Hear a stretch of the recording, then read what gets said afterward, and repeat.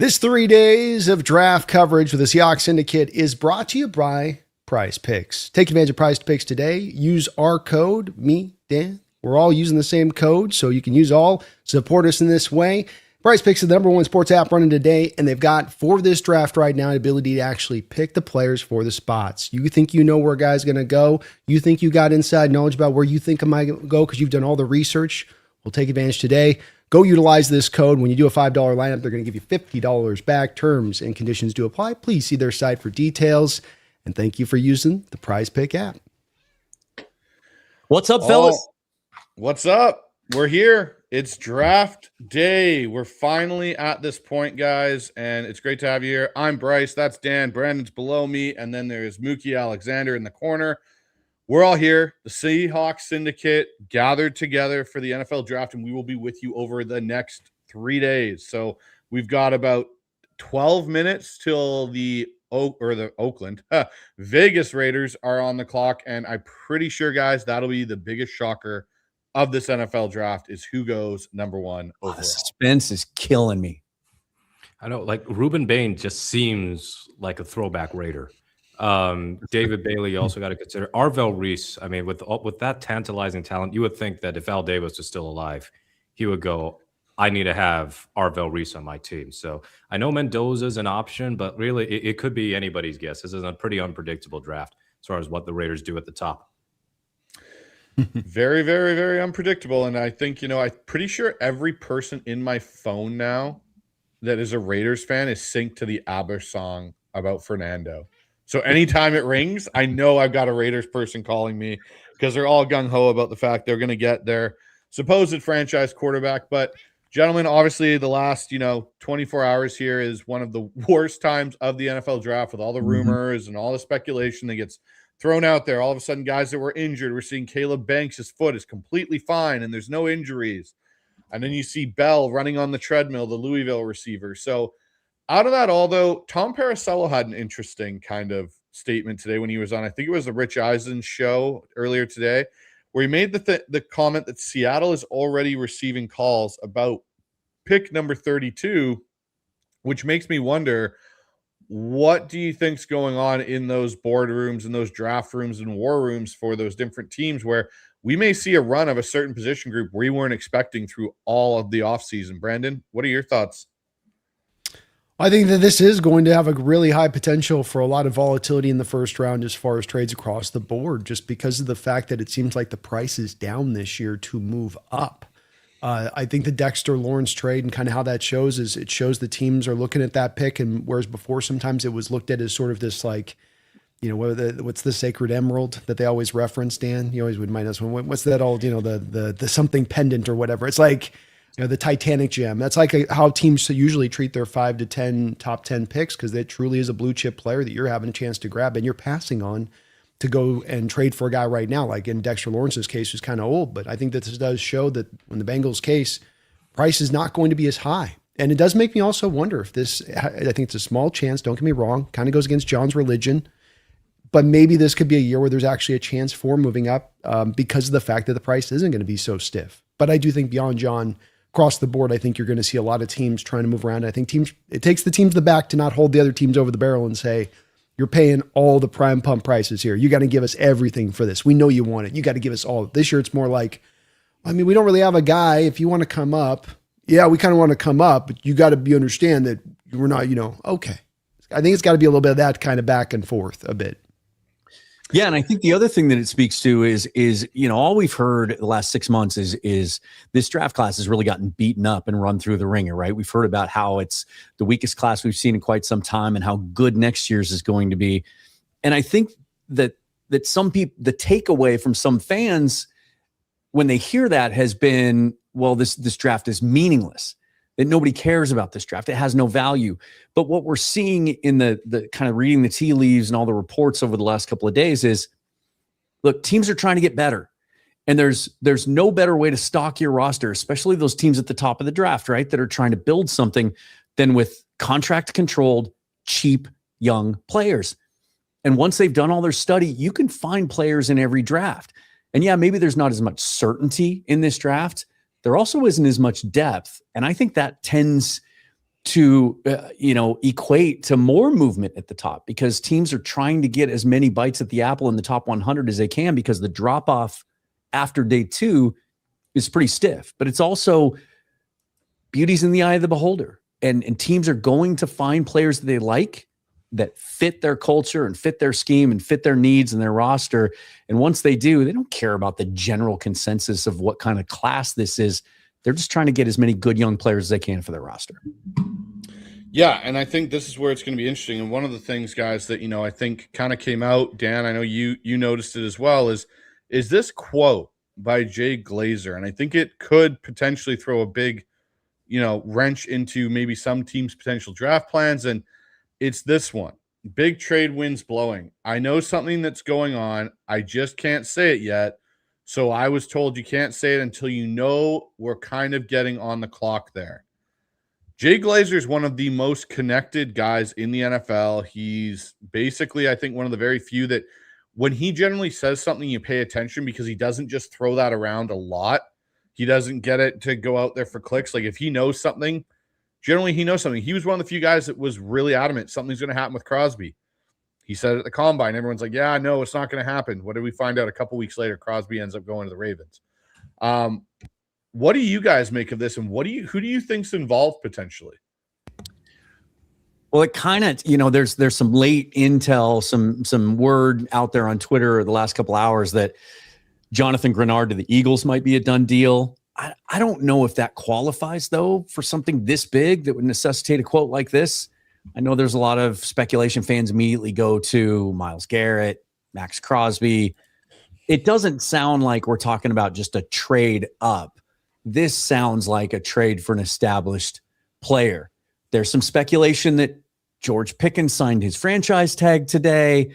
Why the timing today? Does that mean maybe he can be traded now technically? Although there's reports that the Cowboys really want to keep him. So hard to tell, but I do think it means that sometime between now and the end of the first round tonight, we're going to get a recognizable name and established player traded. Yeah, the Cowboys one does seem to be one of the interesting ones percolating in the background right now. And the fact that they're not willing to give him a contract extension, I think, does kind of show that there's at least a little bit of hesitancy on the Cowboys' part when it comes to Pickens. The other one seems to be maybe the Rams. There is a little bit of heat right now for potential of the Rams moving this year's first round pick and next year's first round pick, and one of a combination of Blake Corum and Kyron Williams plus a third round pick to go up into 3 with the Cardinals. Can you imagine the Cardinals actually doing that? This just doesn't make any sense to me. But at the same point in time, we know the Cardinals, like what you guys just said a few minutes ago, are desperate to move up into that, to move out, to sort of move back. So that might be the one also in play here. But you never know. Max Crosby's or that stuff may come back in at this time as well, especially if a guy falls right to a team in this draft. The Rams are kind of, as much as this, we might not have a lot of Seahawks stuff to talk about tonight, because now it sounds like it might be likely that they move out at 32, but we're going to have a lot of stuff to talk about within the division. The Rams feel like the tipping point in this first round. The rumors of which way they could go. I mean, they were kind of locked in on everyone's board to taking Mekhi Lemon for the last 2 months. And now all of a sudden there's a lot of Sadiq smoke. There's a lot of now the trade up for Love smoke. They could kind of be the biggest storyline and the most interesting mover today. I think the NFC West is going to be very interesting, because the other thing that's interesting is, does Arizona try and jump back in if Ty Simpson's hanging around in those late mid-20 area or into the 30s? Do they try and jump back in and grab themselves their quarterback? It wouldn't surprise me. It would be, something that the Cardinals would do to sabotage what their plan ultimately this offseason. Makes a lot of sense, and it is really good. But then to jump up and grab basically I'd say a B-level quarterback at best, I think Ty Simpson at this point, a guy that I think if he's going in most quarterback, like if he was in next year's class, he's maybe a fringe third round quarterback selection, maybe even a fourth round quarterback selection, I feel like, in next year's class. But Smart comes out early because he knows he's probably going to go in rounds 1 or 2. So it would not shock me if Arizona did that. And guess what? If they did it, I'd be cheering. I'd be going, way to go, Arizona. You just screwed yourselves for another couple of years. Yeah, I think another factor with the quarterback situation, how is Garrett Nussmeier's stock now changed? Because we know that Brian Kelly champion of player health and safety, basically was rolling him out there with a totally busted body. Because when he was healthy in 2024, I thought that Nussmeier had like a first round potential. And then it just didn't click. I mean, he was legit struggling bad out there last year, and it cost Brian Kelly his job. It was a tough season for him, but I do wonder if that affects teams' respective boards for those who think that they want a quarterback. Because personally, all the Carson Beck could go in round 2. I heard that line yesterday, and I go like, please fast forward to draft night, because I'm not here for that nonsense. But if there was a QB3 in this class, I would take Nussmeier over pretty much everybody else in that pecking order. And I'm just interested to see what happens in the day 2 side of things, because I think that's as high as he could go, like the 3rd round. But yeah, Arizona could trade back into the 30s if they want to. But it's not like they're the only ones who could potentially grab Ty Simpson. It could be Cleveland. It could be the Jets, which would be amusing given Geno's there. But so this interesting. Maybe you guys have seen this. I'm just seeing it. This is from 3 hours ago. Apparently, Trey Wingo today floated the idea that the Raiders and Cowboys may have had discussions about Max Crosby. And so you talk about that Glazer quote, how close he is with Crosby. Maybe there is something to that. Yeah, I think of X factor here could also be the Kansas City Chiefs. Even if it's not a big player trade, I mean, they gave up a first. Moving up. Yeah. Or rather, they got an extra first. So they got 2 firsts to play with because of the McDuffie deal. So they've got their own pick, which is in the top 10. They got one at the back end of round 1. So could they try and leverage that to make a splashier draft move as opposed to getting a guy in the top 10 and then getting a guy in the late first? And the value of a late first round pick is just not as strong as it normally is. To your point, Mookie, I think the Chiefs have had a weird off season. You know, it's hard to see exactly what they're trying to exactly do from the plan, I guess, so to speak, so far. Our friend Greg Bell reiterating just a few minutes ago that John Schneider has said he has gotten he's been on the phone a lot today. He has had many calls today from teams looking to move up. It feels a little bit heavy-handed. It could be. It's a little like I got so many calls. Everyone who wants this. Like everybody want to date me. Like first round picks. Like they're like I'm getting offered all of this stuff. Hey, I got a question for you guys. Who's going to win the Scott Hansen Award today? Who's going to go the longest during this entire stream without having to pee? Yeah. Oh well, I'm already one drink in. I'm probably going to be the one. I'm not surviving. I've got one. Shoot, Dan. I got a bucket under the table. Yeah, nice. I went right before we went on live, so I think I'm going to be good for the rest of the night, even if I can hold my water, so to speak, pretty damn well. Catheter would really be commitment. Yeah, I know. I mean, this might be like Frank Drebin at the start of Naked Gun. I gotta have to turn off my mic. All right, guys. Well, before we get the draft going, which officially should have started about now, it's 5:00, so it should be the pleasantries of booing Roger Goodell. Let's get through some super chats here that have already popped in. We've already got 7 super chats from all over the place, from all of our different channels. So let's bring this one up first. We've got Megan coming in from the Hawks Nest side of things with a $5 donation. My favorite time of year with my favorite crew. Appreciate you, Megan. Thank you so much for your support of all of our shows. It's greatly appreciated. Thank you, Megan. Appreciate you. A lot of people at that draft. Holy cow. It's Pittsburgh. They all get off work from the steel mill and want to go see if Aaron Rodgers is going to make a surprise appearance or if they're going to actually pick another offensive lineman in the first round. We got one here from Jeffrey Thistle from over on the Hawks Nest side for another $5 because apparently the Pats head coach is a little cheating perv. If they fire him, he won't need to worry about the Pats anymore. Screw the Pats. Hey, cheating does not mean perversion. It does not. Yeah, very true. Very true. You gotta have to make a strong distinction there. You can be a pervert without being a cheater. But Vrabel, Coach of the Year award winner, and I know people are going, give McDonald the Coach of the Year instead. Well, he said, "I'll take this instead," meaning the Lombardi Trophy. Yeah, and the second bit is people forget that McDonald didn't even come in second that year. It was Liam Cohen. So, that's right. He came in third. That was even the worst part about it. Yeah. We got one here from The HHG member for 32 months. Words of Deadpool, let's fucking go.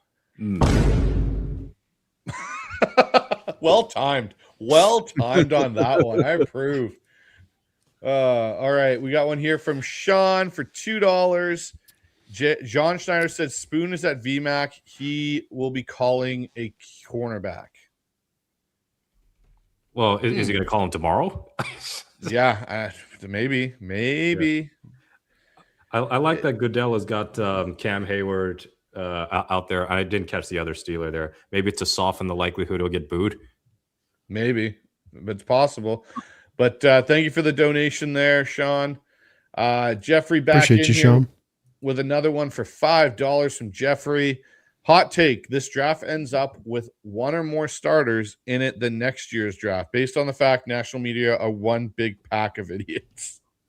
Okay, what about good starters? I mean, you can be a starter. It doesn't mean you're a top level guy. When I think about it, the 2013 draft was a similarly weak class, and it's because like EJ Manuel, I swear, was the first quarterback taken that year.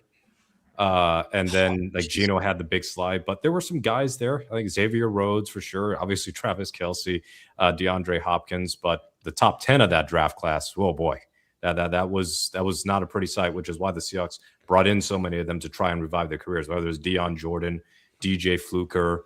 I'm sure there are others I'm forgetting. We got another one in over here from either the Hawks Nest or from Seahawks Forever of Quinn with $50. Love here. Thank you, Quinn. You're the man. Happy draft day. May all your voices survive all the long for having each other. The power of friendship. Yeah, this is the one thing. Hell yeah. Our voices may not die this year, guys, because we actually can take a break and let somebody else talk for a bit. Mm-hmm. And hopefully the beginning of a long-standing tradition for the future. Yeah. Thank you, though, man. Appreciate you, Quinn. Thank you. Happy draft day, Thank you, brother. Quinn. Happy draft day. We've got one here from Stimpy1278, member for 32 months. Let's go, John. Turn these picks into a masterpiece. I'm always excited for this time of year, and you guys are awesome. Go Hawks. Well, thank you, Stimpy. You're awesome as well. Go Hawks, Stimpy. And we've got one last one here, guys, before I guess we can really start figuring out what the Raiders are going to do here. It shouldn't take them 8 minutes to figure it out, but you never know. Yeah. Me is back in the house with a $200 donation. Let's go, me. Hell yeah. Kicking us off right, you guys are. Kind as ever in the house. Thank you.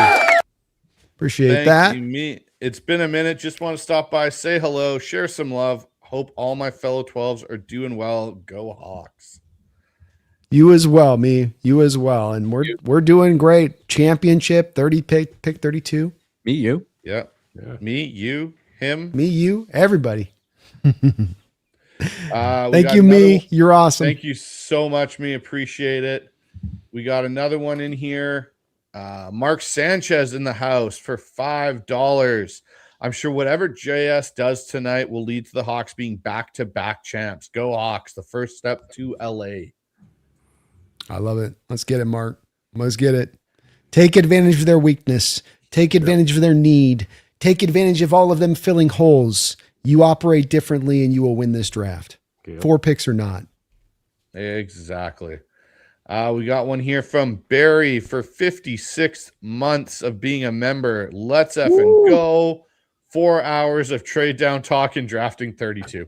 You just wait till I get these boys going 10 hours tomorrow or through day 3, Barry. Yeah. I'm gonna be pulling these guys like a carcass. I'm like, we're going UDFAs, boys. UDFAs. Day 3, though, we're also calling in some reinforcements. We are calling in reinforcements day 3. Well, that's neither here. Everyone needs even front lines needs some reinforcements. I need some cigarettes. Like we got a couple donuts to bring online.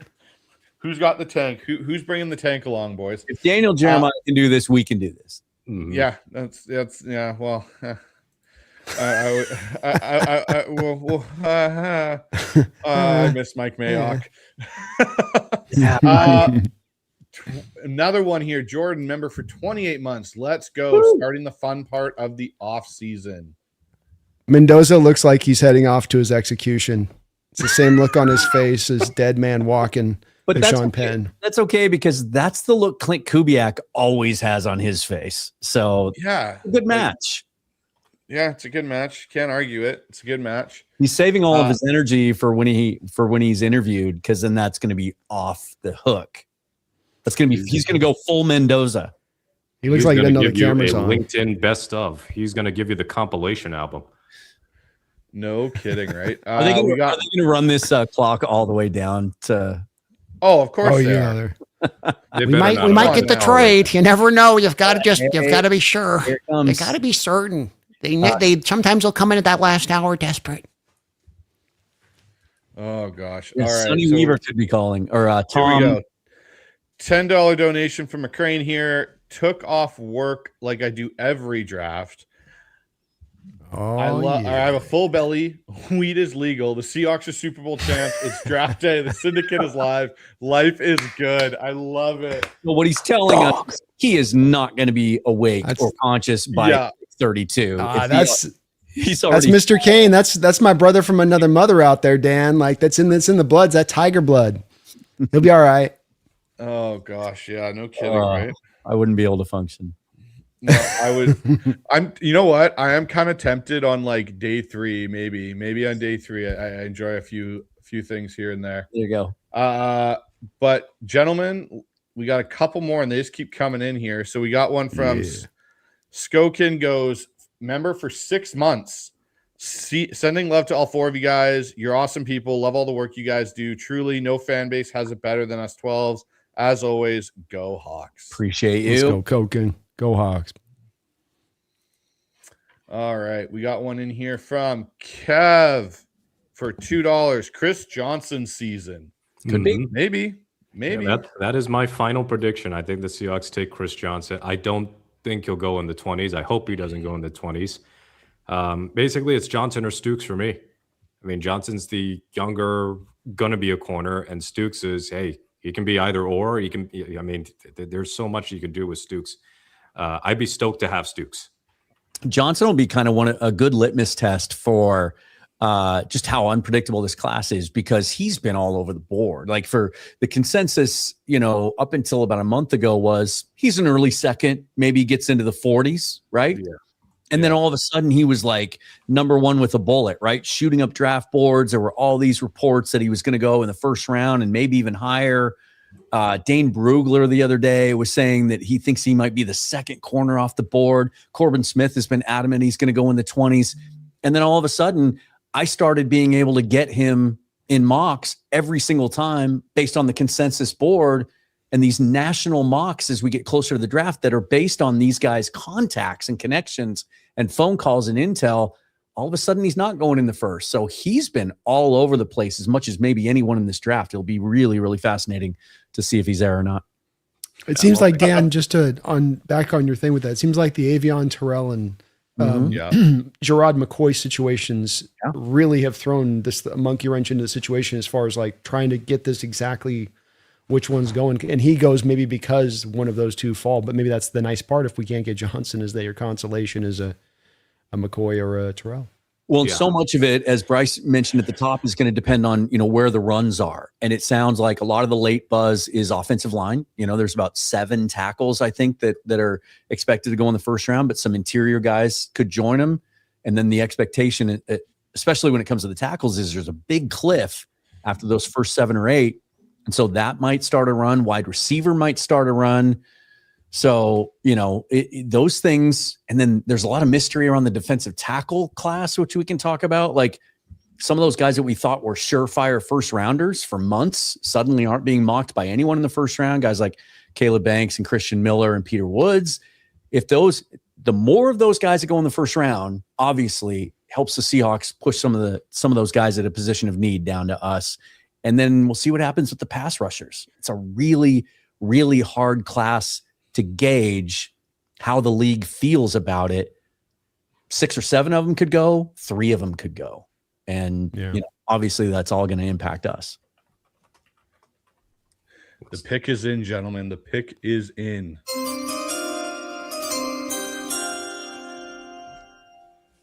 Who do you think it's going to be? I don't know, but Clint Kubiak has the enthusiasm of a wet anything. cat. He's kind of like, what do I do with my hands here, guys? Like, how do I celebrate? Everyone else is getting up, walking around, celebrating. He's just like, do I shake your hand? Do I shake his hand? Well, I'm to your point. I'm going to do a little funny 5-part series on Kubiak. It's going to be called the Year of Kubiak here that I'm got coming out soon. And I'm going to put a little bit more of an extra on him because you just can't just do his deadpan Kubiak, like give it as the centerpiece. But he's got a cool story from last year, of course, with his whole trajectory he took. Yeah. Yeah. A couple more super chats here, guys. Megan back in here with $5 donation. Thank you, Megan. I love that you boys are complaining that you have to be up for 10 hours. I'm not. I'm now starting the 72-hour straight marathon. No sleep until Monday here. Mm-hmm. Oh, Respect. man. Respect. Megan. Respect. Those are some sleepless Here nights. come the tears. Yep. Here come the tears. Fernando Mendoza. That's where you need to play the ABBA song right now for everybody. It's Are we gonna again get where a team copyright just struck from ABBA. they're getting to me ahead of it with this. This is I like they got Cousins at least, so they're not going to force him on the field. But how long is that going to last, and how healthy is Cousins going to be going into the future?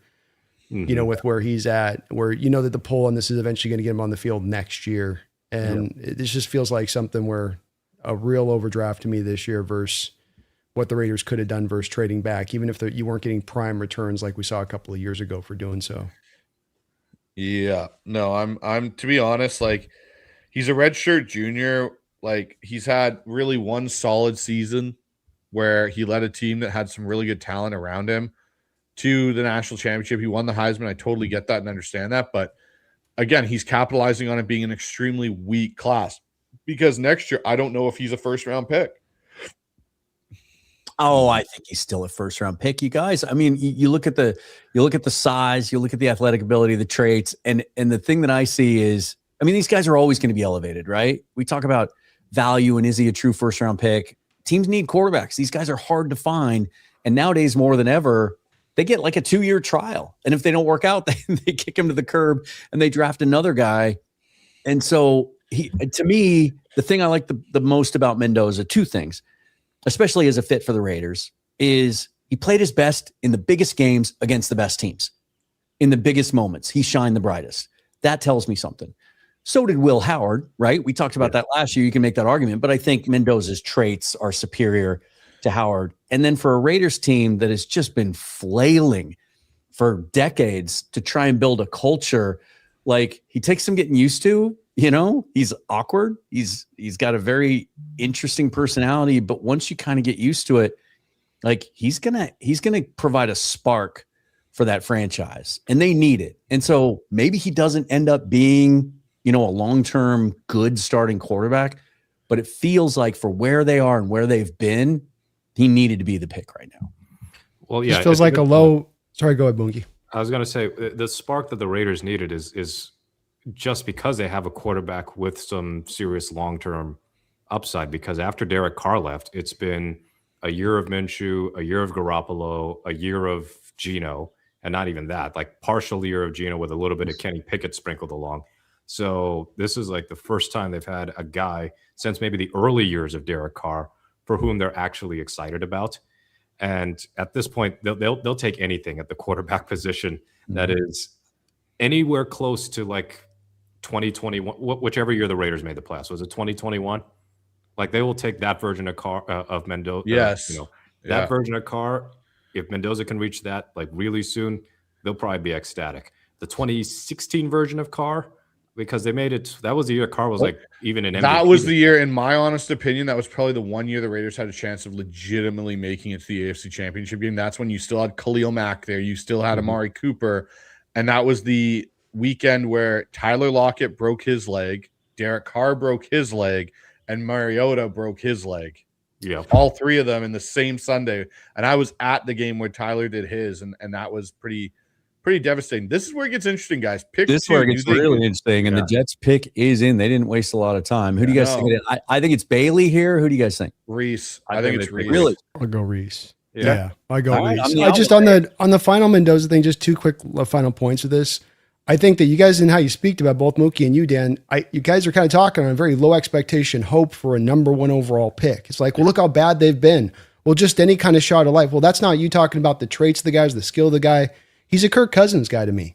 And that's a Kirk Cousins was taken in the 3rd round. And back to Bryce's point initially on this, on a different draft, he's taken much later on. And that would, to me, be the reality of this, is that it's not that he's a bad player per se or that he's going to completely fail, but to get that, you don't have to take the number 1 overall pick to select that. That's about you picking for need and picking for desperation. And, well, we haven't had something, so we've got to get something. That's not the route to the promised land and to a good quarterback. Well, I think it's exhibit A of this class too, right? Mm-hmm. I mean, are you going to take David Bailey first? Are you going to take Arvell Reese? Like, those guys have great upside. Well, no, like I said, you trade back and you collect assets if you're the Raiders, where they're at right now. They're rebuilding. They're not ascending. They're not an elite. In a bad draft, when you already have a shit ton of picks, you're going to get more picks in a weak class. I don't know that makes sense. All right, I think you have a lot of building blocks you need on that team, almost 0 through 22, and that these guys in this class is maybe less strong as they are in other classes can still be found on that, especially early on. And if you've got a couple early on in that way, and that's much better route to me. Get that built up and then go get the quarterback in a next year's class that's going to be better. And then you've got a success set up for him at that point, rather than kind of the failure you do. It'd be a really good test case, I think, of that whole concept. Bailey. All right. David Bailey to the Jets. So with this, second pick in the NFL draft, the Jets select David Bailey, boys. Interesting. It's a pick. Texas defense is like so loaded with dudes who are going to get. Oh, I forgot to do that. Sorry, Dan. I forgot to bring up the draft tracker you got going there. My bad. Oh, let me go to. Hold on. Let me pull up Bailey here, which he was number 9 on Pro Football Network's big board. There you go. They had him. They had a number 10 overall. Yep.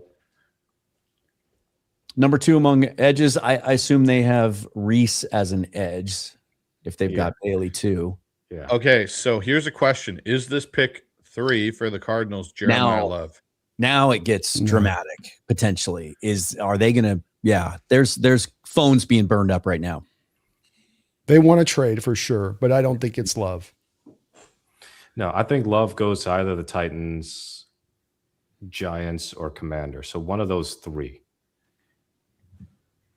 I mean, it'd be stupid for Arizona to take Love so early when they've got so many. I don't disagree with you at all, but it's what I could, again, this is what I'm talking about with that Arizona team. As long as Bidwell's still there and has some control, I don't know if they're ever going to get going in the right direction.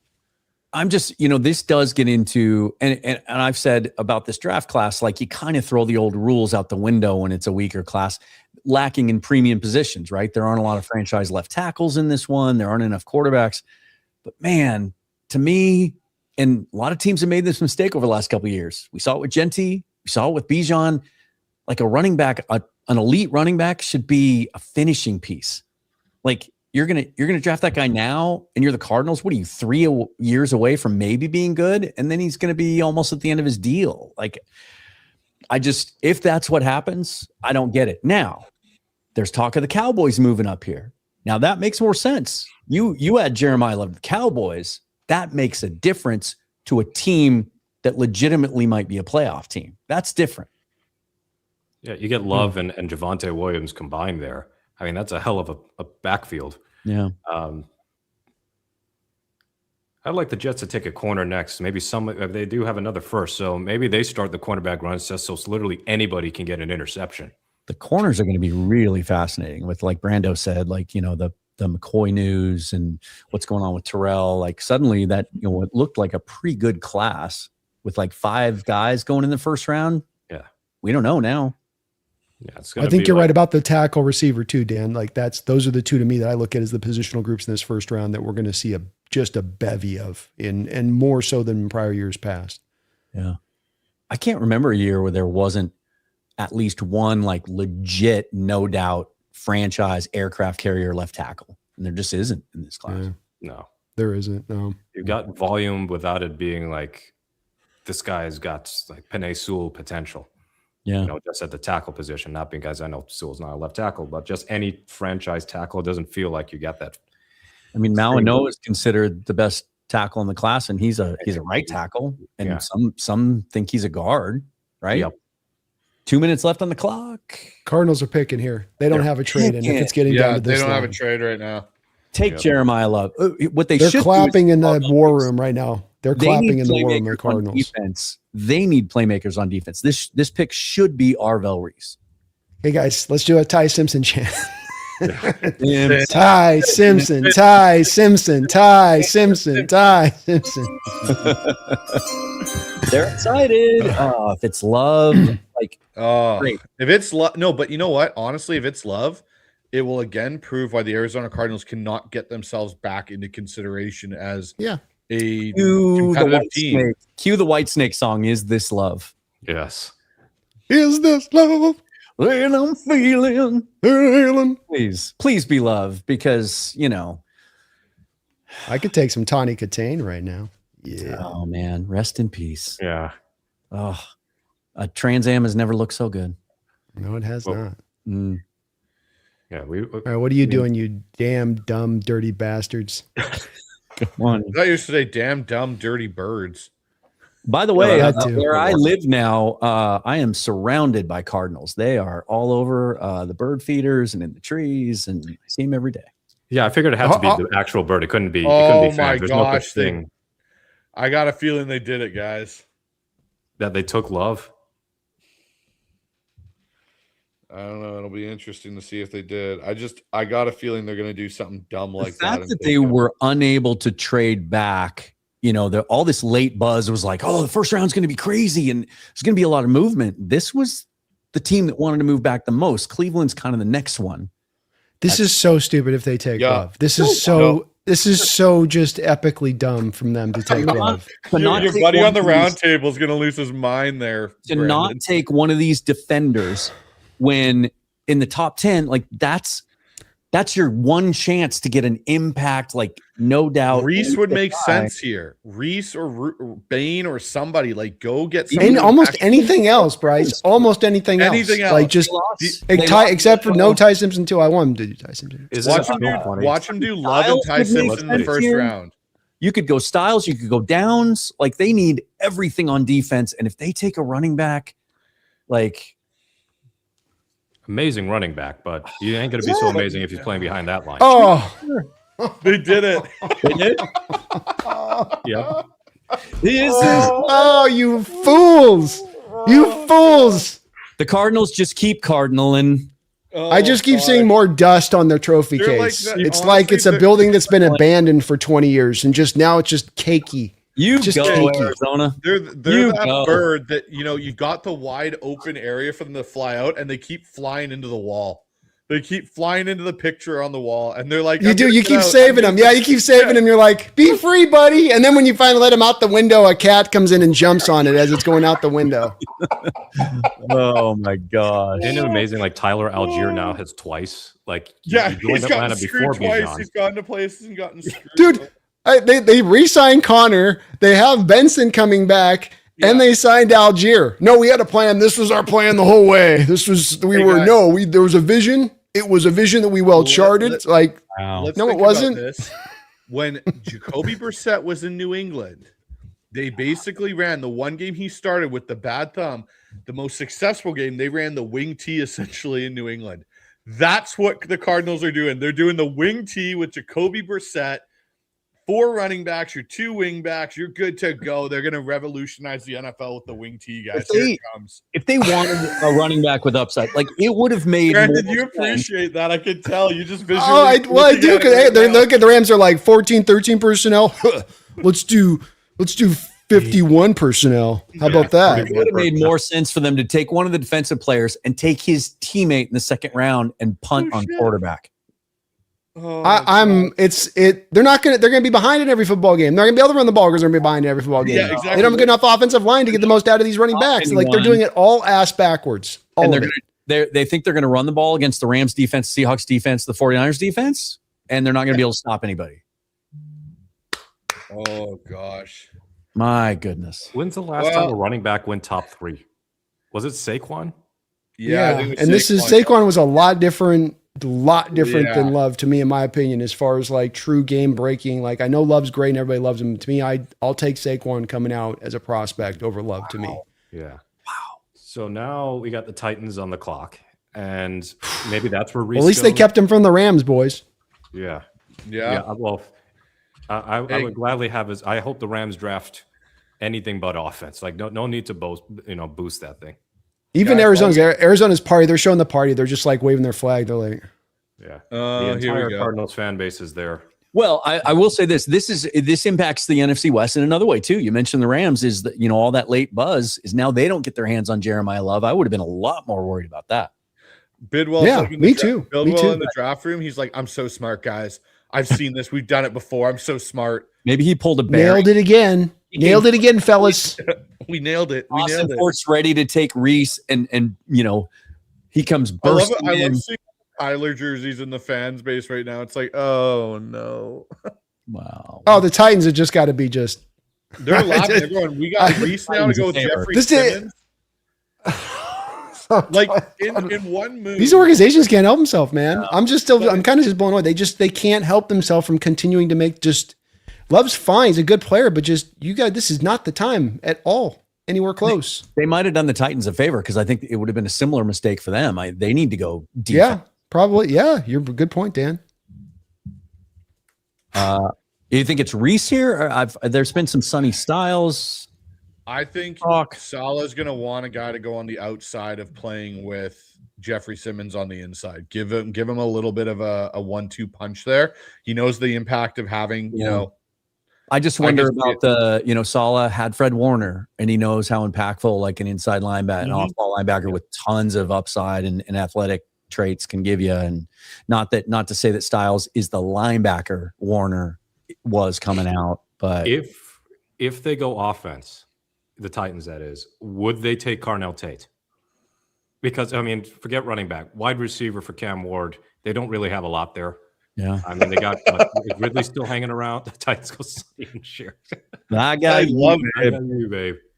Hey, while we got a minute here, guys, before that, let's get through a couple more super chats just so we don't have those build up here. We got one from Scott, 23 dogs for $2. It's draft day. Let's go Hawks. Scott, well done last night in the competition of donations to Dan's show. Well done, sir. Yeah, I'll get that. Thank you, Scott. I didn't get that shirt out to you today, but I will, Scott. I'll get it out to you tomorrow. We got one here from Jeffrey for $2. Goes Fernando Mendoza, such a cheese ball. It's where the Kirk Cousins comps really overlap there. It's physical and it's a little bit of the mentals there on that one. Yes. No, I agree with you.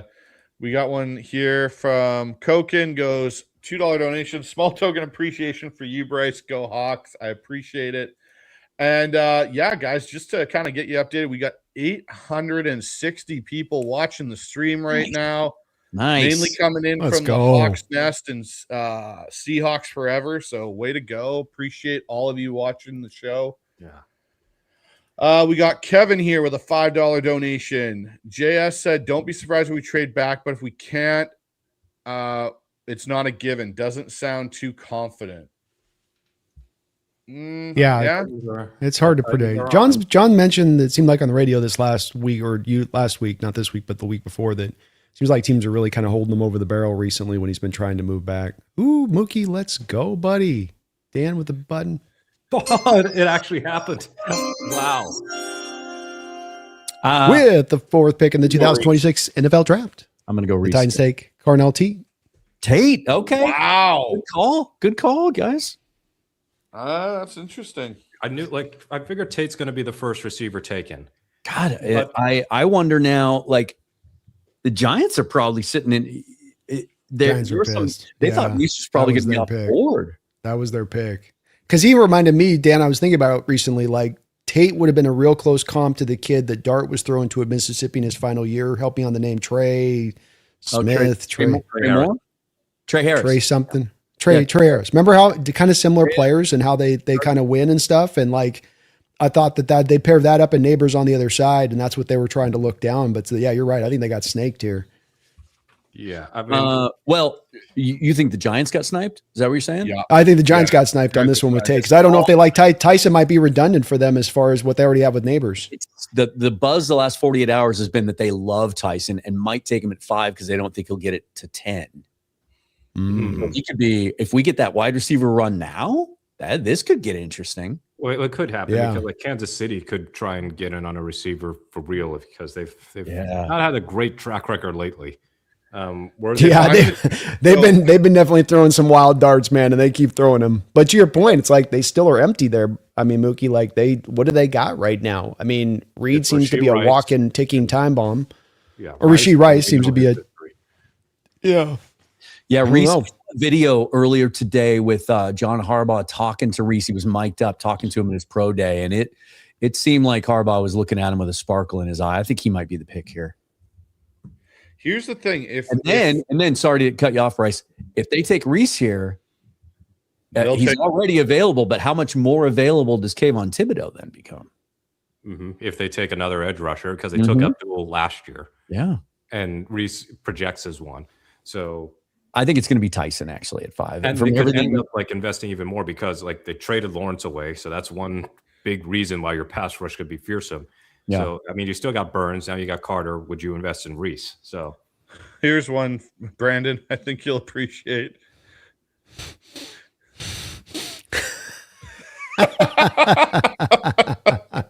Alberto Sanchez. Hey, it ain't a draft if some of us aren't crashing out, man. If it ain't a draft if we ain't a couple of us ain't crashing out, then it ain't. I don't want to be here. I would have thought Man. Jake would want. I would think that he'd be a Mekhi Lemon guy.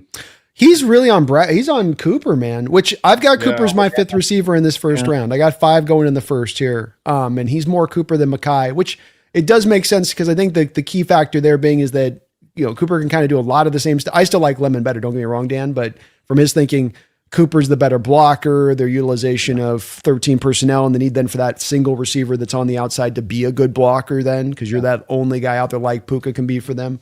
But I still have Mekhi above. I still think Mekhi's too much fun. See the comment from Lemon today that he learned from his combine interview experience about the whole. Yeah, I understand. I know. I got to get better about that. I'm going to get better about that. Yeah. Yeah, Get more it's boring. going to happen. I promise. Right? Don't worry. Take a When I get page on the out of pro, Bull Durham from I got to learn Davis' sometimes these things. advice. Just be boring. Yeah. I'm going to get right with it. Yeah. just going back to the It's like hey, it's a West Coast thing. It's like Steve Smith said. They just don't know about us West Coast guys, all right? Nope. They don't understand how we're wired bias. when it comes to that, all right? We're locked in. Not like those East Coast guys, always no, Mekhi's locked in. That's just the West Coast way. Pick is in for the Giants. So I'm far, sorry, this guys, is supposed to be all this movement at the top, and Giants on the clock. Well, Wayne. John Schneider did say that teams were trying to move out of the top 10, but maybe they just can't. Maybe it's just not that Yeah. easy to do in this draft. But funny enough, my wife was just texting me going, "Yeah, we got Mendoza, but man, I can't stand Mendoza's dad. He looks like a douche." yeah, it's going to be Reese. Yeah, we got Mendoza. I think, and then the Kayvon Thibodeau stuff becomes really interesting. And again, the latest that I was told on Thibodeau is that they've checked in. He was a legit target. They don't think he's a perfect fit for the brotherhood, quote unquote. I was told, but they think the locker room is so strong it can withstand one off personality. But here's one thing I'll say. I don't know if you need to go down that path. Like, Yeah, I just don't. I don't. I think they see how the draft goes. I mean, maybe they get a guy they like. Like, I just would think there's rather so many take- good vets out there that are cheap. Yeah. I just don't understand the need to go for the guy. And we talked. I know, Dan, you said, well, they'll eat some of the money, and okay, they do eat some of the money, but still, then what are you getting as the actual player? You're hoping for upside. You're hoping for that locker room fit that you acknowledge they know going in it's not really there. And then you also have these other guys that might be better locker room fits that might be actually better players who cost cheaper amount of money. And that's the part to me that just the Thibodeau stuff has calmed down since it became pretty clear that they're going to sign Dante Fowler and he's a much better fit. Mm-hmm. Yeah, it makes no sense to Way double cheaper. down Fowler and Thibodeau. It kind of gives away you're not taking anybody in this draft. And like, I still think there's a possibility they take an edge in this draft, but it has to be early. I believe. I don't think they're. Really I don't think they're going to take force an edge. I think they'll just see how the board falls. You guys really kind of got me the last roundtable we had sort of on the side of if the board I doesn't. have a little breaking news. Okay.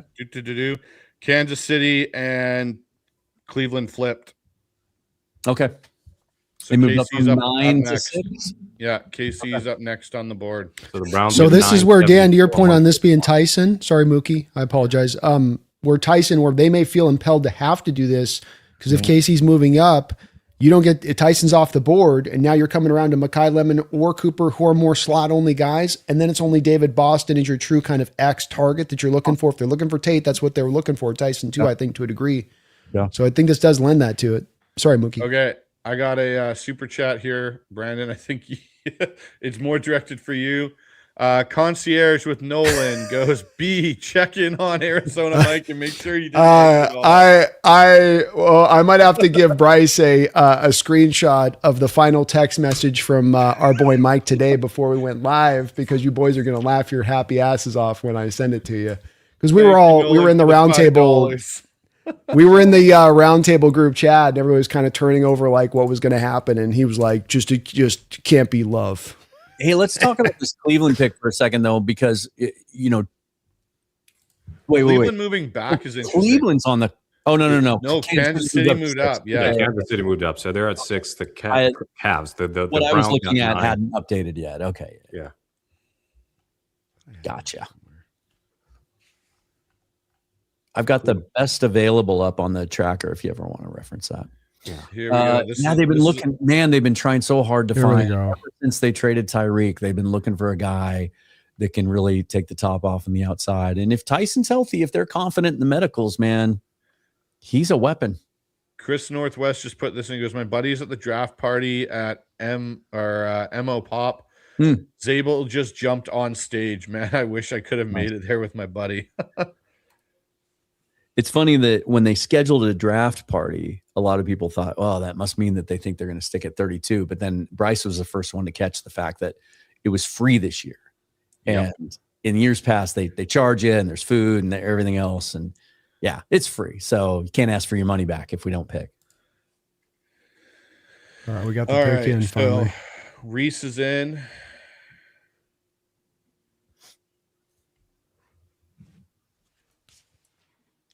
Watch Thibodeau They're go milking this Giants selection. Yeah. I'm curious on what the Chiefs are going to do.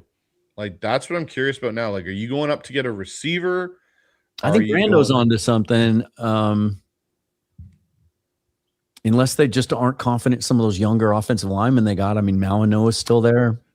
They need help on the offensive line. I had him take him, I know, in my last rock, and I think that you could see where they've taken that approach with Mahomes in the past of really reinforcing that line. Ooh.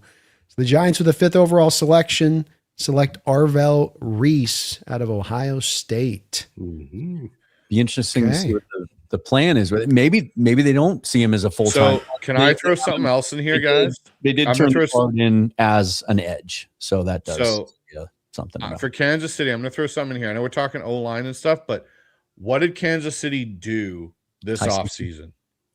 Yeah, they lost so many of their secondary players that delayed. Right. I wonder if it's Delane here. I wonder if they're coming in. I'd put money on Delane because he's on the board. He's your highest ranked corner. Be a great pick. Jump ahead of a Washington or someone like that and go get Delane. Yeah. Man, it's just rough to trade up for Delane, though. I hear that. I can see the logic behind them getting corner for sure, but to trade up for that, though, you thought Delane was going to be off the board when you picked at 9. I think that's a good call. I think they gave up too much. They got 74. Gave up 74 and 141. So they gave up a 3rd and a 5th in the deal. Let me see. It's good. We finally have That's a lot to go up. What? But especially because they've got to get the 2 corners, right? It's not just the 1 to 2. They got to go 2 deep on this. So that's the other part is now you're giving up one of those guys in the spot you'd like to take 1 second, 3rd round where the corner class is pretty good. I meant to this Giants pick doesn't. Boys, can you make this make sense to me for this Giants pick? Because this is like you've gone edge. Like this is what are we doing? This to me tells me that they're trading Reese after, or not Reese. No, they're not trading Reese. Thibodeau's out. Thibodeau's gone. This to me is you're 100% trading Thibodeau either tomorrow, day 3, or right after the draft. he's out. You're moving off of that now because So you what don't, did, to your point, Brandon, go edge, and keep the guy that's on the 5th-year option at this point. It just doesn't make sense. What was the trade comp again, Mookie? For Kansas City, it was 74 and 141. I just want to see 141. I just want to see 74 and what? 141. So that's a third and a fifth. Does Mike see him as a Mike? Is that, or Carbaugh see him as a Mike? Maybe. So that's okay. This is interesting because, you know, in a year that's supposed to be a weaker draft class, then the assumption would be it doesn't cost as much as it typically does to move up, right? This is an overpay by the Rich Hill chart for the Chiefs. It's pretty significantly so. It's a 59-point difference. And then you said 74 plus 141, 79. It's almost a 20-point overpay. That's interesting. That to me is where we come back to what's the positional value a little more. Receiver to me is more of the positional value if you're making this kind of trade to move up. We'll see if I'm wrong on this. I do think though that Tyson I got a feeling it's Delane. I got a feeling they're gonna do something like this. They're gonna go after a corner. I agree with you, Brandon, 100%. I wouldn't be going for a corner here and trading up to do it. But I got a feeling Kansas City's going panic mode. We need to go get our corner, make sure we got one. Yeah, especially in light of the fact that maybe a month ago they thought with that second first rounder they could get one of those corners, but then the McCoy news and Terrell, and maybe they're just not as certain. Now, what this does is what's the team? Where's the Chiefs' second pick? It's in the 20s, 24. Who's been the most commonly mocked player to him with that second first round pick for the last month or so? It's been Colton Hood. Yeah. So I kind of stopped mocking Hood. He doesn't get to the Seahawks when I run simulators. Maybe now he does. I don't know. Oh, sorry, it's 148. So they screwed that up because it was still an overpay. But yeah. Garofalo said 141 and it was 148. Right. Good move for Cleveland. Smart move for Cleveland. Yep. Well done there. Wait, Cleveland did something smart. Hold on. They did last year too with those 2 first-round picks, Bryce. They're on a new track, man. Hey, they're on that Ozempic draft pick guy. Here's another way that this trade could impact the Seahawks because the Browns now have even more draft capital by moving back. If there's someone they like at 32, they want to move back up. Ty Simpson, Dan. There you go. Okay, are they going to go with they're going to go with a 0 of 0 personnel out there? They're going to take all these quarterbacks, man. Right. It's going to be like the old days in college, when you go to spring practice and there'd be like 7 guys dropping back and competing for the job. This is a very interesting pick for the Chiefs. I'm really intrigued to see which way they're going to go.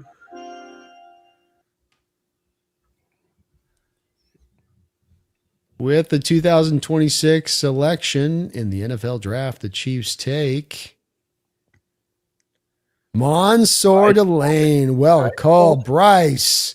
Mansour Delane out of LSU, cornerback. Wow. He's a good one. They must have fallen in love with the kid. Yep. He's a pup, isn't he? He's one of those pups, isn't he, Mook? He was like 20-year-old. Yep. Yeah, he's the young kid, a young guy. So now Washington's on the clock. Do you guys think Washington goes offense or defense? I think defense. With that defense, they got to go defense first. There's been I'm gonna make a suggestion. That's who Styles to me. Bobby Wagner's probably finished there. Yeah. Dan Quinn wants a guy in the middle. Yeah. The thing I've wondered with Dan on the Sonny Styles thing is just, does he play the run enough? Does he work off blocks in the way that he would like from his inside linebackers if he's taken a guy this high in the draft? Versus a Caleb Downs, who with the Legion of Boom defense that Dan came through, started with you getting your Earl Thomas safety, and then you went to a Bobby Wagner. Does he look to do kind of that same thing here? Okay, Downs would make a lot of sense here. I still think he goes Sonny Styles because I think the one thing that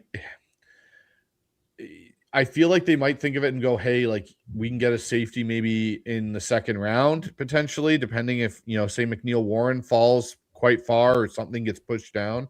Maybe Washington views that as an opportunity. I just think he's going to go, this is Bobby's last year. I have to have somebody in the middle of my defense to potentially I be don't, there. And, I don't disagree with you, but do you think then that they're being driven by need there at that point, or by 100%. going to the value of how much they love the 100%. player? I think they're going to be driven by need. Also, Bobby's not actually re-signed with the Commanders yet, right?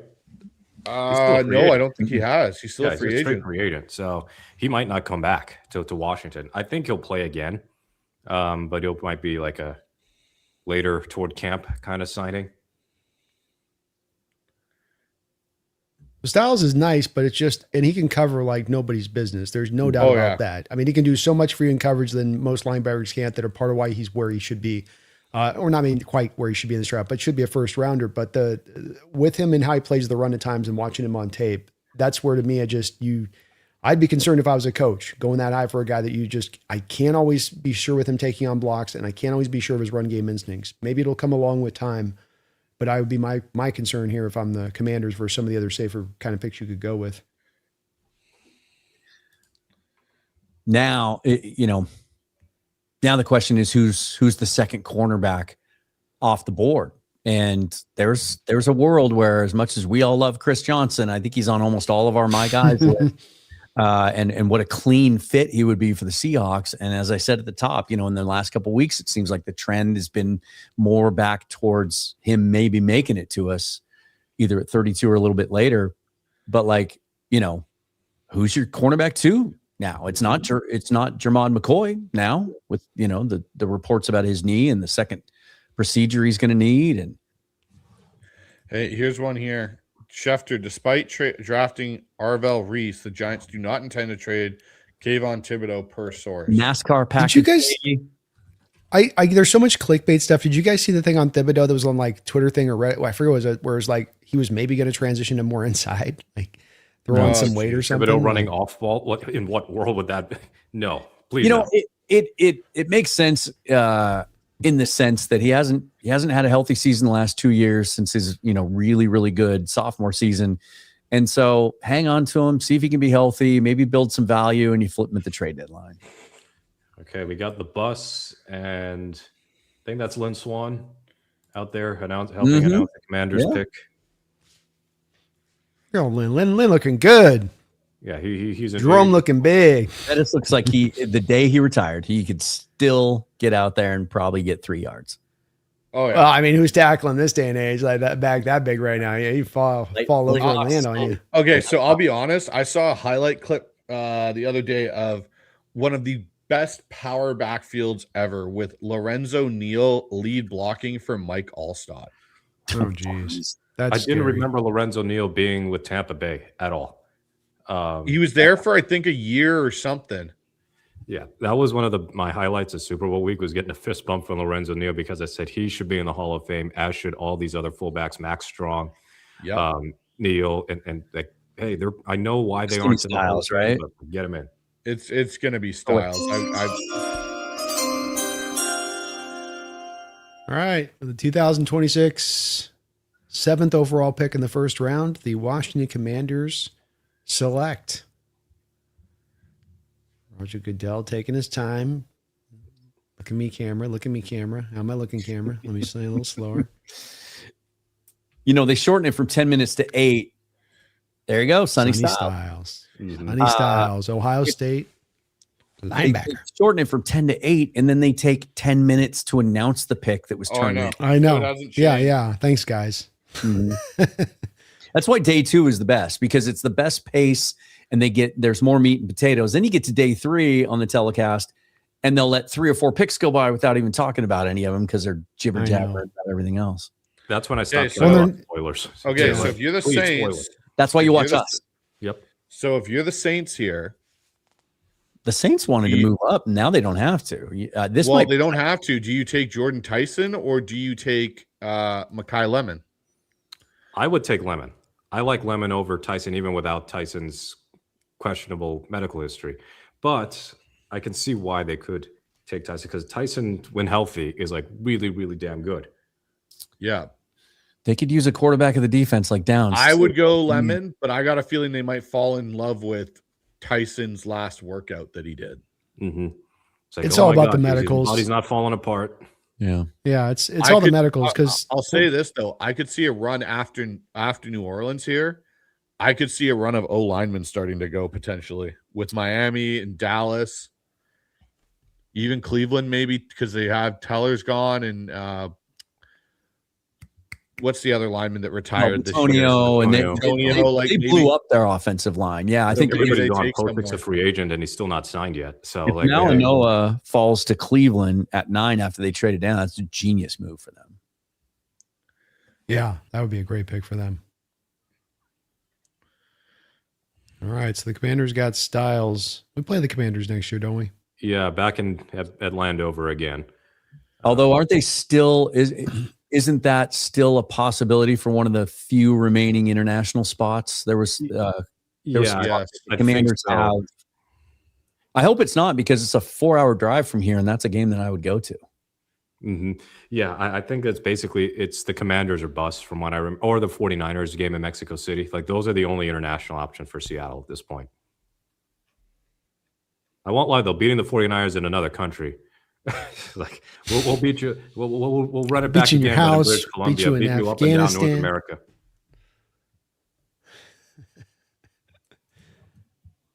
And okay, there we go. I was going to say that the camera from the war room for the Commanders froze. Yeah, they got so many ways that they can go with the Saints here. They as don't far do the as direction. You know, Seahawks. Bain might be at the pick here too because they lost Jordan this offseason. I mean, Bain becomes an interesting storyline here, especially, probably, let's say they go Tyson here and then Cleveland goes Mawanoa. Then the story becomes how far does he fall? Mhm. Yeah. Especially And would like there you also said, the be a run on knock-on offensive effect? linemen's coming sooner or later. Mhm. Yeah. Boy, they just need so much help on defense there. Yeah, it's a bad. And unfortunately, I love Dan Quinn, but he's having like the same thing happen to him in Washington as it did in Atlanta, where he can coach defense incredibly well as a defensive coordinator, but then he becomes head coach, and it's like it's too much on his plate. I mean, their defense, even when they made the NFC Championship game, wasn't very good. They're just very opportunistic, and then like the bottom fell out, so they just need an injection of talent. Well, and what happens with him and what happens with that defense is that if you do not supply a front four that's going to get pressure, I was on the kind of behind enemy line session with Rio out there that does the Commanders coverage, and I started explaining the old Coach Carroll defense, and like they all started like twitching out because they're like, you just explained our defense, and I'm like, okay, so it hasn't been updated. And that's okay. The defense can work. It's not to throw shade at the defense in itself, but it is that to make that defense work, it begins with the first thing being 4 guys on that front line that are going to be able to generate pressure on their own because he is not going to blitz. He's not going to run stack pressures. You're not getting simulated stuff. So the front 4 have got to be vicious. And then that's the thing I would say that it's been when you look at this versus Atlanta too, you haven't supplied Dan that in either place. Both places leaves you kind of wanting where it's like Von Miller and Doris Armstrong for a team that went to the conference championship the prior year. Are you kidding me? You know, and you dumped your 2 defensive tackles the prior couple of years than that, like Deron Payne and, blah, blah, blah. So, or Jonathan Allen, sorry. The way this is falling, one interesting storyline for me too is I think there's a really good chance that Caleb Down gets to 10 and then the Giants double up on Buckeye defenders. Yeah, we're looking at maybe 5 Ohio State players in the top 10. That's crazy. So MWN comes in with Bryce, start a petition for Hawks games in BC Place next year. Heck yeah. That'd be awesome. They used to do it. I went and watched the Away from Seahawks home. 49er preseason game in BC Place back in like the 90s. It was fun. Here's the thing. I'll say this. I've got a feeling. So I think it's either Lemon or Tyson here for the Saints. I think I'm going to say for Cleveland, I think this is the start of some O-linemen. I think Fano goes here. Spencer Fano out of Utah. Yeah. I think he goes to Cleveland here, and this is how they start rebuilding their offensive line.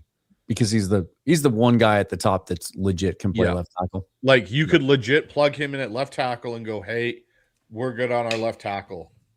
The Mawanoa thing too. I forgot all about the herniated disc, the neck injury, and that's something that might scare some teams off. He might tumble a little bit. I've also put a tracker now down, guys, at the bottom that's running constantly. So I'll be updating that throughout. There we go. I got to say, guys, I'm getting a little concerned right now. I'm getting a little worried here about the prospect of Downs going to LA now that they've missed out on their opportunity to trade up. I think. Do you the think he Cowboys gets are by good now. Dallas? So Yeah. many safeties though. Yeah, because Dallas may go for a receiver just so that they have the Pickens insurance. Sorry, Dan. Yeah, no. Huh. here's the thing.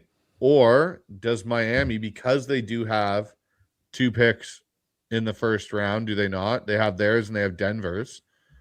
Do they not potentially go downs here and then come back and get an O lineman later on? Is there going to be one available? And yeah, sorry, go ahead, Moogie.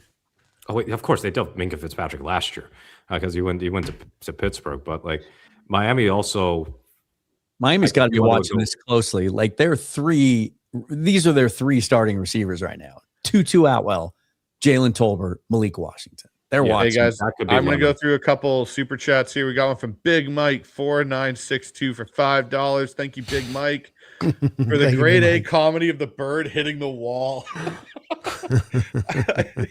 It's totally to your point, though, Brandon. It's like the bird keeps hitting the wall, and you finally capture it, and you're like, okay, you're going to go outside. I'm going to throw you outside. And that was like them admitting, okay, we're getting off Kyler, and we're going to go do things properly this offseason. We're going to tank. No, we're going to go take Jeremiah Love, and there comes the cat, like, out of nowhere and just grabs it. Oh, for right through the air, just come leaping through the air as you do just a super dramatic, be free, little bird, be free. For the Saints. Appreciate you, Mike. Thank you for the super chat. Appreciate you, Mike. Showing lemon in the green room as they say the pick is in. Yeah. Saints. I've got to be honest. I think, you know what? It's Tyson or Levin here. They're going to take one of them. And you know what? I would not be shocked if it's Jordan Tyson because of his recent pro day and how good he looked jumping, and someone just falls in love. And I agree with Brandon. It should be based off the medicals. But the Saints have kind of always been one of these up and down franchises. I think it's going to be Tyson. And then I think, like I said, I think it's going to be Feno to Cleveland to start the offensive line run. Yeah, makes sense. Totally makes sense. Plus, we got to remember what that kid they got out there is their number 1 receiver. He's one concussion away. Yeah. Olave's, literally one they concussion away. Committed to extending him. Here we go. With the 8th selection in the 2026 NFL Draft, the New Orleans Saints take Jordan Tyson, Arizona State wide receiver. Good call. Bryce, you're on a roll. Bryce is killing it tonight on the predictions, man. You're beating the doors I need off. to be hired. Someone please hire me as a NFL front office person or just predictor of things. I'll take a job in an NFL front office for $5 an hour. That's got to make Kellen Moore a happy guy, and also Tyler Shuck a happy man. Yes. Yeah. I like it. I couldn't name you New Orleans receivers outside of Chris Olave. I know they had a dude named Mason Tipton, and I thought that was a total NPC. So we're 9 picks in now, and all of this late buzz about how much movement there was going to be at the top of this draft. We've had 1 trade. I think these teams are still doing their old. They're just not doing the we're going to drop the prices this year thing. Like I'm sure teams are calling, but they're just like, no, we still want to try to hold you over a barrel like it's a typical year with all that talk. I got to guess that that's it because there's teams that were rolling this year, but. This is where I predict, guys, that we see a bit of an O-line run here. Maybe it's Cleveland, New York, and Miami. We haven't seen it yet. And I think, again, that offensive tackle group is so thin. Like, it's literally this top bit, and then there is a sharp cliff where I don't see any really round 2, round 3 guys. I think Fano may go here. I think that kid out of Miami may go to the Giants. Maybe the kid out of Miami goes to Miami and goes to the Dolphins. Like, I could see the next 3 picks being O-line. And this worries me now that I think about this, to Brandon's point with, does Caleb Downs fall in the lap of the LA Rams? Yeah, that's one of those. That's the scariest proposition. They're going to play 4 safeties. I don't know. No, he takes over. I mean, he becomes on this year and initially comes in. By next year, he's starting for Cam Curl, and they move on from Cam Curl. But he's worked into the lineup this year. Money, like I don't know. That's a weird allocation. Or Kitchens. He can be Kitchens as well. They haven't paid Kitchens, and he's on the end of his rookie deal. So that's the other safety out there. They do a lot of the split safety stuff. So, it could be just as much that. The thing is, he's a safe player that gives them impact there. And that's not necessarily what they're going to get with another alternative pick. A lot more. The other picks could be a little bit more of that rolling the dice. Like Cooper. You grab Cooper, but now you have redundancy between Puka and Omar at that position, much like you'd have with Mekhi Lemon. Well, and to your point, what's one of the big storylines this whole offseason, what's every team looking for now? Nick Emenwari. They're all trying to emulate what the Seahawks did with him in that versatile chess piece. So we got one here from Seahawk Daddy going, Coach Cooch, Psychic Friends Network, new sponsor.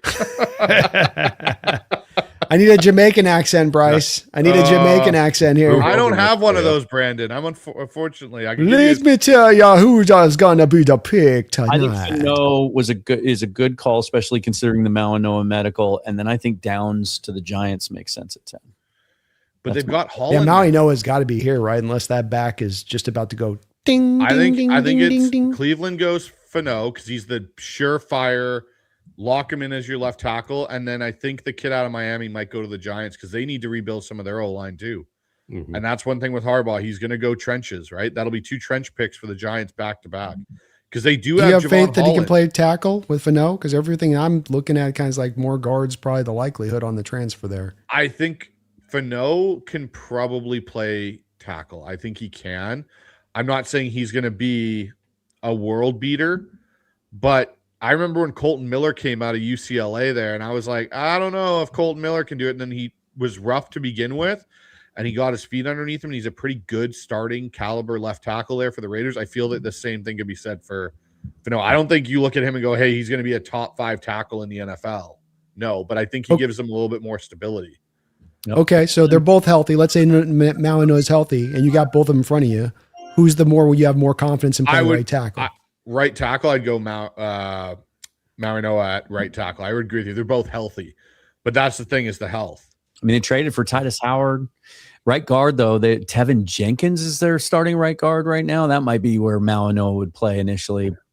Yeah. Seahawks fan fantasy Tevin Jenkins from last offseason. Oh God, yeah. Frick. Yeah. They never look pick happy in in here. there. They never look happy. Yeah, Catalyst. It's been a long time. 41 in the chat saying if the Rams land Ruben Bain, oh God. So the Oh, other yeah. thing to keep in mind with the other thing to keep in mind with the We're gonna Browns use them inside with Thibodeau. Cheetah is package. up until a week or so ago, there was a lot of Carnell Tate talk too. But I think offensive line, you look at how they rebuilt that thing. I mean, 3 new players and Jenkins is your starting right guard. They got to go up front. They have to. It would be irresponsible not to. Well, for our prophet Bryce, we are blessed be upon him, has once again called this thing with the 9th overall selection here in the 2026 NFL Draft. The Cleveland Browns select Spencer Fanu, tackle / guard, Utah. I don't know. It might tumble, and then we need to start talking about Ruben Bain too. Well, say Malinois goes here to the Giants, right? Say hypothetically he goes It's going to be Giants. Downs. I'm calling Downs to the Giants. But I'm just saying if Harbaugh follows what he's done in the past, he likes the trenches. If he built it similarly in Baltimore when he got there, they built kind of through the trenches outside the Joe Flacco I'll give you pick. another one then, because this is a Harbaugh guy. Could this be is this too early for Venga Owane? Maybe I could see him potentially going. Like, it depends. Do they view their tackle a more priority situation? Like, and you got to think with the Giants, they do have Javon Holland there, who is a Pro Bowl level safety. Mm-hmm. Well, they drafted the kid of Minnesota too, just a couple years ago, which yeah. Tyler Nubin, and that was part of the Leonard Williams trade, but I don't think it's worked out particularly well for him. The Giants could go in for a corner later on because I forgot the name of the corner that they drafted a couple years back. DK. My thing with this though, if you don't go receiver here and you're them, and there's a run of receivers in this first round, like 5 go off the board, and you have then we got Casey Concepcion off the board by the time you pick coming back into the second round.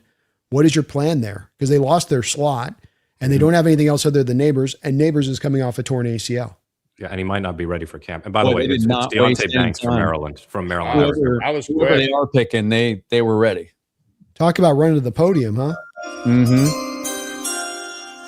And With the 10th overall selection in the 2026 NFL Draft, Prophet Bryce strikes again. The Giants take tackle Francis Malinois. This is the Miami. start of that O-line run. There we I go, kind of Bryce. figured this might be the area for it. So now here's the $1 million question. Does Miami go Caleb Downs? Miami just did something cray-cray. Miami just says not in a fun way. Oh wait, no, they didn't. They had to trade up there for a second. Yes, no, we got to trade up. We do have a Dallas trade is up. Dallas moved up. So I think Okay, boys. Dallas- So we'll see Caleb where down. if you might be right on this, where they're thinking it's Caleb, but Yeah, because they're thinking they got to jump in front of the Rams to get Caleb Rams if it to get is. Caleb Downs. they need Yeah. a quarterback back there. Yeah, they've needed safety help for a hot minute. Yeah, I think Kind of Dallas- an interesting spot for them though, too, because their two corners, Ravel and Deron Bland, dealt with a lot of injuries, and then they moved on from Trayvon Diggs too. Yeah, So there's like also a little bit of some holes there. Corner, wide receiver, Schottenheimer likes his 11 personnel. You know, I mean, getting a guy like a Lemon in there, as far as that goes, could be attractive to them. But I think that you guys are probably on it with the Downs. I'm not going to question Bryce at this point. I've learned my lesson.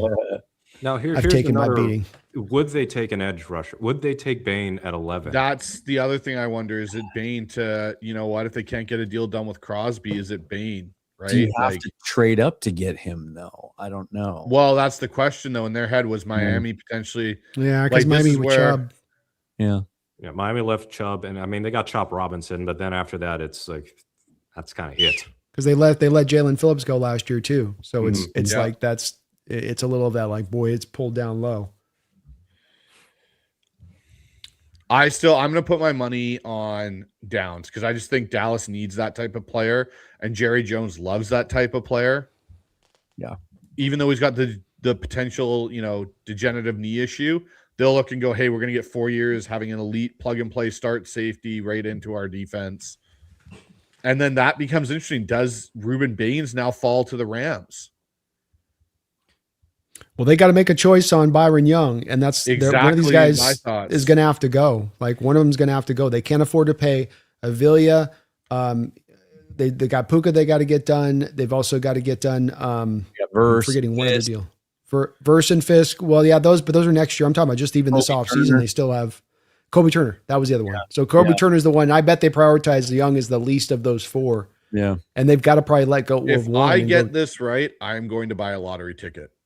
Yeah, you better. gonna go I buy- want to know Seattle. I want you telling us who Seattle's picking tonight at that point because you're on a roll. So you're in the pocket. You're in the zone.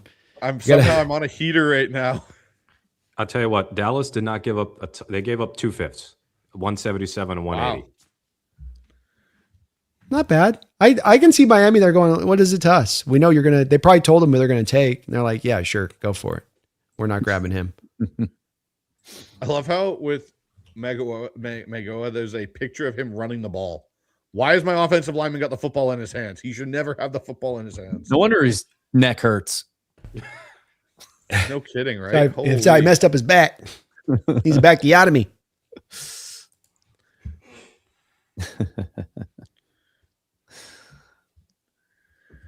The Miami pick will be interesting because they just need everything. Is that just Dallas going like, just we don't want you to take our guy. Here's a couple of 5th round picks. Don't take our guy. I guess. Yeah. Jerry says, here you go. Yeah, where's me our just give you Jerry a hand Jones out here, Miami. impersonation right now? Oh, you get ready for this pick here. We're getting generational safety for America's team. You don't know about that. Well, Look at and John Dan, Mama. I'm gonna ask Ryan you is this, pumped. Dan. Well, I'm gonna ask you. You're this, damn right I Dan. pump. You're What's that? damn right, Dan Vines. I'm very pumped right now. Cowboys about to take over the nation next year. Can't I finish? So the one thing I was gonna say though is, I wonder now with Miami now getting a couple of 5ths, if they don't potentially look at it and go, hey, if they move out of their other spot or whatever they do with their other 1st round pick, are they not a potential team where they go, hey, there's someone in the late 1st that they think they can get in a 5th year option? Do they move back into Seattle, gets a 5th maybe? Maybe I don't know. They're already sitting at 30. That would be weird, but Miami's at 43 with their 2nd rounder. Yeah, but Because I they're was like, to Bryce's thing on this lucky is so enough it's to catch 11. the It's second more of round. 11. It's like they're number 11 in the 2nd round, and then they move up into the 1st, back Yeah. up with us with having that one extra then at that point because we Uh-huh. could go back to 11 and we'd be okay at that drop. Yeah. God, they need so much like Miami does. Downs to Dallas. Are they the team for Bain? Keep him in Miami. Bain does make Bain, Clark, They need someone that can take the quarterback. Gary, Quinn Williams. That's not a bad front four.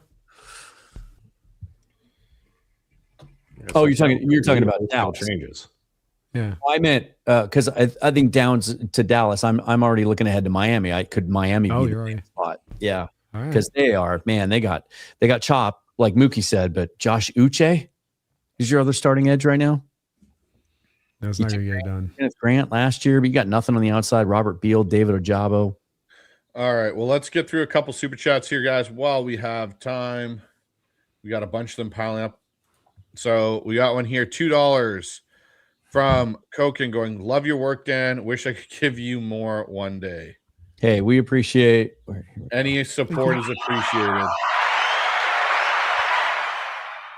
Thanks for Got one being here from Jeffrey again with a $5 donation. Happy for the Raiders, but they have so many needs. Feels like the pick would have been better spent somewhere else. Sorry to say. This goes to I your just point. find myself in the same place. Yeah, it's not that taking quarterback isn't a good thing to value. It's just that the timing is something that we've learned through the years that when you're bad on the timing, you can have a talented quarterback like we have with our own Sam Darnold with the New York Jets, and you fail him because you've not set him up for success, but set him up for failure instead. And then you come back and you do it again. And it's like, well, what's the lesson learned here? That we just keep swinging, or that we actually try to set up things a little bit? Don't have to be perfect, but there's a difference between perfect and like kind of giving a guy more of a chance for success than failure. And I think more often than not, when we see these kind of picks, you see it set up for failure than the alternative. And I just don't think you're doing the QB any favors in that respect. Agreed. Jeffrey back in with a $2 donation goes, Cards draft Pete Carroll for running back and a crush skulls. We got one here from Mark Sanchez for $2. Any of you guys think Milroe gets dealt during the draft? For what? I mean, there's really no reason. No, I agree. I could sooner see them if they were really, really high on Milroe. Would they do something with lock on an expiring contract? But it's really unlikely. I think they're just going to keep the setup. Yeah. If there was any interest around the league in some team seeing Locke as a bridge quarterback, that move happens 2 months ago. Cowboys pick is up. Caleb down. Pick is in. Did I already do the thing? Here we go. Well, the 11th selection of the 2026 NFL Draft, the Dallas Cowboys select, and Dan and Bryce's run is now maintaining. Mr. Downs, Caleb Downs of Ohio State safety, will go to Dallas. So It feels like on it. I mean, Who the Seahawks picking, Bryce? Hold on, we gotta get Bryce. Who's they picking right now? Just don't think, stop. Don't think, talk. Just call it. Just don't think, talk. 1, 2, 3, go. 1, 2, 3, go. 1, 2, 3, go. Chris Johnson. Okay, there we go. Stealing Mookie's prophecy. Okay, I see what you're doing. You're trying to aura farm here. I get that. All right. Well, thank God, no Caleb Downs. I think this might be a spot for Bain. I think the Dolphins might just keep Ruben Bain right there in Miami. Mm-hmm. Yeah, I think that would be a nice hometown pick and show that, hey, you do have a reason to show up, even though we stripped the entire roster down. Like they need offensive line help, but this is way too early for a Freeling. It's receiver. This is way too early probably for Nomar Cooper. It could Mekhi Lemon. This could. I'm going to go Lemon here because I just think that they're in that desperate situation receiver, but they're not quite as desperate with the edge. It's a bad organization that'll reach for need. Malik Washington, and once this wide receiver run, it's a deep class, but there's a lot of edge rushers that throughout the first 3 rounds too. Let's see what their trade. What does their draft capital look like? They got a shit ton of extra picks too, so they can address edge. They have 4 thirds. That's kind of a sweet spot for some of those kind of that. Well, that's what I was thinking too. Edge players, yeah. That's what it's like. You can come back around and get a guy that's like, okay, it's not Bain, but like, can I come back and get a receiver of a similar quality to what I can get right now? You got to support. You went out and you spent some money on your quarterback, right? You made a change there. Got to support him. Got to get him some weapons. But you also hired a defensive guy like this. They're a wild card. We just don't know. All right. I have to interrupt. I don't want to spoil it, but I think what Glazer said about something big happening is about to happen soon, and it's not this Dolphins pick. You think it's the Rams? Yes. That means the Rams are next. Let's just say it directly impacts the NFC West in many ways. So, crap. Mookie. Don't make us send me all to sad, a fit of Mookie. depression. Mookie. Again, I have not, and don't look at the chat because they probably see it. I tell you what, all the talk about please don't tip picks from these journalists. They are tipping picks like 2 ahead. That's how egregious it's been this year. Golly. What are they doing? Those damn dirty Rams. They're cagey, man. They're cagey. I'm just waiting for Miami to make their damn pick, but I got a feeling Miami's going Bane probably. Get to it, Miami. You know you're going to mess it up anyway.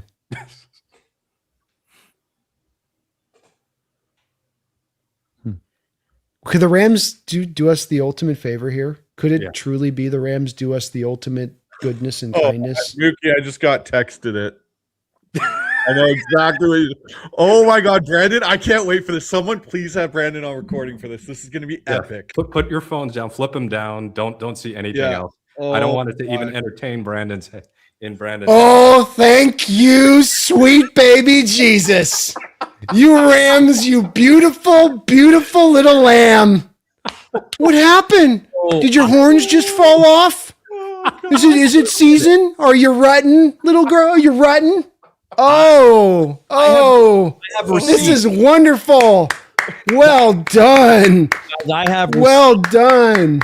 I have receipts from about 3 weeks ago with Rob Guerrera on NFC West mixtape where I said that made a shit ton of sense. And he didn't disagree, but I kind of got ridiculed and I put it on Twitter and I got railed for it. But here's the thing. Let's go. There was a note this morning. So, because we don't want to give it away, right? We're not saying names. Yeah. His name or his dad, the player, his dad, very tight with Les Snead. And one of the reasons he decided to come out this year is because Les Snead told his dad he will go in the first round. Wait, the Dolphins are on the clock. And morons. The 12th pick of the 2026 NFL draft, the Dolphins have taken, they go Bama, Caden Proctor. Wow. A little earlier than I thought. Well, actually, you know what? That makes piss the Lions off. He has been committed to the Lions this whole process. Detroit. Wow. Okay. Here comes the run. I said it was going to start with Cleveland and the Giants. I figured that was going to be where it might start. Did you guys see the Saban quote about him today or yesterday? Where I think he was trying to compliment him, but he went on this long Nick Saban rant about how, look, once you get him in the building, he'll get in shape and lose the weight. But when he's away from the building, he won't. Oh my gosh. I can't believe they did this. Yeah. They could have traded down and done it. And I would not have reason to believe that Glazer would completely botch it. But the 2-point conversion broke the Rams' brain. Yeah, it broke their brain. Oh my man. God. Here's the thing. I got to say. Like my first thought is, first of all, like I can see the appeal to Sean McVay. Like if this guy can reach his ceiling, he's a good fit for the scheme, right? But does it now accelerate the timeline on moving on from Matt Stafford? That's what I was going to say. Is Stafford, they're doing this extension. Is it like, hey, you're here this year for a window, the following year you're here to mentor, and then we're turning this over to Ty? Yeah. Yeah. Thank you for doing this, Rams. That's all I gotta say is thank you for doing this. But also, because they could have gone. They could be going to next year and having a Burrow available. They could be going to next year and jumping up for one of the better quarterbacks in that draft on this one. Instead, they take it in a piss poor quarterback year. This is the Desmond Ridder, Malik Willis year. You do this. Talk to Stafford about this, but does this, because all they did is they locked up 2026, and then they announced at the same time that they do hope to extend him beyond 26. Does this piss Stafford off now? Does he not want to be there beyond 26? They are all in the trade or his retirement. It is Super Bowl or bust for them in 2026. And they also really opportunity cost. They don't add another player that might have made them more dangerous. And don't forget, Dan, to your point, how close he came last year to going to the Raiders. Yeah. I mean, so it could this situation could turn very quickly to me. Where it's like, everything's great. Everything's fine. It's like, well, it's like he didn't like the fact that they did that rather than go give him another playmaker. Because that's what the quarterbacks will do. You doing this rather than go and give me another weapon? Really? Really, bro? Off an MVP season? Wow. And it takes him out of the quarterback rate. Yeah, it's why this is one of the I'm legit. This is one of the dumbest moves. This is a Rams team that does smart things organizationally. And you can like Ty Simpson to Dan. I'm not trying to piss on that take, but it's like it's just that he's not a first round talent. And you're working off not only is he not a first round talent from a physical standpoint, Bryce, feel free to correct me on that because you're the quarterback guy with this, but he's not from the standpoint of what he's done with the pelts on the wall. Yeah. How many years has he started? How many years are you going? Isn't that the whole thing they tell us with quarterbacks on projecting to the NFL level is that you want to have those numbers of starts? I think Mookie, you've touched on that before at times. You want to have certain number of starts. You want to have 23 starts. Well, and here's the other thing too is as much as like, as soon as they signed or traded for Trent McDuffie, signed Jalen Watson, brought back Cam Curl, I said this is the most complete roster in the NFL right now. And it was March. Like they kind of, and I joked at the time, I went, they can just take the next 2 months off until the draft. Well, I think they did. They don't do 30 visits. They don't go to the combine. They just punt it on the whole fucking process. They don't pick again until 61 and then 93. It's like, okay, your roster's good. But if you don't now start to backfill that with more young talent in a class that starts to drop off by 93, now you've got guys to pay, which Brando mentioned. You're kind of next year, you're going to be where the Seahawks were this year, and you're going to have to let some guys walk out the door. Man, it is all or nothing for them in 2026. It is legitimately Super Bowl or bust. I believe the last I go with Brandon. They are broken. And then they don't pick again after 93 until 207. The thick part of this draft, they only have 2 more picks in, and they decided to punt on the 13th pick. Bryce, if we took a 0 to 10 scale on physical talent, let's take off the elite processor, does NFL stuff at the line of scrimmage, and we lock in on, I go 0 to 100 on Ty Simpson. Is there anything that he's 90 on? No. Well, and look, and then we talked about Garrett Nussmeier earlier. How much separation is there physically in the traits between those two guys? Not a lot. Really, there's not. Like not Dan, not a lot to almost none, especially factoring that injury thing we talked about earlier. And which is why this is so ridiculous. If you're looking for the physically gifted quarterback in this draft, it's Green. Wow. Green is the guy where you're saying like physically gifted, like he separates. It's Green. Every other guy for me physically, like even Mendoza, it's not a lot. There's not a lot of separation. Yeah. Wow. And they're top because they're that size. A guy like Simpson's topping himself out at that size. It isn't like he's going to grow into his big man body at 6'4", and once his old man strength comes, it's get better. It's like, oh no, he's like the 6'1" size, and he's like the arms already kind of. It's like it's just. You taking that in the first round, you want some wow factor physically and what they're bringing to the table. We got that in Sam Darnold. Sam Darnold's a top 5 quarterback with wow factor to him physically. Yeah. Now I will say this, maybe devil's advocate, right? Just to try to think maybe what their thought process is. They made the trade. They get the extra first round pick last year from Atlanta. One of the dumbest trades you could make. Although now it sounds at least like the kid's not going to go to jail for the Falcons. So they get the extra 6. So maybe in their thought process, right? They're like, look, we used our native first round pick. We used to address our biggest need. We went out and got Trent McDuffie, one of the best cornerbacks in the league. We hit a home run on addressing our biggest weakness. Although they're going to play him on the outside, he's better in the slot. So this gift that the Falcons gave us, it's a gift. Oh gosh. So I really would love to. Maybe they aren't thinking about it in terms of, it's the 13th pick, and this kid is not valued as a prospect that should be taken that high. That's the only thing that makes sense to me. I agree. I think that's definitely where their thinking is. I know, but I would be loving to tap into Jake's stream right now. Oh, he was not. He thought he swore Simpson was a smokescreen for 2 months. Wow. So it's not. So it's he's gonna be a little. All right, really? Like, I did not see any chance of this happening. If I'm Baltimore, it's Bane or it's Olana. It's Vega. Vega. Vegas got to go to Baltimore. He's as Raven as Raven. Yeah, gets. he might as well have it stamped on his head, Dan. Yeah. It might as well be like Ravens. He looks just like it on tape. I will say this. You know who's really happy right now? Orlovsky. Yeah. Oh God, yes. He's freaking crowned this He's gonna kid the say, next you Peyton know, Manning. Yeah. Ty Simpson with Sean McVay in that scheme. I mean, we're talking about Peyton Manning rolled into Tom Brady. That's where he's like the Wolverine picture. Dan Orlovsky right now is the Wolverine picture with Sean McVay and Ty Simpson in the picture frame together.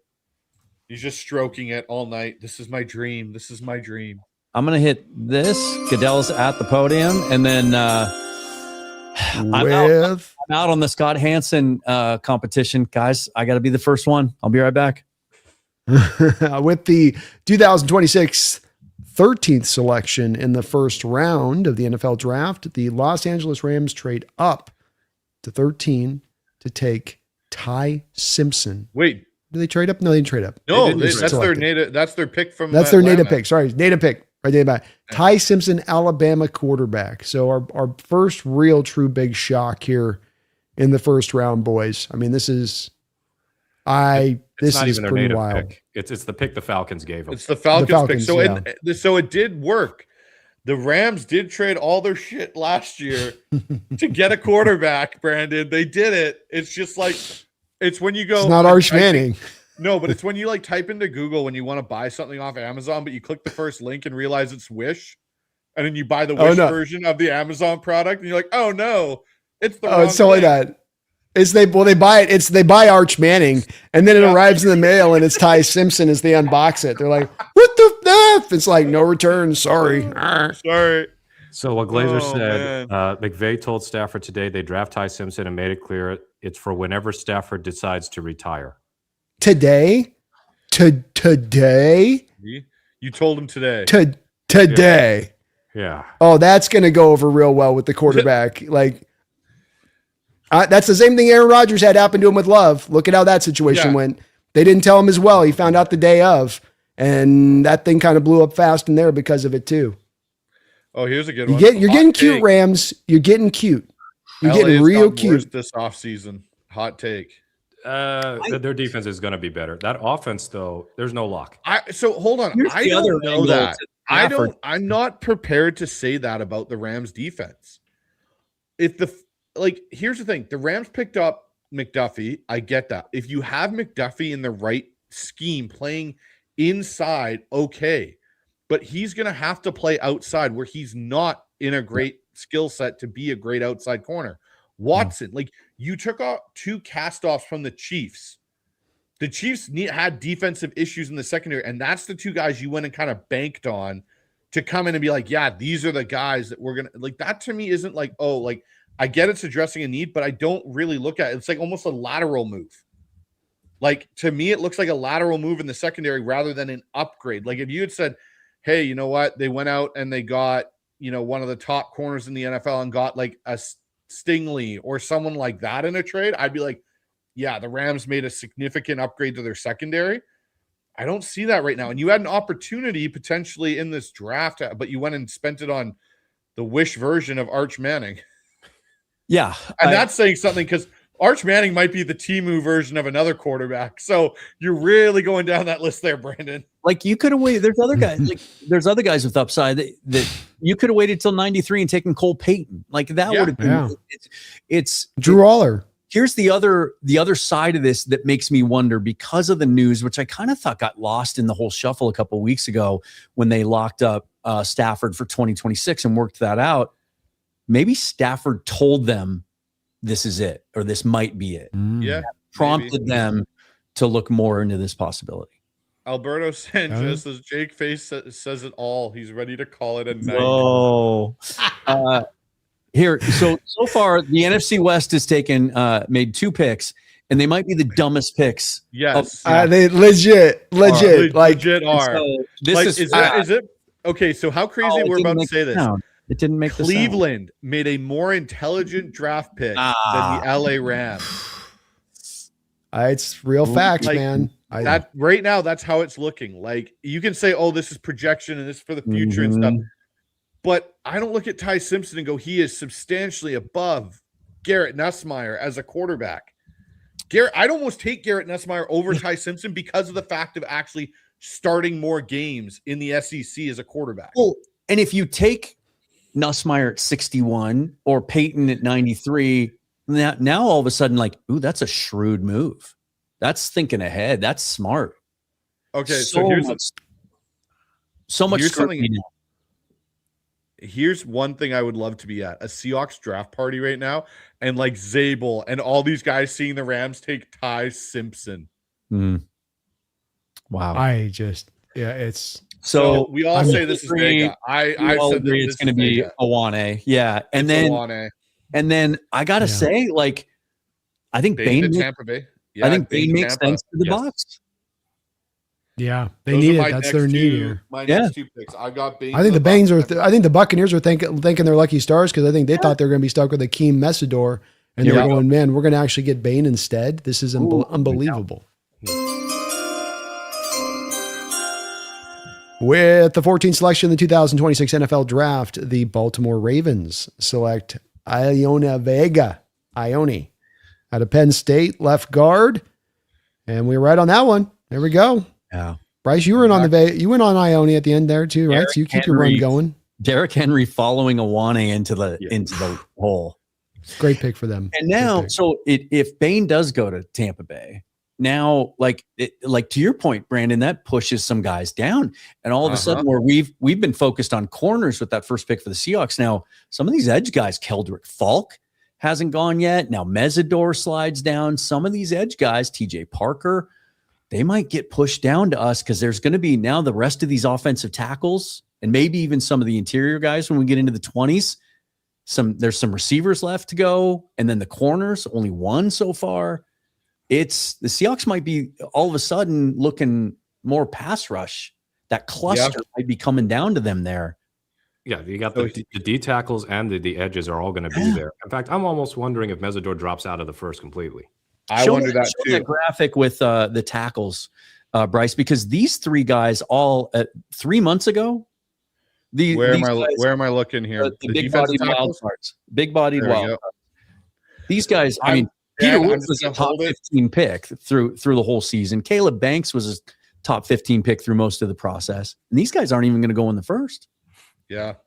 I'm going to say it's Bain. I'm now going to break the seal because I withheld out of Dan there in holding my bathroom break. So Dan broke the seal first. I'm going. I'll be back in a minute. But I'm saying it's Bain. Bryce, let's do an ad read here. So put up the ad thing real quick so I can move it real quick. Perfect timing. All right, hold on. There we go. Let's talk about the number one sports app in America. That's right. We got the number one sports app in America rocking. And you know who's sponsoring the show today? Prize Picks. That's right. Use our code. It's a universal code. You don't have to choose between us on this one. Use our code HMA on Prize Picks today. Take advantage of when you put a $5 lineup down, they'll put a $50 into your account on that.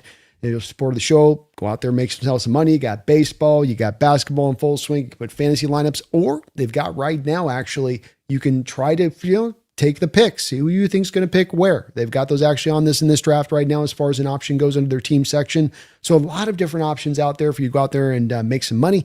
A big thank you out to Prize Picks. Terms and conditions do apply. There are some limitations in the state of Washington, but if you are in a casino in the state of Washington, you can use the app in full. Thank you to Prize Picks. It's good to be right. It's good to be right. That's right. And you know what? Let's go. If you're starved for football, not kidding about this, you guys. Yeah, they have UFL games. Hey. They have UFL games. Some hot picks out there on those UFL games, man. Some hot picks. Right. That's right. Yeah. So we all agree it's going to be Bain at 15, we think. They've run to the podium. So they had the pick was in with them still, I think, having 10 minutes left. So or 7 minutes left. So I think that they're they're lucky. They're thinking they're lucky stars at this point. What are the and Jets going, doing? Yeah. I was just looking at that. Lemon. Yeah. I think the Lions are going. Makes a lot of sense. What about the only thing with them is they've got a couple of. They took Mason Taylor last year, right? So they're probably not a peak team. They got, I think, a couple of slot. They had the one kid they took in the third round a couple of years ago too, who's just kind of a slot only guy as well. Who I don't know. They may not be as high on him. Maybe they're no. So yeah. What if they're a Cooper team? Who are we talking about? What I missed? That's Jets. Maybe we're thinking offense. We're thinking Lemon, or maybe they prefer Cooper. If I'm the Jets, Lemon probably is a better complement to Garrett Wilson, though, right? Corner here. I wonder if it's the Ooh. corner potentially. Is this we traded Sauce. So Yeah. I know we Okay, have now here's my other question with the Jets, though. If we're thinking of it this way, we got Aaron Glenn. They went with Dave, they went with Bailey. And I'm thinking about it right now. Do you go best player available on the board? And do you take Sadiq? Because they don't have a tight end. That's what we were just talking about. Well, they took Mason Taylor last year. Yeah, but Mason Taylor versus Sadiq. Sadiq's a massive upgrade, right? And you're got Aaron Glenn, who's got, the ties to Detroit, and they had Laporta there, and they had that tight end room. Yeah. I could see it being Sadiq here, right? I think Ruben Bain goes to Tampa, and then I think the next pick's probably Sadiq. I would, at least if I was the Jets, I'd go there because having a guy on the inside like a Sadiq that you can split out into the slot and have as a big slot receiver does help Garrett Wilson in a way. It does add something to that offense. Mm-hmm. Yeah, they traded for AD Mitchell. I'm still here, guys. I'm just gonna put. I think they feel good about their offensive line, so those guys continue to slide. They add Bailey. They traded for Tavondre Sweat, Will McDonald. They like. They'd probably love to go corner, but is there a guy worth this pick? Is it too soon? Well, it kind of depends on McCoy and Terrell's health. If their health is good on one of those two guys, you go with one of those two guys, I think. But if the health isn't, then you're probably led back into going a different direction. Yeah. Maybe back over to the offense. I think receiver just doesn't quite feel right. I don't know about tight end too. I can see how you can still do the combo of Taylor and Sadiq because Taylor's an inline guy, Sadiq's your H-back. So, and the proliferation of 12 personnel now does kind of make this sort of a standard thing. But you do come back to going, boy, that defense, Quinnen Williams, Sauce Gardner, Jermaine Johnson. That's kind of a lot of bodies loft off that defense needing some reinvention. And you have a defensive-minded head coach down there you're trying to help keep his job in the long term. So you got to give him kind of the parts to do it. I mean, do they consider safety here? I mean, we're getting close to Thieneman, McNeil Warren territory. True. Yeah. Keldrick Falk Picks in. makes some sense here for them. the Bucks go. It's got to be Payne. 15th overall pick, 2026 NFL draft. Give me the button. I hit two buttons there. Sorry. It's Ruben Bain Jr. staying in the state of Florida, but going to Tampa instead of Miami. It's great value for them. I mean, you let him fall to you at 15, the arm length doesn't matter. Now it's great value. Yeah. I thought Coleman did a great video today that he dropped about arm length on edge rushers and guys like that are wired, like Bain's wired. Sorry, I've got a plane going on overhead, but great pick for them. And I think this guy's going to prove to be the best pass rusher out of this draft when it's all said and done. In my opinion, he'll be the most productive. I'm on that same bandwagon with you there, Brandon. I think he is too. He's and got such. The next question is like, how much longer do we wait for Mesidor and Falk? And then to my point a few minutes ago, like, do the edges continue to slide? So do the corners. Is Chris Johnson going to be there? Yep. Instead of chasing edges, the edges just fall to you instead, apparently. Yeah. That's right. Waiting for edges. We've changed our slogan. Okay, so Detroit is up after the Giants. I'm going to say I think it's Sadiq. David Jets. has 30.5-inch arms. I'm going to stick with Mekhi Lemon as my pick there.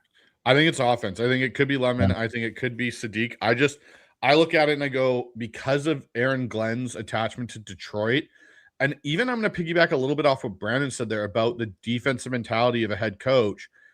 Those guys tend to like to lean into a ball control offense. One of the things that Sadiq would give you is a little bit of that with Mason Taylor in the 12 set. Yeah. So once we get into the 20s, we'll have to share some of our my guys lists. Who do you guys think goes to Detroit now? What do you think Detroit's plan is? I think they really wanted Caden Proctor, and so you got to look at the other offensive linemen, maybe Monroe Freeling, since they let oh shoot, I'm blanking on Decker was gone. Decker, they let Decker that whole weird retired, didn't he? So, that whole weird thing, and to get back the signing bonus, all that. Yeah, right now Larry Borum is their left tackle. I think Monroe Freeling now makes a lot of sense for them unless they decide they want to kick Sewell over to the left side. They've said they're going to stick with him on the right side. Christian Mahogany, Tate Ratledge, they got a couple good young guards that they feel good about. I think Freeling makes a lot of sense for the Lions there. Yeah. I thought about Blake Miller, but I think Freeling is a fair bit higher on the board as far as like a consensus. So I would go probably more Blake Miller myself, just because I think that they're going to move Penny Sewell over to left tackle now, back to his natural position. I mean, they've been pretty adamant saying they're not going to. I think that's silly. Like, want to take one of the most gifted tackles in the league, who played left tackle his entire career in college, and kick him over there. I agree, Dan. I think he's a more natural left tackle. I think he'll be a better left tackle for you than why they wouldn't. Because then it opens. But if they're not, then Freely makes sense. If not, it is a tackle. I think regardless of whether it's right or left, that they're going to take somebody there. Yeah.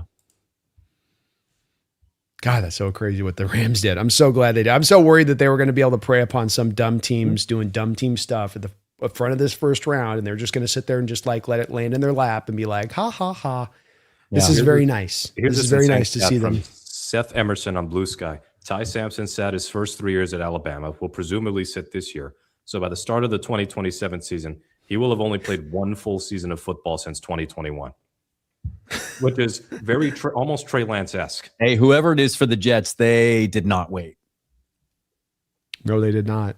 And it's like kind of the Rams like unlearning mistakes that they had figured out. Like, why you moved from Goff to Stafford. You did so because you said there's not enough here with Goff. He's not giving us, we're doing all of this and he's not giving us quite enough for what we're giving to him. That's what that trade basically said. And now you're kind of going back to a Goff-like player that's going to have limitations for the position. And does that just swing you back around then eventually down the line to need to go make another trade for an actual true talent at that point? Yeah.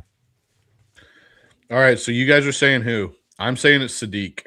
I'm going going to go with the tight end. I'm going Lemon. I'm going corner, McCoy or Terrell.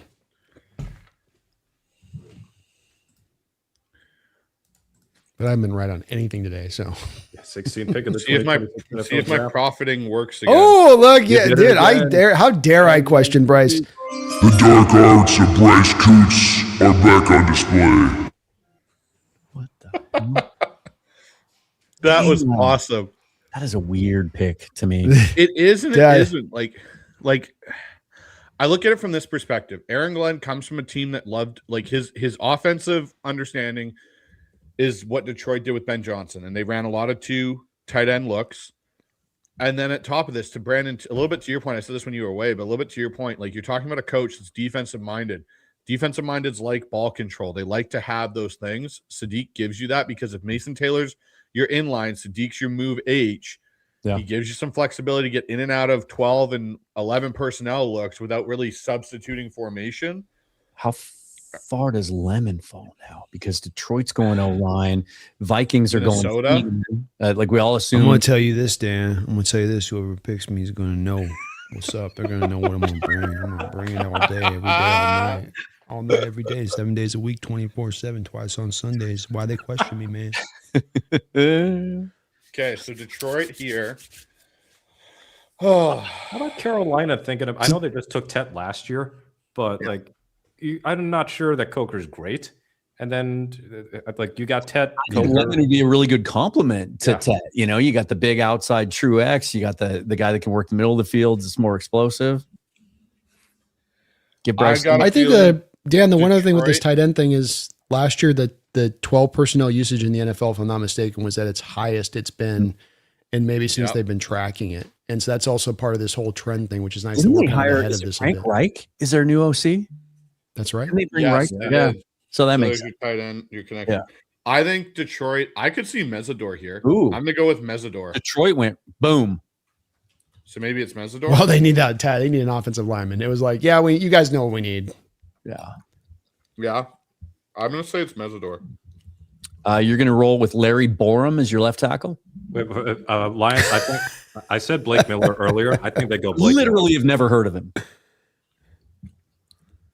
No one had ever heard of George Fant before, Dan.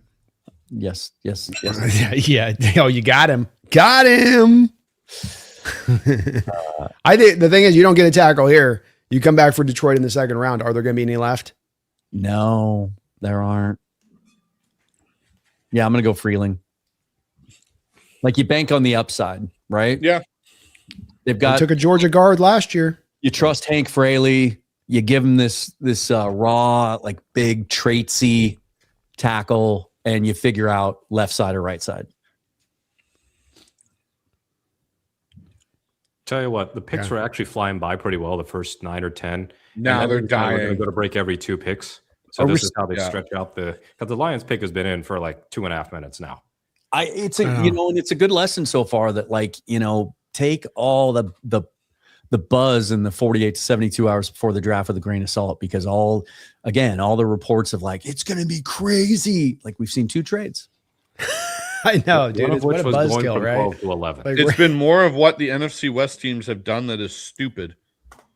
But maybe the fact that, first of all, we're seeing some of these position groups fall and there has been a lack of activity, maybe that increases the likelihood that some teams will want to move up. Now, Ty Simpson's not going to be a factor in that, but it's not always quarterbacks that teams move up for. In fact, a team hasn't moved up into the first round to take a quarterback to add that special 5th-year option that's so valuable since Lamar.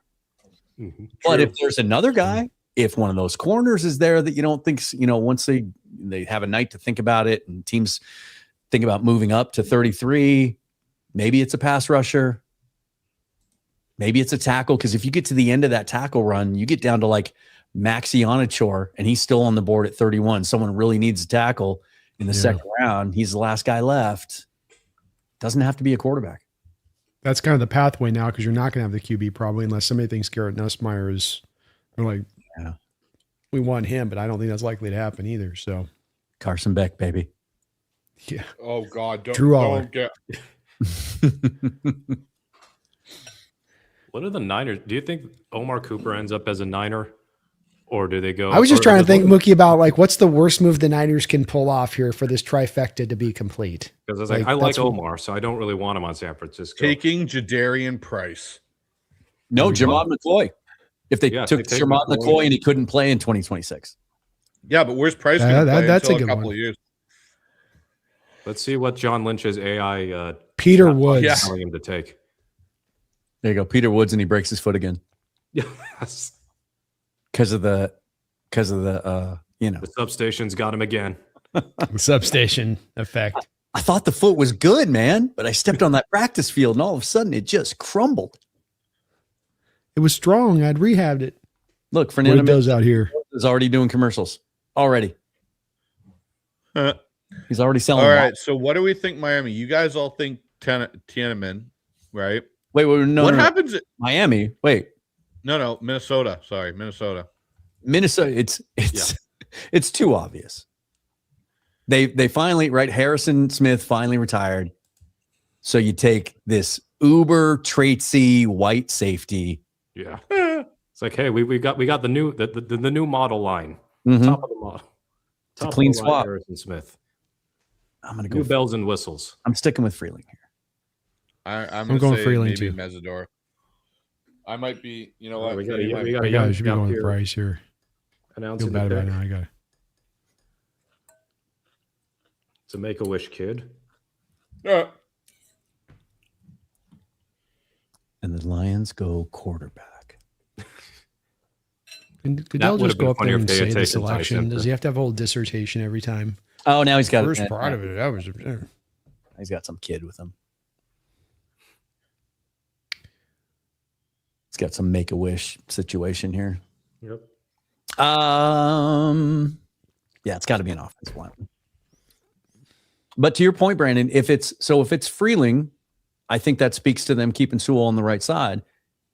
If it's someone like Miller, and they there we flip, go. right? There we go.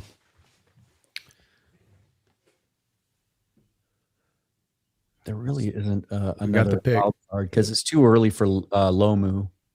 All right. Yeah.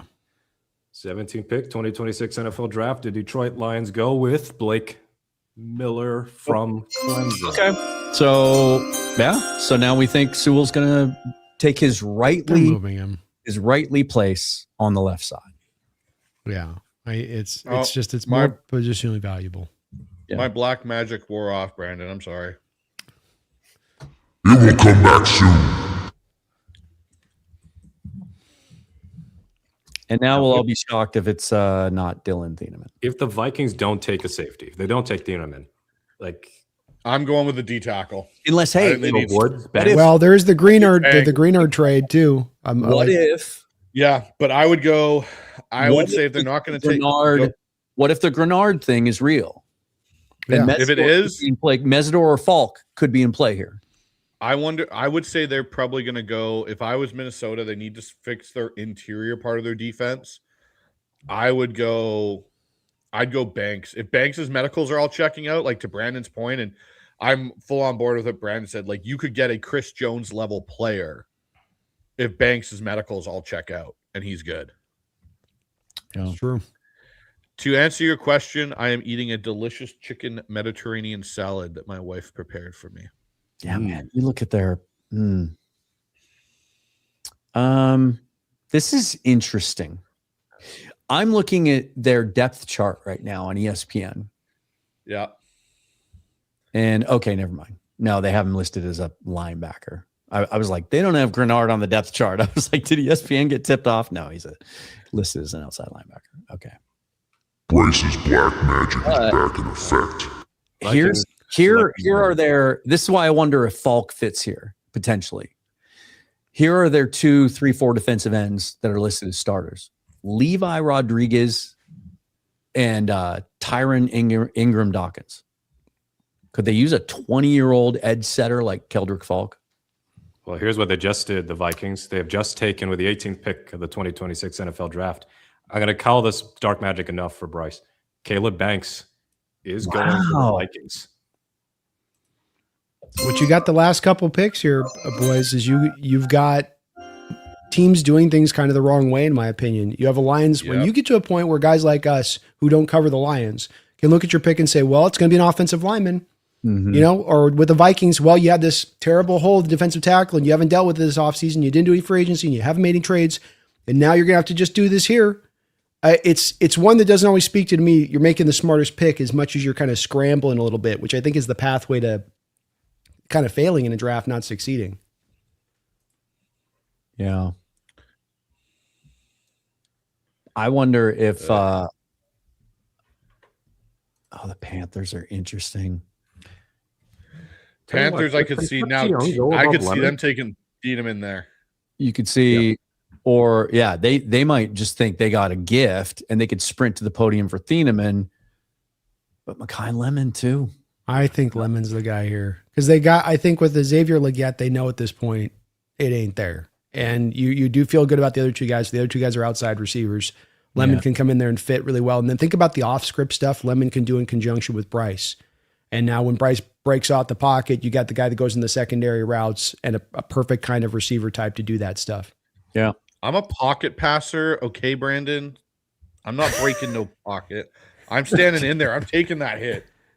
I'm staring down the barrel. Delivering it on time. Tell me, you better generate some separation on that route. I don't know I don't think they're going to go receiver because they took McMillan last year. And they've got, what's his name? What's the other receiver that Coker. showed up in the playoffs? Coker. Jalen Yeah, Coker. I think they're going to be like, hey, there's our guys. I mean, they could use some more pass rush. This could be a spot for Mesidor. Yeah, Well, they've got they two gave him a guards, note right? for Jalen. Dan, what, who are their Phillips? tackles?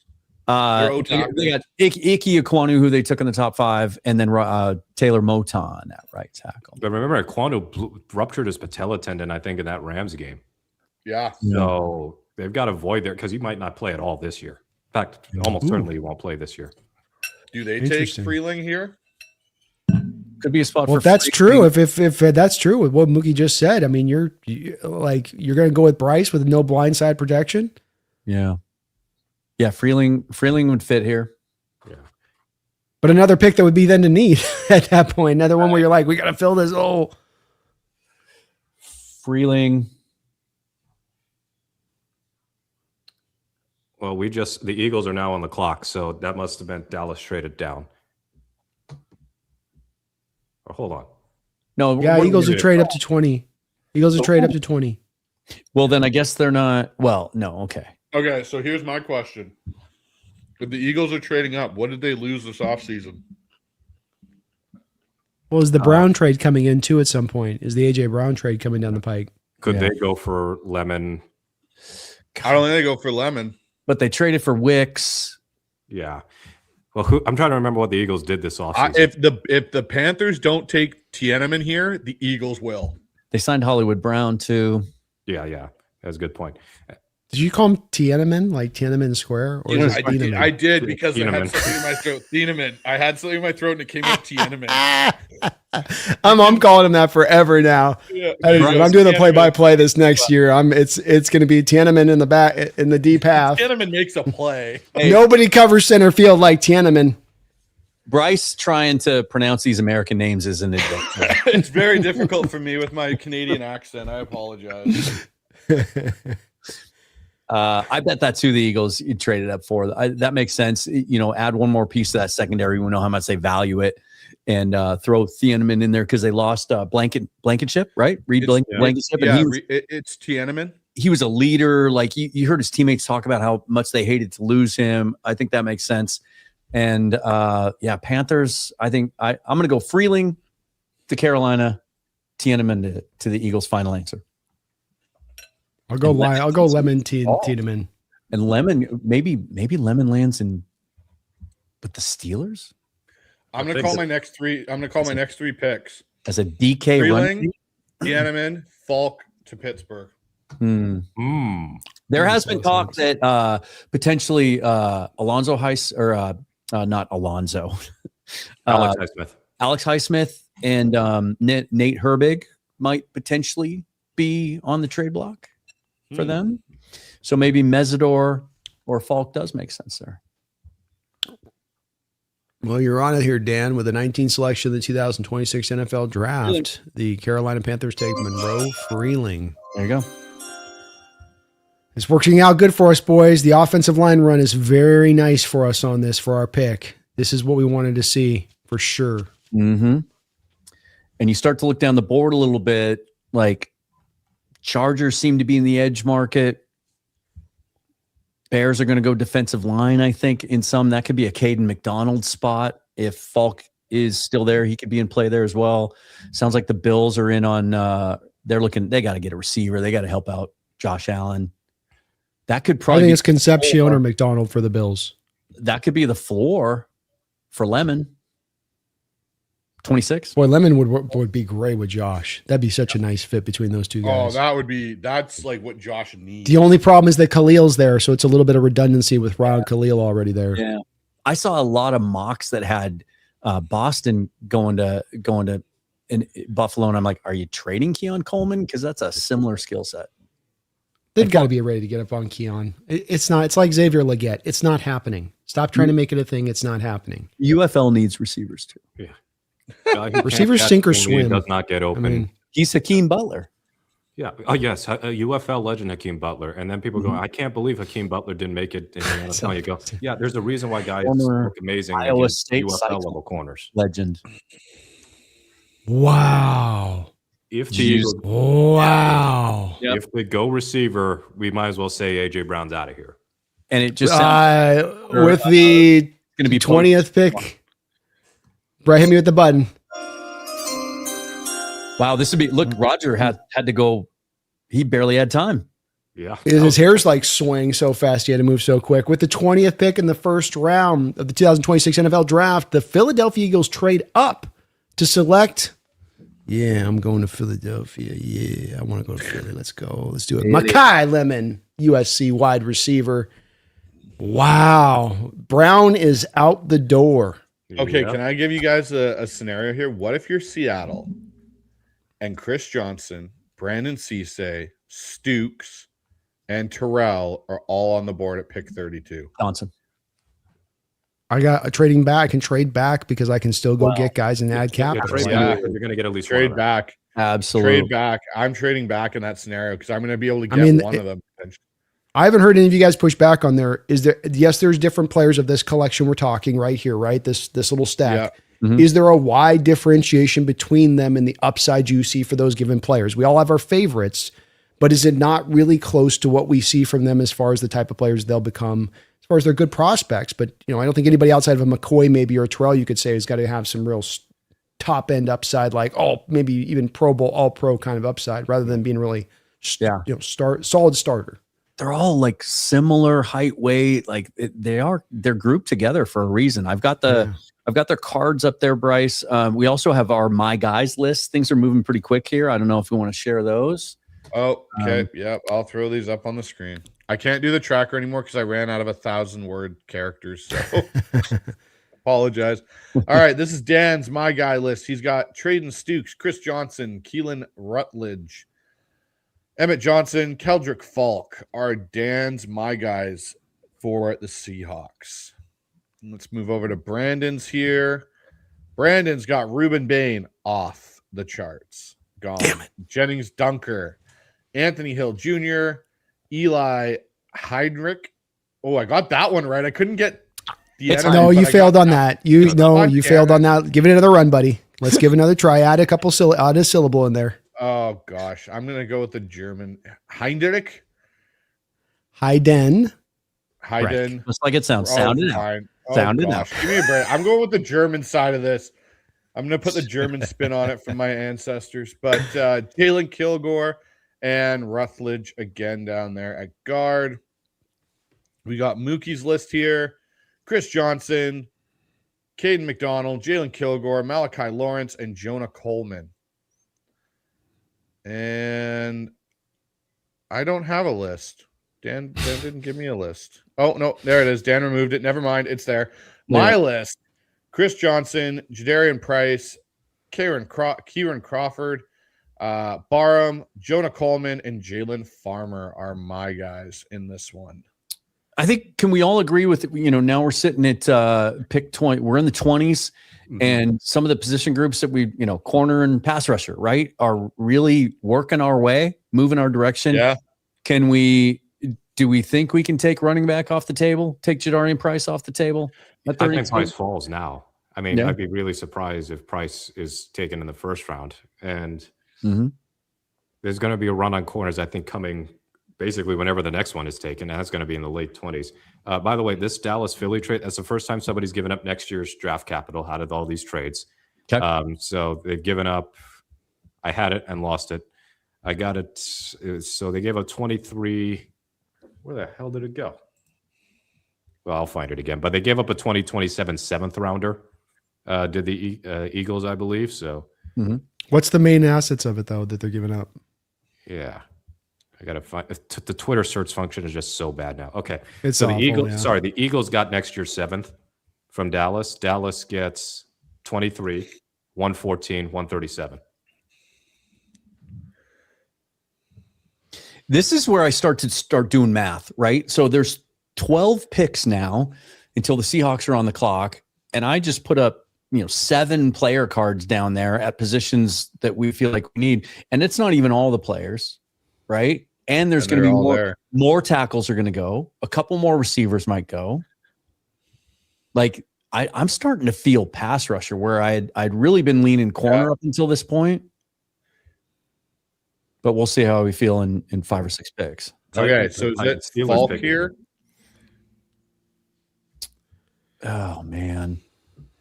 It's a tough pick here for this because I could see them also trying to find some receiver reinforcement. But I think if they want a little Falk fits to the Steeler type. I He think does fit to what they are. I think Mesidor does too if they want a little more juice. If they are thinking about maybe moving Highsmith or a guy like Herbig. Yeah. But maybe I don't know. They trade Mesidors. I think he might be more of a hand in the dirt guy. We'll learn about that too with this, is if they picked him because they're a pure stand-up edge group with the Steelers and how they run it. This could be a Thieneman spot, I suppose, and they're always looking for a receiver. They've been looking for a receiver for years. Maybe a Omar Cooper. Well, they traded for Pittman, so they got Pittman and Metcalf. Their skill sets are sort of redundant at certain areas. I think it's got to be either side of the trenches. I think it could be Falk here. Young, potential pass rusher. It's too soon for a Lomu or a Ionichor, right? I'm gonna go Mesidor. I'll make my call.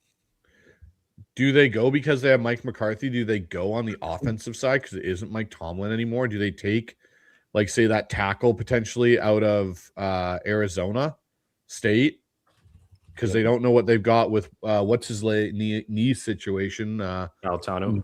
Fontano, yeah. Like, do they go that way? I think it's either side of the trench for me is my thing here. Well, Braxton Miller hasn't been very good for them either. You got to get through Renegade apparently. So I love Renegade, but I didn't think we would actually be doing this for the draft itself. Lame.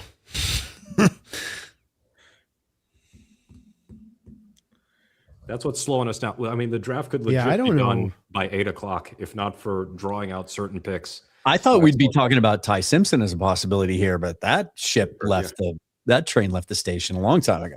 Thank you, Rams. Jeez. And now at this Thank you, point, does Rams. any quarterback move up into the second? Because if it's not Nussmeier or Carson Beck, God forbid, then it might be a long wait for the next quarterback to go off the board. So Jerome Bettis is coming out to the stage, the former Notre Dame running back. Yeah. Jadarian Price. If Falk doesn't go here, I could see him going to the Chargers too. Yeah, I think they're looking for some edge rush juice. But I think if Mesidor doesn't go to Pittsburgh, I think Mesidor might be more likely with San Diego because they have two guys that are base ends. I mean, Jeremiah, who works for the Chargers, even mocked Cassius Howell to him at one point because he's like, they're looking for some juice. Oh, it's Ionichar. It's not too soon. I said it was too soon for Ionichar. It's not. Well, and this makes sense, right? With Miller and Freeling gone, and they get the news. They get the news about their left tackle with the neck injury, right? Just came this down plays out perfect for us. This just plays out so good for us This because of the draft fact is that going these so are well just. for us.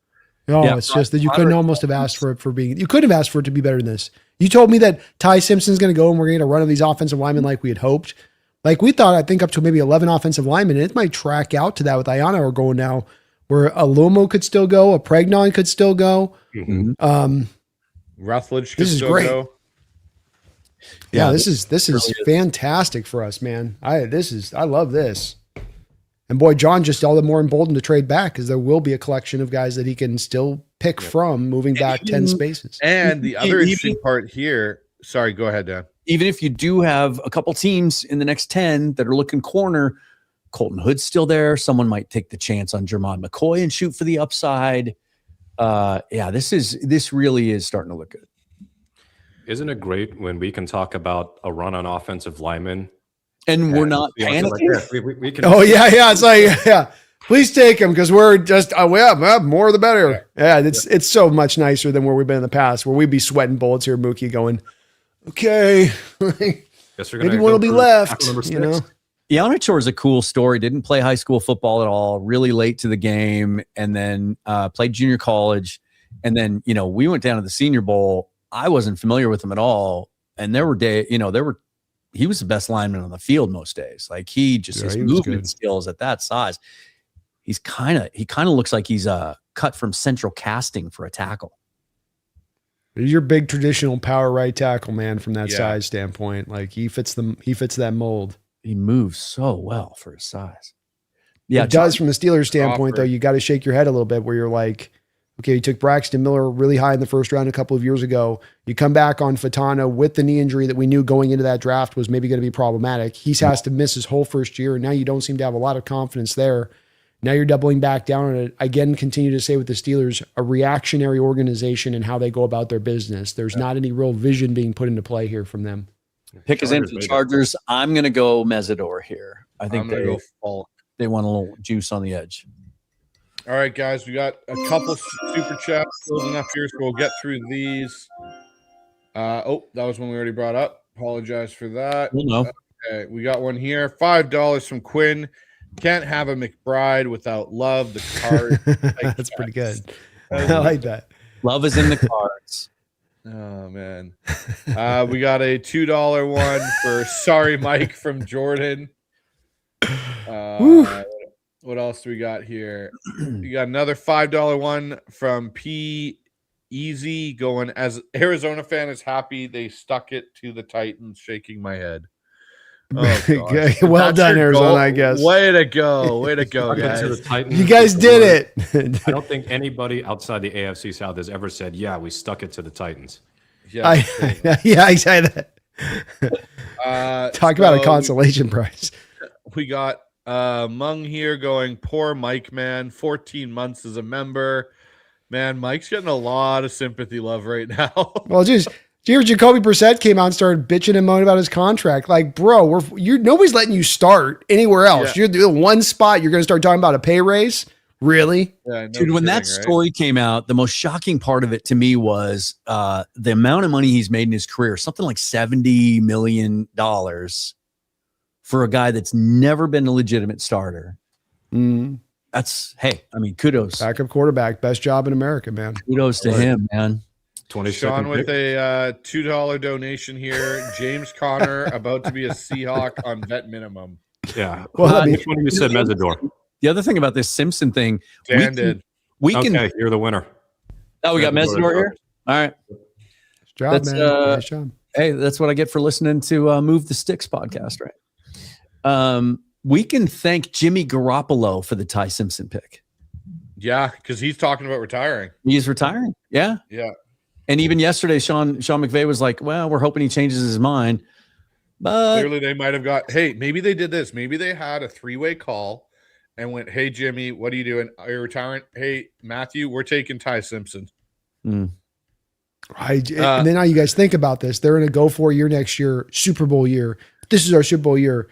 Oh, staff goes down. Instead of a competent Garoppolo or a Kirk Cousins that could have been the option this offseason, you're going with a rookie Ty Simpson. Stetson Bennett, baby. All right. There we go. So we got Jeffrey in here with a $2 donation. Rams getting Reese would upset me. That didn't happen. Yeah, that would have so made we me can be mad too. thankful. I would have been annoyed by that as well. Cowboys go Thieneman? No, they took Downs. Which way do the Cowboys go here? Falk, maybe they go Falk, or do they go Caden McDonald? No, they got Quinn. No, Williams. it's probably Thieneman's still in play here for the Cowboys. No, Caleb They Downs is took picked, so Downs. that's out. Yeah.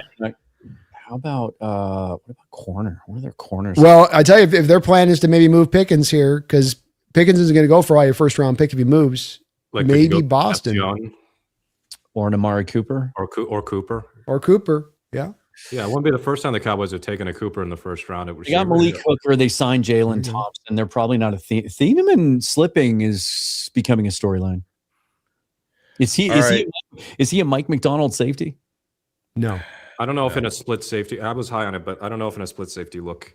They got he's Ezra as Rock. good a fit. He's a single high Earl Thomas safety. You put him back there and you let him roam center field end to end, and he's got a lot of ranginess to get that done. All right. So Dylan here with a $5 donation. If you guys could only pick one player in the draft, who would it be? Thanks for all the Seahawks coverage. I'll start left to right here. Brandon, you go first. Go right to left. Fine. About it. Only one in the draft? Like, are we talking future Favorite upside player. or who helps him win right now? Oh, in the entire draft? Ugh. I don't know. I got to stick with, I can't waffle on my answer. I think that the guy right now that fits this team the best and helps us the most on day one, and especially helps us defend the Rams in a way we haven't been able to, is Traden Stukes. I'm with Dan. I'm with Stukes. I'll go with Avion Terrell. Okay. Mookie. I think I'm going to stick with Chris Johnson, but I've been very much one Common theme. Defensive back. Yeah. Yeah. Yeah, the theme is defensive back. The thing is, they don't have to take a corner first because this draft is deep enough that they could get one in the second or third. But when you look at, to me, their pressing needs, Reek Woolen departing, I know he was technically third cornerback, and I wrote about this earlier in the week. You watch his snap counts, even acknowledging he started for Spoon a couple of times.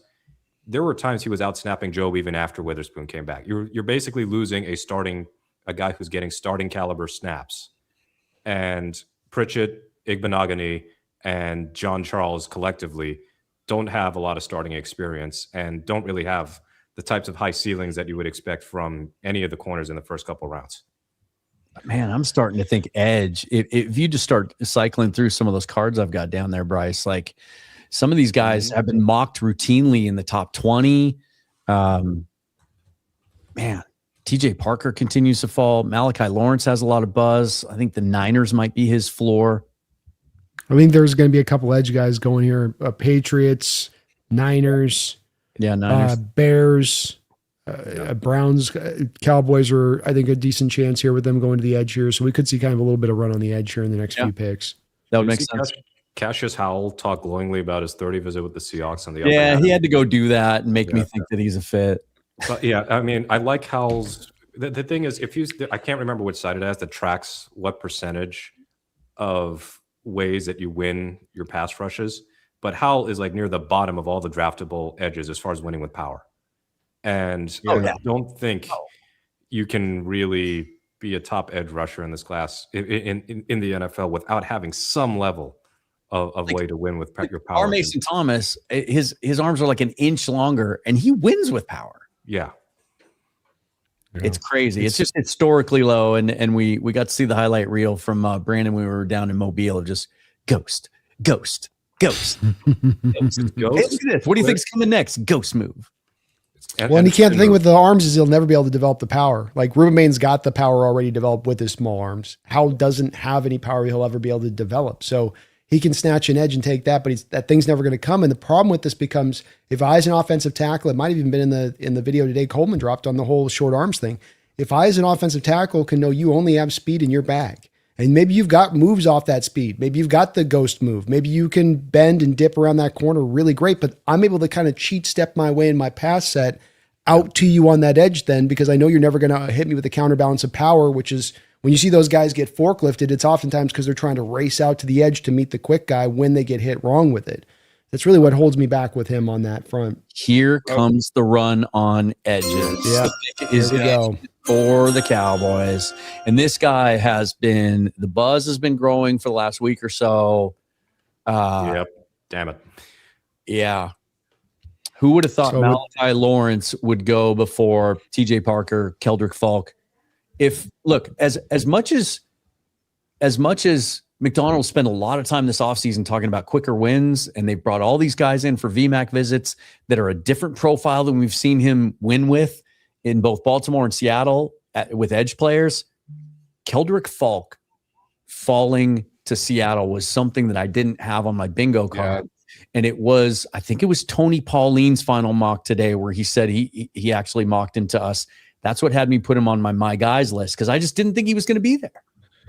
Yeah. He still might not be. He could be where the 49ers pivot to now, because they were attached to Lawrence.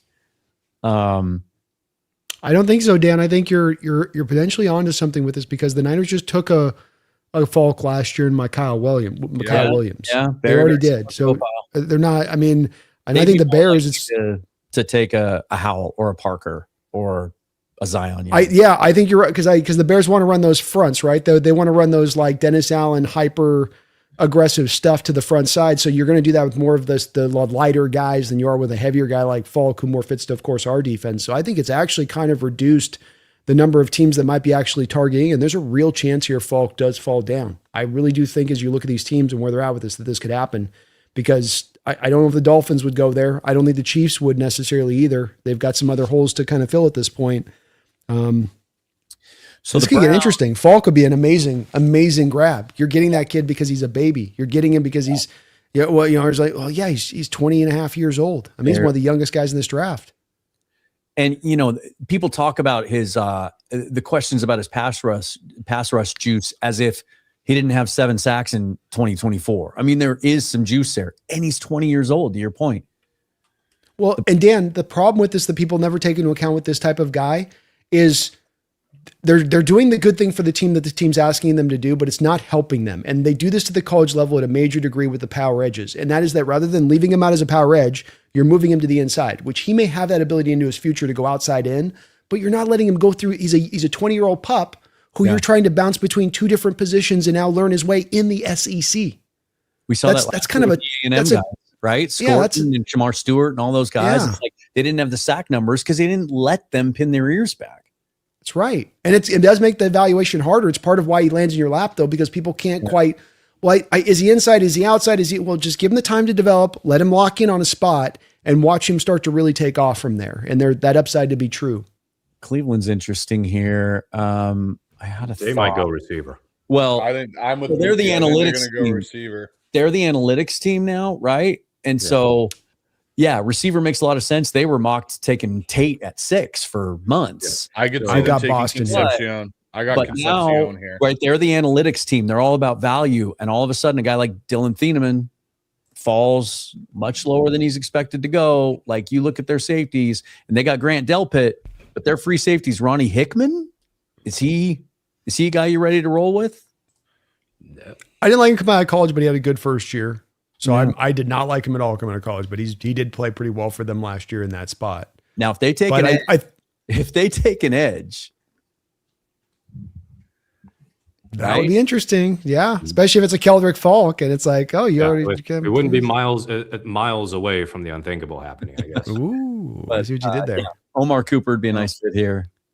What the F was Jay Glazer talking about, by the way? I feel like I've been catfished. Close with McVay, right? He's really tight with McVay. I think it was Simpson. I think that was the big shock. Yeah, it must have been. So here we go. Corbin Smith. This is from Kevin. Corbin Smith, who has inside sources, has been good at predicting our first round picks the last couple seasons. Maybe he's hearing something from the inside, but about Hood and Johnson. Well, he's been saying for quite a while that Johnson was going to go in the top 20. Hood was, where am I? Hood's been mocked consistently to the Chiefs at 29. So we'll see if he gets past. But they just took Delane. They took Delane, right? They traded up. So right. Now it changes it. I can almost guarantee you that's not going to be a corner pick for them. Bears aren't going corner. The Bills aren't going corner. The Niners aren't going corner. The Texans aren't going corner. The Chiefs aren't going corner now. Dolphins could. And then New England's not going to. So all of a sudden, Hood or Chris Johnson, if you just start doing the math, really good chance they get to him at 32. And if that's the case, trade back. If one of those, that makes sense to us. But what's their grade? Yeah. Right? If they look up at their board and they've got Colton Hood or Chris Johnson, and I think Johnson's probably above on their board just because of the character stuff and everything else. Like if there's a gap between that grade and their next guy, they might stick and pick. Good position to be in as far as at least in that. We've really got a good options ahead of us right now as far as this bundle goes. And if they do take a corner, to your point, Dan, you know that they've got conviction with the other ones that are available around that area where they really did think this guy had a bit of separation to him, or somebody just didn't give us any trade back capital that was worthwhile. And let's face it, this first round, it's been some minor trade ups, like a couple of positions, but it's not been ferocious. And then just to... good call, you guys. Man, you guys are on it tonight. Well done. Concepcion to the Brownies. Casey Concepcion. I think he seems like a nice story, and I'm rooting for him. So the run-ish on receivers is still ongoing. Yeah, this is going to be a good wait until a corner. I'm wondering about Chicago and what they could do next because they're fine at safety. Like they just signed Kobe. The Browns are making a run at wide receiver for the most drop-itis crew in the league. Yes, Concepcion, and then the who's the other kid they got, the Alabama kid out there that they Jerry Jeudy. Got the Jerry Jeudy with his drops. Remember when he leapt into the air for no reason and just fumbled the ball? Well, it wasn't the leap. He did kind of this weird high step for no reason. He got swatted from behind. Yeah. Oh, this is great, boys. Dan, you started the top of the show. Receivers, tackles. Let's see a bevy of those go. Just a huge chunk of that take up this first round because we're not going to be targeting that likely, and this is just what's going down. Yep. So Bears, Bills, 49ers are the next three picks on the clock. I'm curious to see where Lomo goes next. Trying to find this exact quote. Hang on, you guys, because we're talking about the corners. It reminds Patriots, maybe Mookie. Mm-hmm. Well, the Patriots could trade down, and I'm sure they would love to trade down so that Vrabel doesn't have to speak again tonight. But I'm sure there's a reporter that could absolutely tell us who the Patriots are going to pick. But the Jamad McCoy knee thing's real too. Mm-hmm. This has been confirmed like on this now. year's Like, Bill that Johnson, wasn't. essentially. Yeah. Wild. Okay. I did want to pass along something that I got last Friday, and I shared it then, but I'll share it again here because we've been talking about the corners and how some of those guys are falling. So this is what my source in the building told me as of last Friday. And granted, this was at the same time he said, look, we still have a lot of work to do this weekend. We haven't reached a consensus yet. But he said, I was wrestling with what to share, and I want to help you out, so I'll share this scenario. We likely draft a cornerback at 32 and then trade up from the 64th pick with a swap of late picks or potentially some of our, an extra pick from next year. I'll let you fill in the blanks with that. He did say at another time that cornerback is one of the most likely scenarios that they were focused on with that early pick. He also told me several times that they're worried they're going to be stuck at 32. They've talked to the Titans about moving down to 34. But if that's the case, this board is falling right into their lap. Yeah, it's gone very well for them because the areas where they have a quote unquote need are the areas that we're not seeing a run on right now. Mm-hmm. Those are the ones being pushed down. And even at edge, like it's not as great a need, and there's still going to be enough guys even through There's 60 some points. cool guys on day two. Some really, really cool guys that we all like. You can get what's his name, R. Mason Thomas. Mm-hmm. Even Derek Moore could be like Derek a late Moore. second round guy. I wouldn't be totally shocked if he went early third. So Kieran Crawford, Jay Sean Barham, a bunch of the guys on our lists. All right, guys, Absolutely. let's get through a few more of these super chats here so we can have.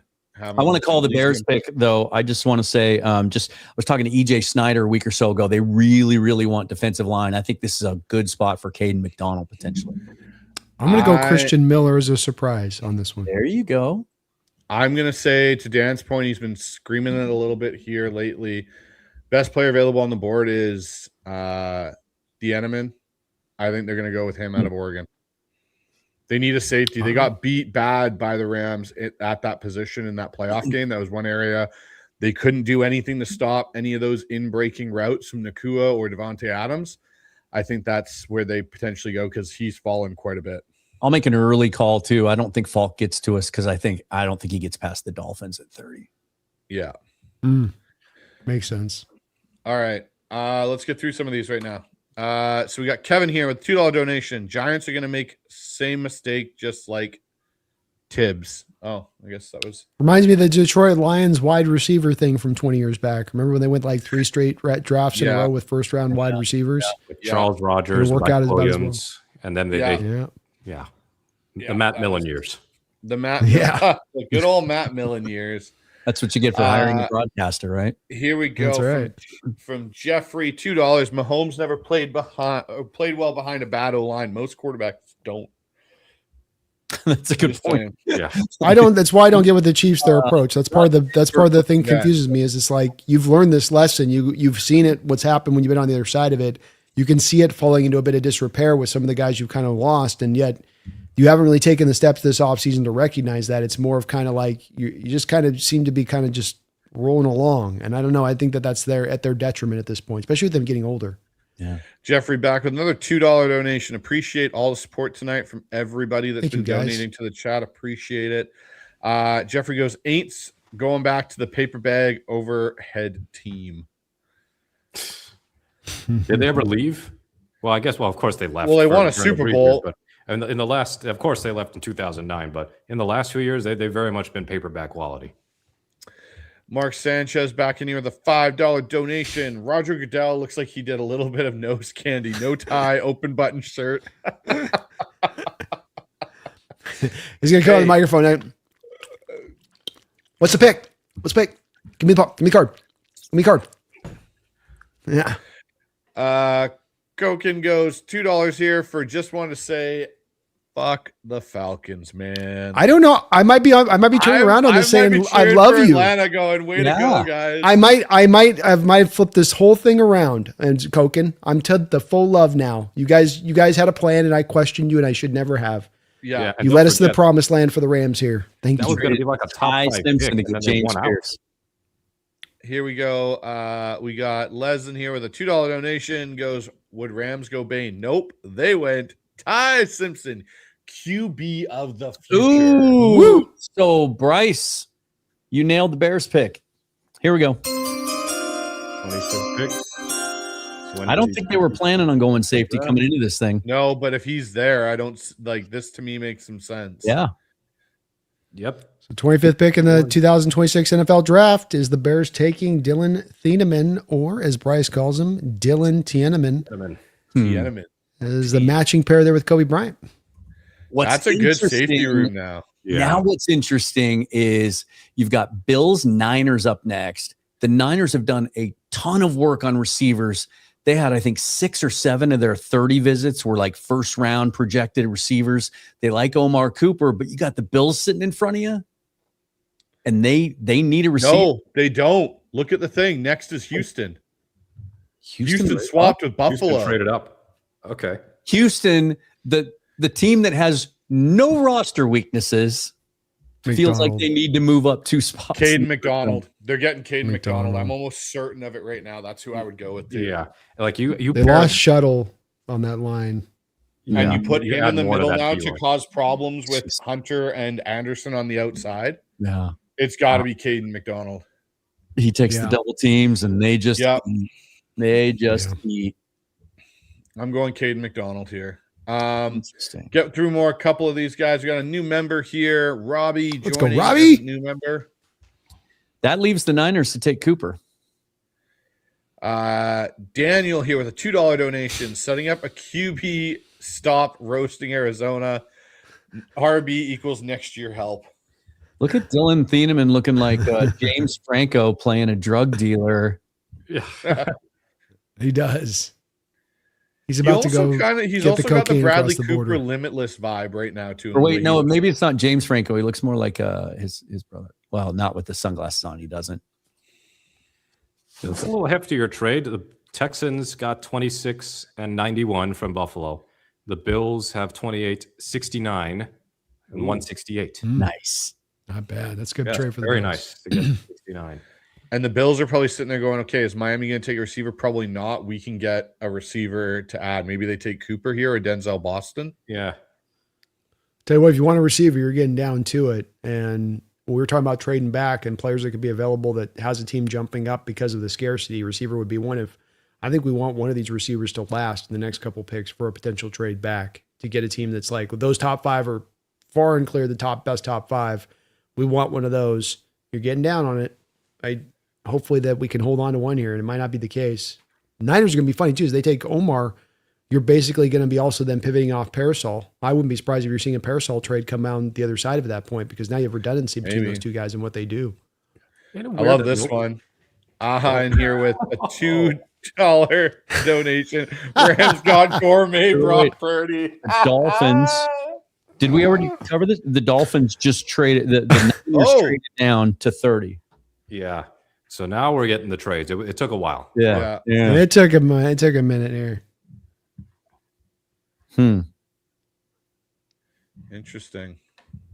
That's a good one. I like Texans that. are picking 26 and 28 here. Okay, so the Bills trade all the way out. No, Buffalo's got 28.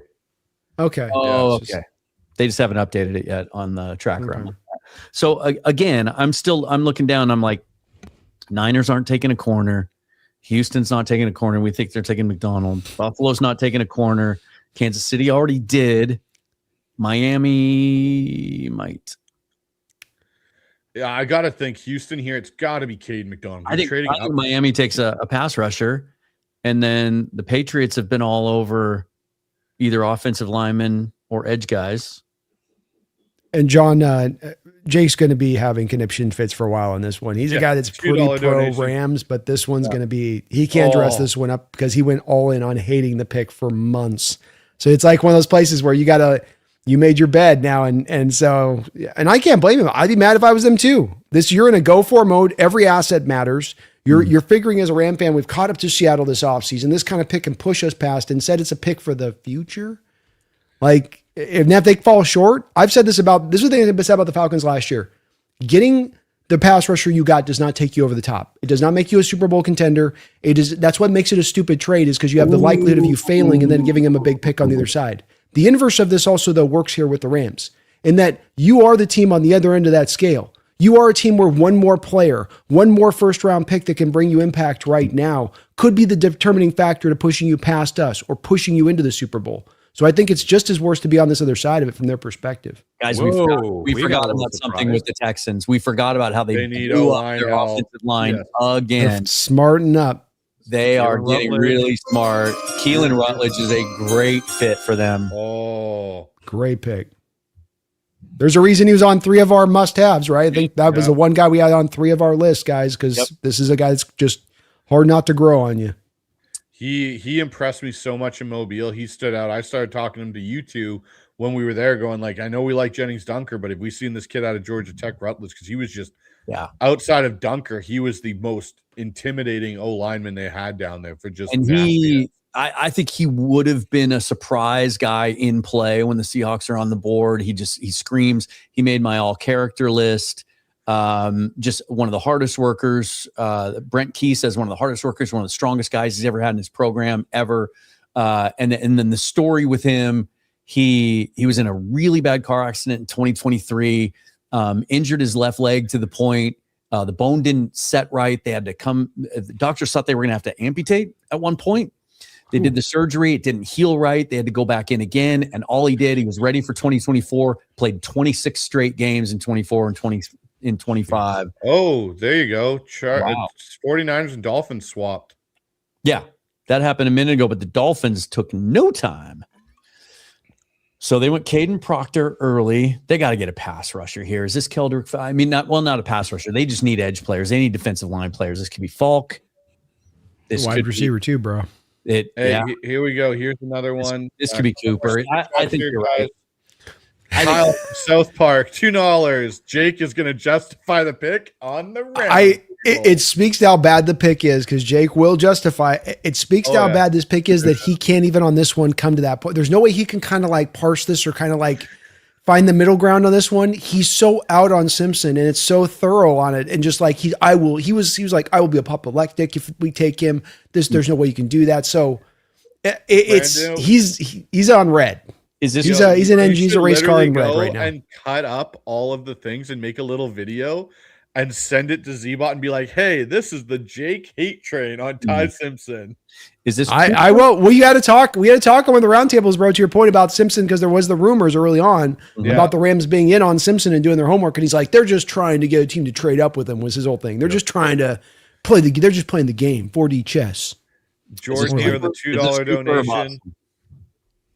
I'll say Cooper. I'm gonna say Boston for Buffalo. They're gonna snipe the Bills. I'll go with Boston.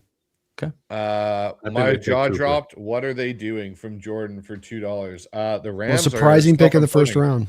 He finally made an appearance. Mm-hmm. Hey, what's up, buddy? What's up, buddy? He's like, I want out of here. This is not exciting me. When no, he's liking the chest rubs. He's like, yeah, that's all right. I can take this. So the Dolphins-Niners trade is Niners are at 30, and they also get 90. Okay. That's it for the trade. So it's a good trade for the Niners. Mm-hmm. Shiitake mushrooms.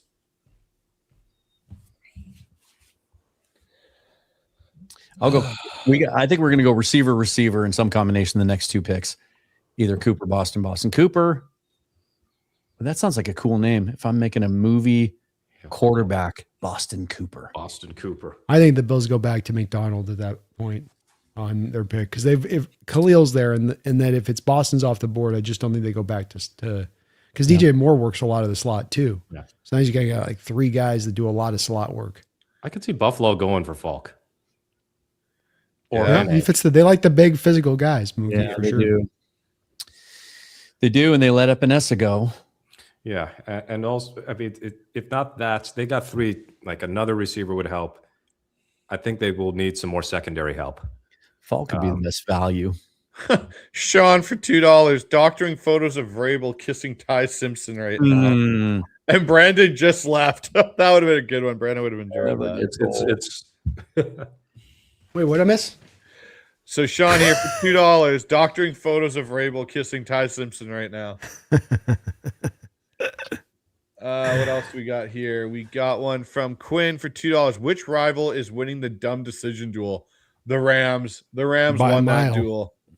And that's saying something because the Cardinals did something absolutely very idiotic, but this supersedes that. I think you guys are right about the Dolphins. I think it's Falk. This is great value here. He wasn't supposed to be available. They need help up front. They let all their edges go. He's So here's super one, young. He fits their timeline. HHG. He fits their timeline. Here's one for AHG, $2. Breaking news: McVay No! retires from after the pick. Well, Yeah, Dan. Yeah. there's the first. There's the first one shit. that hurts.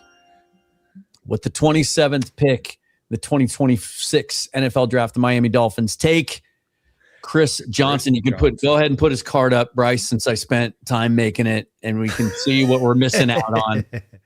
A+ character, smooth mover, fluid hips, played more zone than man, but did it really well. Incredible ball production. His passer rating against was under 20. Turned down NIL money. It was just Seahawk all the way through. Likes to come up and hit in the run game. That's a really smart pick by the Miami Dolphins. Something that we don't say a whole lot.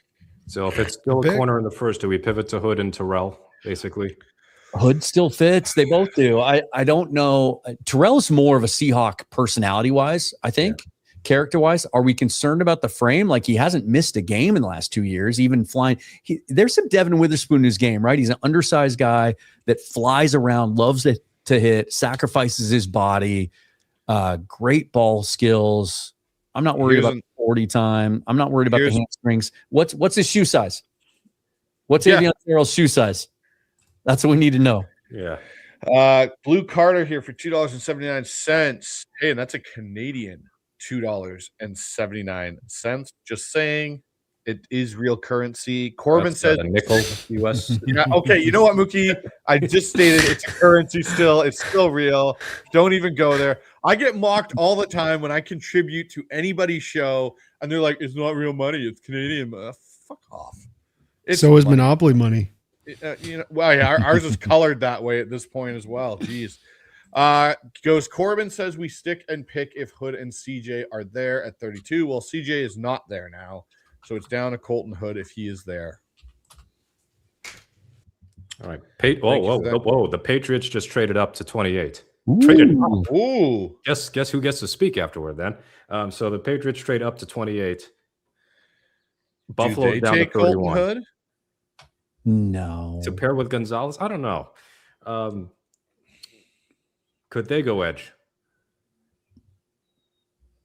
This could be for Falk. They need help up there. Yeah. It's like Landry's all right, but. Got another one here from Warhammer Guy.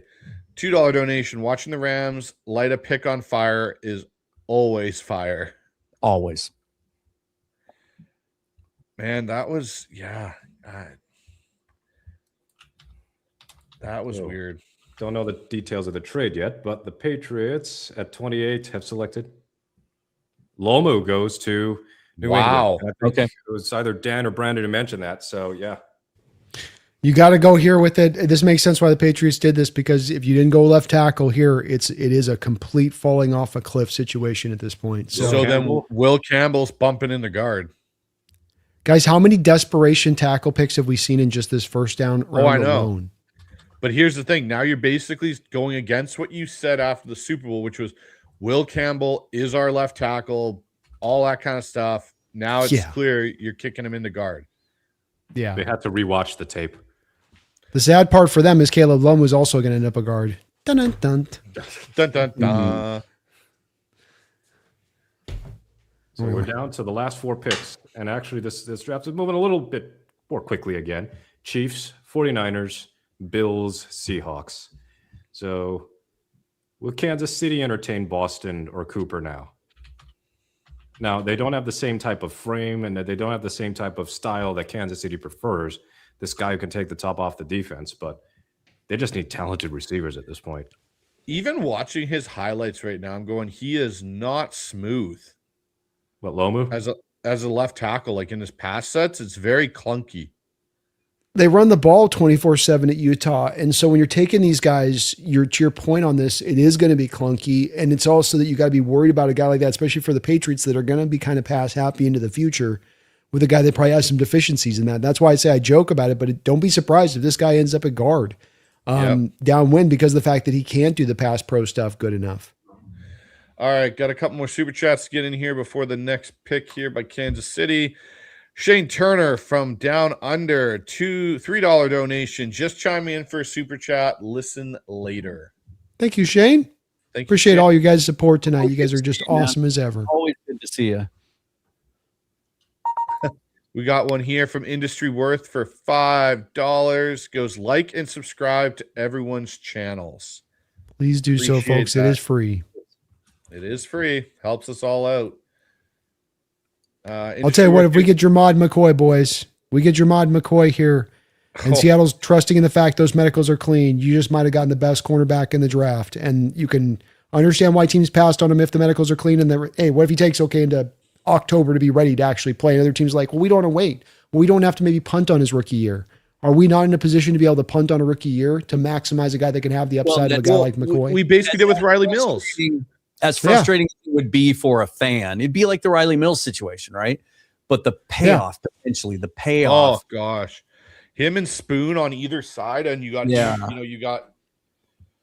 And the reports are that he's going to have the other procedure. That procedure might cost him much of 2026, but that the long-term prognosis is solid. That's what it comes down to for me, Dan. I'm not worried about the 1 year when we're in the catbird seat to be able to do this type of thing. Yeah, that's what I was going to say. We're not in that. We're trying to open our Super Bowl window. We are in it, and we're young, and we're in it. You can take that extra year of letting a player of his caliber, be there. And the other thing too is if he does, right, like this is the other thing. Go back to what happened with Terrell, right? Or sorry, Darrell Taylor. Right? He had that extra year because he didn't play his rookie year. So you get a guy with a fifth-year option, right? With a fifth-year option that then, again, you have that opportunity where, hey, really, it's 6 years in theory because he just redshirts year one. Yeah. This had just popped up from Rappaport. So we were talking earlier about the Steelers potentially getting a receiver, and then they go pick Max from Arizona State. They were on the phone with Mekhi Lemon, and then the Eagles traded up. So they in-state rivals. Oh, I love stories like that. Yeah, in their own building, essentially, they got sniped for the pick that who they really want. Still receiver here? Is this Cooper? Yeah, it could be. No, I got a feeling. I would not be shocked. I'll say this: I would not be shocked if Kansas City doesn't take a D tackle. Is it Caden McDonald or is it Peter Woods? Yeah, McDonald or even Peter Woods. They do need some defensive help here. That is true. I mean, they lost the corners and they lost a safety. Jones is getting older out there. Yeah, that's what I'm thinking is Chris Jones. Like you need someone in the middle of that. Industry Worth with a $2 super sticker. Thank you, Industry. Thank you, Industry Worth. And another one, $3 Let's super go. sticker. Thank you, Industry. Appreciate it. Mark Sanchez in with another $2 donation. Jake is speechless with the Simpson picks. I'm literally probably going to go watch Jake's moment tonight of just sheer shock and disbelief. Yeah. Jake usually he loves everything the Rams do, but tonight, right now, this is how Jake's going to be. I hate so much about the things that you choose to be. That's Jake tonight. Oh, man. Kansas City's pick is in. Thank you for that, though, Sanchez. Appreciate it. Are we at the podium? Thank you, Sanchez. Chiefs fans are in the house. Yeah. Ooh, okay. Well, you guys were on it. You guys, the logic and rationale was on it. Yeah. God, he was it McDonald or was it Woods like I thought it might be? Like all throughout the college football season, he was top 10. Like the traits are there. Sometimes the production's not. Niners just traded down again. So they traded out. The Jets hopped in. Oh, the 49ers traded out with the Jets. So they went all the way down to 41. Is that right? The 33. 33. Okay. The Niners have not done well in the past with collecting a bunch of picks as a strat. Did the Niners just take our opportunity to move down away? Are we stuck? I tell you, it's tough. The CS not seeing to your point, Dan. There's got to be a path for us to trade back with all these moves happening right here. I mean, every other pick right now we're getting movement. John's got to be able to find something. And at this point, with all these guys that are left, is that the preferred path, or any of these guys for you got to have them stick and pick? Well, Dan, to your point, with Jermod McCoy and Avion Terrell, these guys' tape and these guys' talent is supreme to whatever else you're picking. It all comes down to the medicals. And if you pick one of these guys, it says the Hawks have faith in the medicals, and we can trust that we're getting a guy with true upside in a draft where we're watching reaches, we're watching picks for need right and left. And here we're able to go take a guy with just pure raw upside and what they bring. I would celebrate that pick tremendously if we were able to do that in that split. And they're not going to take a guy they don't think the medicals are clean on. So the Jets, let's see, where David Bailey, they moved Garrett up. Nussmeier, Dan. Oh, God. So just talking about it, guys. Here's Avion Terrell. He's the smallest of the bunch. Some teams see him as an inside guy, but man, he plays. I see a lot of Devin Witherspoon. I really do. Yeah. He got his brother as a baseline. I mean, he's his brother. Yeah. You've seen what he does on a football field, and they're almost exact in how they play. We haven't talked a lot about Cisse at all, and he had a visit. I think he might athletically, he might have the highest ceiling. He's super smart. He's got the IQ, but he might take a little time. That was kind of my thing. Is Seattle willing to take a chance on a super young corner? And here's the one thing I'll say about it too, guys. If you look at it, if you take like the way Mike McDonald unpromptly talks about Nehemiah Pritchett, they may view Pritchett as corner 3. As scary as that might be for some fans, they really might view him as corner 3. Cisse might be corner 4, which allows him that time to develop potentially. Yeah. And then you got Traden Stukes, who me and Dan really he's the Swiss Army knife. And like Dan listed, DB. It's the size that I think is what intrigues me the most as far as the ability to be corner or safety and be a good size cornerback, good size safety. So the Jets their pick is in already. So we are 2 picks away, ladies and gentlemen, from the Seattle Seahawks being on the clock. And they go Omar Cooper. Yeah, so the Jets have gone Omar Cooper. So Buffalo, you still want Denzel Boston. This is your opportunity. I stopped mocking Colton Hood, weeks ago because he just wasn't getting to us. Right. I'll admit something to you guys. I made this card about 7 minutes ago. Because I just didn't think he was going to be available. Yeah. Like we saw him in Mobile, and the one rep that I know, Bryce, you and I watched together that stands out the most he actually gave up a long reception for a touchdown, but it was a perfectly thrown ball and it was a contested catch, but it was teaching tape for how to get your hands on a guy, flip your hips, mirror, get your head around. He just didn't make the play. I thought consistently, like I didn't see as much his from technique is very good. I thought consistently, I thought he was the best corner in Mobile. Yeah, I would him or Chris Johnson. And he likes to hit. I mean, he's not a liability in the run game. Like people that were frustrated with Reek are going to love Colton Hood. Okay, so guys, do we think we get out of this round? There's got to be an opportunity, like Brandon said. There's so many guys here. At worst, look, Buffalo's not going to take a corner. They have other bigger needs. And so all those guys are going to be available to us. I think John would even take a slightly undervalue, but it looks like teams are getting value. That deal that the 49ers took, I didn't look at it specifically on the trade chart, but to get 90 back from moving down into the early second round. So what about Caden McDonald? If he's there? With what's left, I don't think it makes sense. Take him, but I would love him. John talks about how they factor need into their grade. One of these guys is going to be higher in the board. Multiple, I think, of these guys are going to be higher in the board than Caden McDonald. And then I keep going back to what my guy told me a few days ago, that cornerback was kind of the focus and the most likely scenario. So 30 for the Jets. The Niners got 33. They also get a 5th. So that's about as close to an instructional as we can get for a Seahawks trade down. So somebody in the chat's yelling about TJ Parker, and I guess maybe we got another trade. The Titans have moved up to 31. So maybe if the Seahawks don't trade down, it's because other teams. Well, what's interesting about that, it'll be. I'm curious to see what they got, because the Seahawks had been talking to Tennessee for over a week. Yep. Jeez, that sucks. Yeah, that must mean that they weren't offering enough. Or they're afraid of who we're going to take. Maybe the Titans jumped up for another corner. Yeah. Yeah, that's true. Oh my God! The thought about Colton Hood staying local and we lose out on Hood because the Titans kept. We could get sniped here. You think about that deal the Titans made late last year, right? To take a flight. Didn't they make that deal with the Yeah, they did.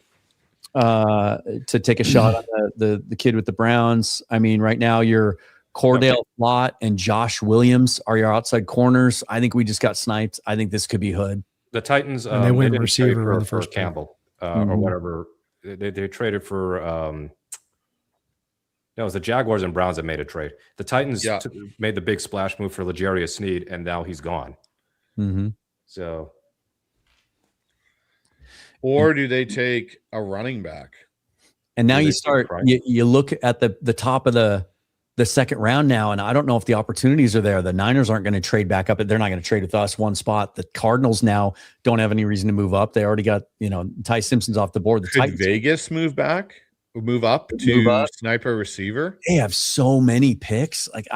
They could, especially Boston's there. Yeah, maybe.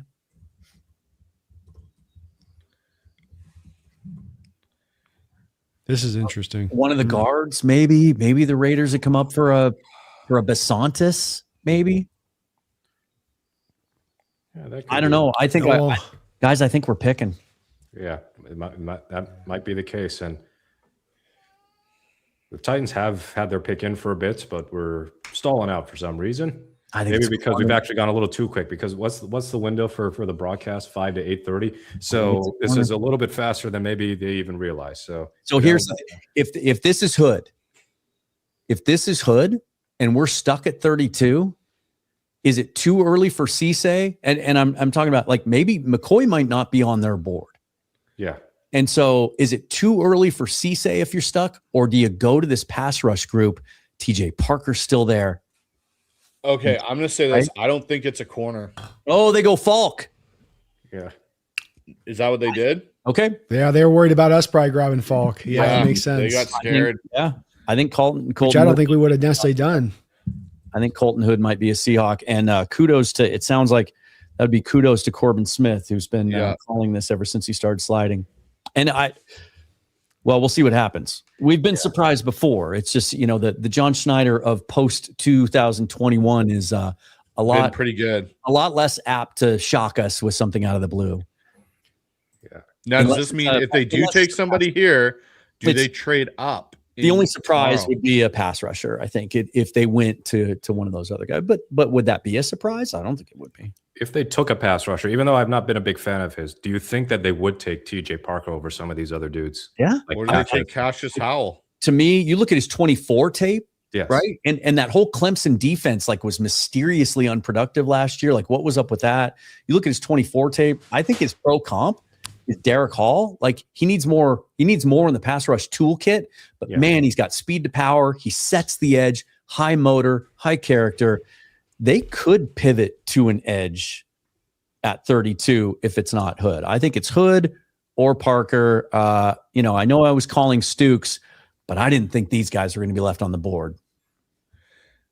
And at this point, you have to wonder, is there a possibility that some guys that we expected to go early to mid-second are going to get pushed down as well? Yeah. Could we see Stukes still available at 64 or Absolutely. in the 50s? The age could be a legitimate thing that pushes him down towards 64. And he's got an ACL on the books too. Yes. He's got medicals. Yep. By the way, guys, just on another note, we have almost 1,700 people watching the stream right now. Let's go. Well, guess Thank what, you, folks? everybody. We got more draft party coming tomorrow and on Saturday. Every pick. We'll be going end to end, folks. So, I think this is going to go down. I think we're going to see this clock wind down. Well, my black magic didn't work. My dark magic didn't work because I said Chris Johnson. He's not there. Yeah. Sorry, Brandon. I failed you. You tried. Bang on 8 o'clock. You were rolling there through the first part of the draft, man. I was rolling really well. I was doing well. I think the lack of pass rushers in the first round is a real storyline. Mm-hmm. Falk going all the way to 31 too. Just definitely represent Bain dropping too. They did not like the edges in this draft. It definitely stands out as you look at it. I mean, Malachi going up is kind of a surprise, but that was the only real one to me. All right, The come on. Seahawks did pick. He by the looks, way. and you know what? The funny thing is, out of all the Pick draft is in? picks, he looks Okay. like a young And- kid. But We're I gonna don't, get know, I don't know who it is, but Garofalo is saying that they did. Is it We're gonna Garofalo or Garofalo? It's We're going to get a Garofalo. pick today. yes. We are So they going are to get gonna a pick pick. to talk about today, guys. It's kind of a bummer. I wanted some extra picks. They still could. They could move down from 64, but they also feel like the value in this draft is closer to 64. So we might see some maneuvering. We might see a trade up tomorrow, somehow, some way. Maybe a player's involved. Maybe they do throw a day 327 pick at somebody. Yeah, I think that they can afford to give up a 5th or a 6th next year, yeah, knowing that they're going to with get the one of those comp as a comp. formula. It's Hood or Parker, and I can't choose. Flip a coin. Yeah. What if they do go for guard here? There might be some people in the Pregnon? chat, the John McGraths of the world, going like, if they Anthony Bradford count your day sort of thing. If they go with Besantis or But Besantis is the better scheme fit. Pregnon would be a big hit with the fans. I know there's a lot of. I know he's an older prospect with 1 year, basically one really good year on tape. But man, there's a lot of fans out there. Oh yeah, and we have to figure out are these networks going to go to commercial before the freaking Super Bowl champions are on the clock? Probably. Yeah, they want to stretch this out to the end for sure. Someone said Dunker. We all love him, but that would be a massive overdraft at this point. Yeah, that's. I'm seeing that's people not that are happening. posting that they're seeing it already. Has it already been announced? Yeah. I'm not seeing it on the ESPN tracker, and they've been ahead on this. They're not even, Yeah. of course, NFL Network never cares about our picks. They haven't even switched it to the pick is in yet. Yeah. Yeah. Well, I'm trying to. Okay, now they've just said pick is in. I Okay, don't. then want let's to do be this. spoiled, so let's do Oh, wait. No, I'm wrong screen. Hold on. We got to do this for our own team. John Pick is Schneider, in. shaking And hands. I'm going to say Welcome Colton to Hood. this. I'm going to stick with what my guys told me for over a week. I think it's corner. I think it's Colton Hood. Yeah, I think it's Hood. There's some fun edge guys later on that we'll be talking about tomorrow. Very mild perspiration tonight for I'm John staying Schneider. quiet because I just got my phone buzzed and from one of mine, and I know what it is, and I'm just gonna stay quiet. Okay. Wow, they did take Bo Callahan. Tell me this. Unbelievable. Bo Bryce, Callahan, yes. Bo is Callahan, the player, Sam Darnold. is the I guess player it's that we're going time to move pick, on. does the player that we're about to pick, is there a card for him down below? No, Really? no. Okay, we have a special guest to announce the pick. So let's see who this gentleman is. I put on Really? my headphones because I got the monitor elsewhere. But Is it? Oh, wait, Bryce, hold on. Let me put another card up. Oh, come on. I got to beat it. Where is it? Here it is. Tell me. Just yes or no, Bryce. Yes. Oh, so we've come full circle to where we started. Yep. Oh, this is going to be fun to talk about. It's, hey, Oh boy. Brandon has the same expression I do. I know. I have the headphones on, so I haven't heard a word you guys have I'm said just the going last to minute. say this. So, I started the draft process all in on this scenario, and then I talked myself out of it, and now I'm pissed that I did. all right. So Because Make a John Wish was telling Foundation- us, John and Mike have been telling us in the same exact way. I don't want to give it away. I think I know what it is. I think I know what it is. And I Same way haven't been that they spoiled. talked about So, Gray Zabel last year, the same way they talked about Yep. trusting the I process. think I know what you're talking about. So, Ladies and gentlemen, Seattle Seahawks. with the 32nd pick in the 2026 NFL Draft, the Seattle Seahawks select Jadarian Price, running back, Notre Dame. Well, Well, I'm not thrilled with 32. I thought would have been 64. I'll just say, like I said, I started out and then I talked myself out of it. But lately, like, you got to give credit to guys like Zerline and Jeremiah for 2 weeks now. They've been saying this is the pick. John's been telling us, trust the process. Mike has been getting surly when he's asked about the running back position. Trust the process. And I have to stick with what I've been telling people for weeks. In this draft class, You have to throw out the old rules. The whole positional value thing, you have to throw out the window. This guy, I could make an argument that of all the players left on the board, this player has the potential to have the biggest impact on the 2026 roster of any of the players left on the board. So we can say goodbye to Jonah Coleman. He's not going to the Seahawks. I'd be shocked if they took a second running back with limited capital. Man, I didn't think they'd do it. Well, I tell you what, this does dispel the same idea thing that happened last year. I talked myself out of Zabel last year too, even though I wanted it because I just didn't think they would do it. Yeah, I'll tell you what, this dispels the idea that, Pete's the one pushing all the early running back takes. So I heard something from Jeff Simmons when they were at the combine. There was a guy that, well, I can say this: the Mike and John legitimately look happy about this. They're ecstatic. I also now think that we know the reason that Jadarian Price took 0-30 visits. Yeah, I think this was an example of like in the NBA, sometimes when you know a guy has a deal at like overslot, or in baseball, right? Like an overslot deal. And they're like, well, he's untouchable. We know where he's going.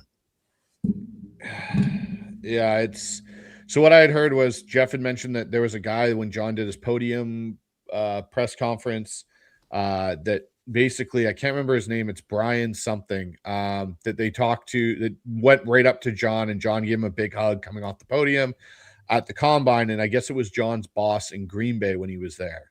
And so Jeff and Brian Nimhauser interviewed him the next day, and he told them that of all the position groups, John watches running backs. It's his position. He loves it. It's what he does. So if he feels this is the right move, it's probably the right move based on their need, based on what they view. And hey, we got a new running back in Seattle. Everyone that was screaming for us to, how do you replace K9? Well, yeah, Seattle just did it. And you know what? I want to get Brandon's thoughts because he's the quietest out of us all right now. I mean, I think I appreciate everything you guys are saying, and I think he'll be I think he'll be fine. Somebody said in the chat they're whelmed. I'm whelmed. I'm certainly entrusting in John and everything you said there. I mean, I don't have a lot to add because we've talked a lot about this pick as a possible pick in this spot, and I still feel the way that I felt about it. Drafting and being successful in the draft, as we lamented on a lot of the players picked in this first round, is a lot about picking value right and not reaching for need. And this pick screams to me for you're kind of picking for need. Doesn't make it a bad pick. Doesn't mean he can't be a good player. It's just that this is a very simple thing that I've learned through the draft through all these years, is that the teams that lean into need, especially early on in the draft, especially really early on in the draft, don't tend to have successful drafts. Maybe you can buck that here with this a little bit, and maybe that's that he could be that instantaneous guy who goes out there and gives you that productivity. But it's just, that's what holds me up on this one a little bit from being able to just get out of my shoes and be celebrating this pick right and left. I don't necessarily hate it, but it's just kind of it's a whelming pick for me. It's not exciting in the respect to me that you're really tapping into that value that's been, again, on this, the big focal point of what's driven this championship success over the last 3 years. It's not how you've paid guys. It's not the trades you've made. It's that you've drafted the value and you've stayed in that pocket firmly without deviating. And so that's just where I have a little bit of hesitancy here. There's a lot of reasons he fits. Just the game. He's a zone runner. Really, he gets up to top speed quickly, like his first step, and boom, he's there. The lateral movement. He's got love the jump cuts, contact balance. Very, very limited exposure in the passing game, but looked really clean doing it in his combine workout. And then you talk about the Seahawks stuff, right? Stayed loyal, stayed at Notre Dame, even after Jeremiah Love committed, even after he knew he wasn't going to be the guy, right? Passed up NIL money. This was in Dane Brugler's The Beast. Humble and quiet by nature, but serious about the work. One NFL scout said, quote, type of guy you're okay with your daughter dating. And a lot of the analytics too, one of the most explosive backs per touch in college football last year. And oh, by the way, one of the best kick returners in college football. I'm wondering if the special teams factor, Shaheed can, of course, you got Shaheed, but do you want to have him focus a little bit more on the actual receiver stuff and less of the special teams? Like you can keep him the punt returner, for example, but let Jadarian Price be the kick returner. Well, and they went with 2 kick returners most of the time last year. And so now Jay Harbaugh can play with that, right? You want to kick away from Shaheed? Okay. All right. Take your chances. Yep. Does this, for those who are kind of like down on this pick, I'm not down on this pick. I'm just don't love the process. Did the Seahawks just Clyde Edwards-Helaire themselves? What I mean by that is they had needs elsewhere, but the Chiefs took Edwards-Helaire, and I think T. Higgins went with the next pick. And there was some other running back at the top class who went. Jonathan Taylor might have been in that same draft class. Yeah. Yeah, and he wanted to be a Seahawk, remember? Let me just be devil's advocate and just to try and take the optimistic view, because that's what I always do. Don't you think if Mike McDonald was adamant that he needed one of those edges, or he needed Colton Hood, that he needed more, that we weren't going to be able to get tomorrow, that he would have influenced this pick, right? I have so much trust for this evaluation staff, scouting staff, personnel staff, John's decision-making, the way he works with his crew, Mike's judgment on the whole thing, that I trust what they're going to do on defense, because I did want him to trade down. I wanted an extra pick so that we could maybe work an offensive lineman into the equation at some point. Maybe we still will. But I still think, like we talked about all these edges that are left, and there's 2 waves behind them of guys that we like. So maybe they still are able to add one of those guys. Maybe at 64, they get one of those safeties that we like that can help them in that middle of the field. I trust him. I really trust him. And also I like the player. I'm not as hung up on positional value as some other people. I really like this player. Yeah, I just liked Coleman as the best fit. His ball security is great, but Jadarian Price is more of a home run hitter. And maybe that's the thing. I guess what we've learned is Seattle still will value having a home run hitter at running back, having that explosive play capability that, yeah, I think that Coleman can hit some home runs, but he's more like he'll get you a lot of effective singles, some doubles, maybe the occasional triple. And it's always funny when the pick becomes reality. You start to remember things you heard throughout the process that maybe you didn't pay enough attention to or you dismissed. About 3 weeks ago, Brady Henderson did a report. It was just a little 90-second hit on ESPN from his houseboat, right, with his ESPN microphone. And he said, they like the backs they have in the room, but what they don't have is they need to replace the explosive element that walked out the door when Ken Walker left in free agency. And this is, I know a lot of fans got enamored with Mike Washington, but he was an unfinished project with 1 year. Like that was a raw ball of clay. This was, you can argue, the most explosive back after Jeremiah Love in the draft. Brady was onto something. Mm-hmm. Well, I think that kind of knocked us for a loop because we were expecting corner. We thought, okay, Jadarian Price, all these people are mocking Price to Seattle, and only Seattle in round 1. Like no other team was anywhere in the mix for a round 1 selection of Jadarian Price. I thought he would have been available at 64, but maybe I'm wrong, and maybe Seattle didn't think that he would be available at 64, or not being able to trade down kind of affected when they could take Price. Like if they took him at 35. Are people questioning the pick as much? That's it. And I think we're going to hear, I think we're going to hear a lot of that over the night. I'm not looking at the comments right now, but I bet that's going to be a popular sentiment, is like, why didn't John trade down? Why didn't John trade down? Well, we've been talking about it for the last half hour. You could tell by the teams trading up ahead of us that those opportunities, when you start to look at now what was left at the top of the second round, those opportunities just dried up. And I just keep going back to, they've been worried for the last 2 weeks that they were going to get stuck at 32. They were. This was the highest guy on their board. Well, let's get through some super chats here, guys, now that we know the pick's in, and we got a few more to get through. So got one here for $10 from Hawksaholic. Remember when we reached hard for Milrow in round 3 last year? Man, let's never do that again. LOL. You guys truly are the realest and best Seahawks content creators. Let's avenge 2015 with back-to-back Super Bowls for $10. Thank you, Hawksaholic. Let's do it. What else do we got in here? We've got one from Bat Flip and Birdie Putts for $5 Canadian. Hey, guys, from Ontario, Canada. Hey, fellow Canadian. I love it. Just wanted to say, love the in-depth analysis with each of these picks. Keep up the stellar work. Thank you for that. Thank you, Bat Flip. Flips. We got Megan in here again for $2. Goes fight on lemon. Wow. Or whoa, whoa, Let's go, whoa. Megan. What else we got here? We've got, I love this tag. I absolutely love it because I'm a Star Wars nut. I love Slow-Obi-Wan Kenobi. It's so good. For $5. Last time we had 4 picks in the draft, we came out with 11 draft selections. Go Hawks, in John we trust. What else do we got here? We got Mariner Crazy, member for 35 months. I'm surprised that Brandon Cisse wasn't on anyone's list as much as I heard that name from other YouTubers. Yeah, it'll be interesting. He'll go early tomorrow, probably. He'll go early tomorrow. Yeah, I agree with that. Medicals are clean on him, which could make a difference with these other 2 guys. I think there's a good chance that corners are the first run tomorrow, and then followed by edge. I'm gonna be honest to see if I'm gonna be interested to see if Seattle trades up tomorrow. If they don't go and try and trade up and get up out of 64 into that range, and give up a pick next year to do it, it'll be interesting. We got one here from Slow-Obi-Wan Kenobi again with $2. Can we get an overlay that shows the pick round, or I think it's pick right now? We got one here, another member for 4 months, Max Bayleaf, NFC West with 2 of the worst picks in the draft. Let's go.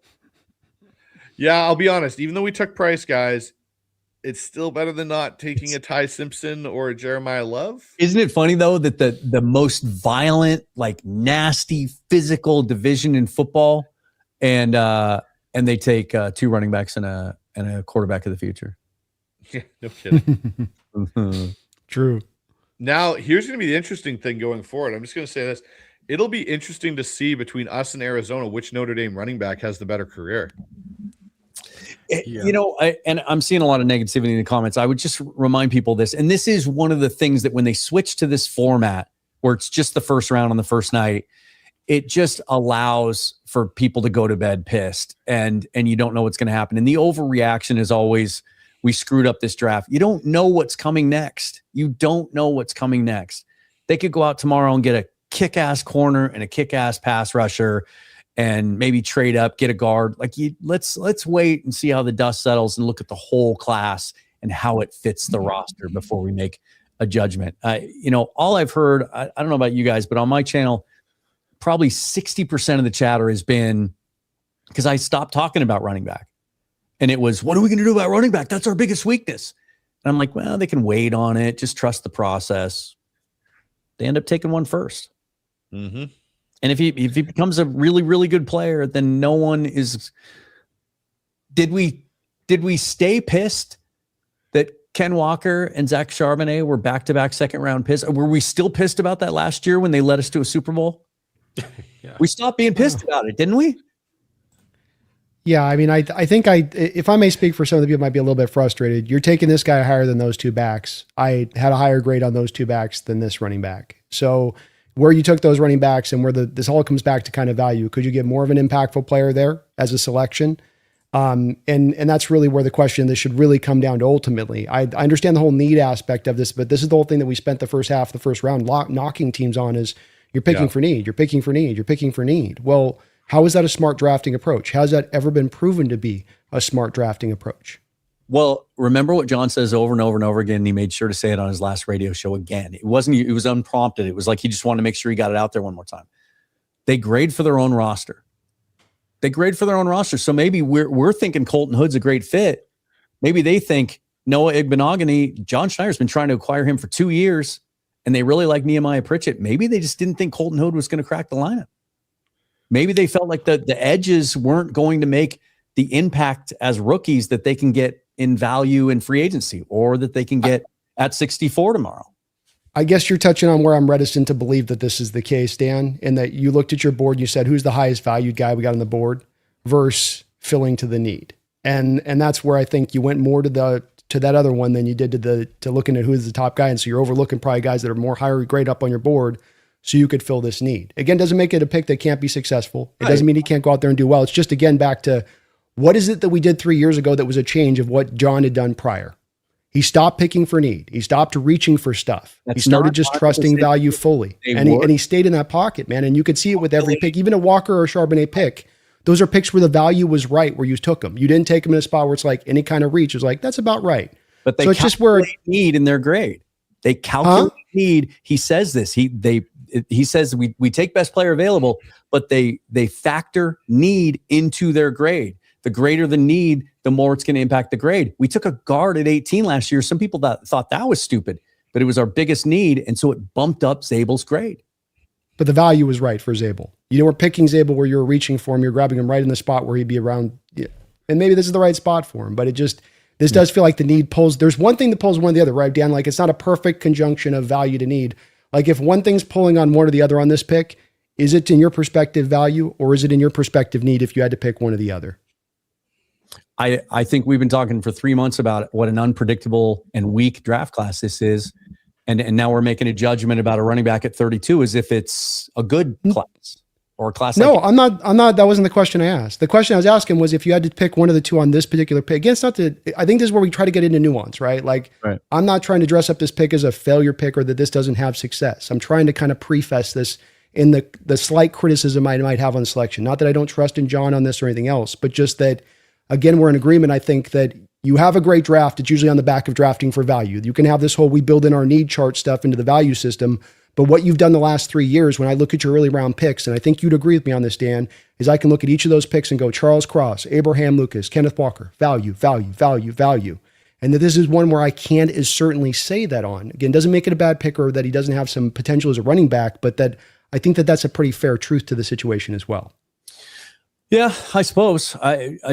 I know for 2 years they've been telling us they want to be a running football team, and that's really important. And their run pass splits are as run heavy as any team in the league. And they didn't feel like they had an explosive enough guy in the running back room. And you can say, well, then you should have paid Ken Walker $16 million. That's a whole nother argument, right? And I just look, the whole discussion going up to pick 32, I wasn't banging the table for Jadarian Price, but as soon as it was the pick, it does make sense. It was an argument I was making 2 months ago, and I got a lot of shit for it. I'm just at the point where my trust level for their process and their decision-making when it comes to this roster trumps what I feel like value on the pick is.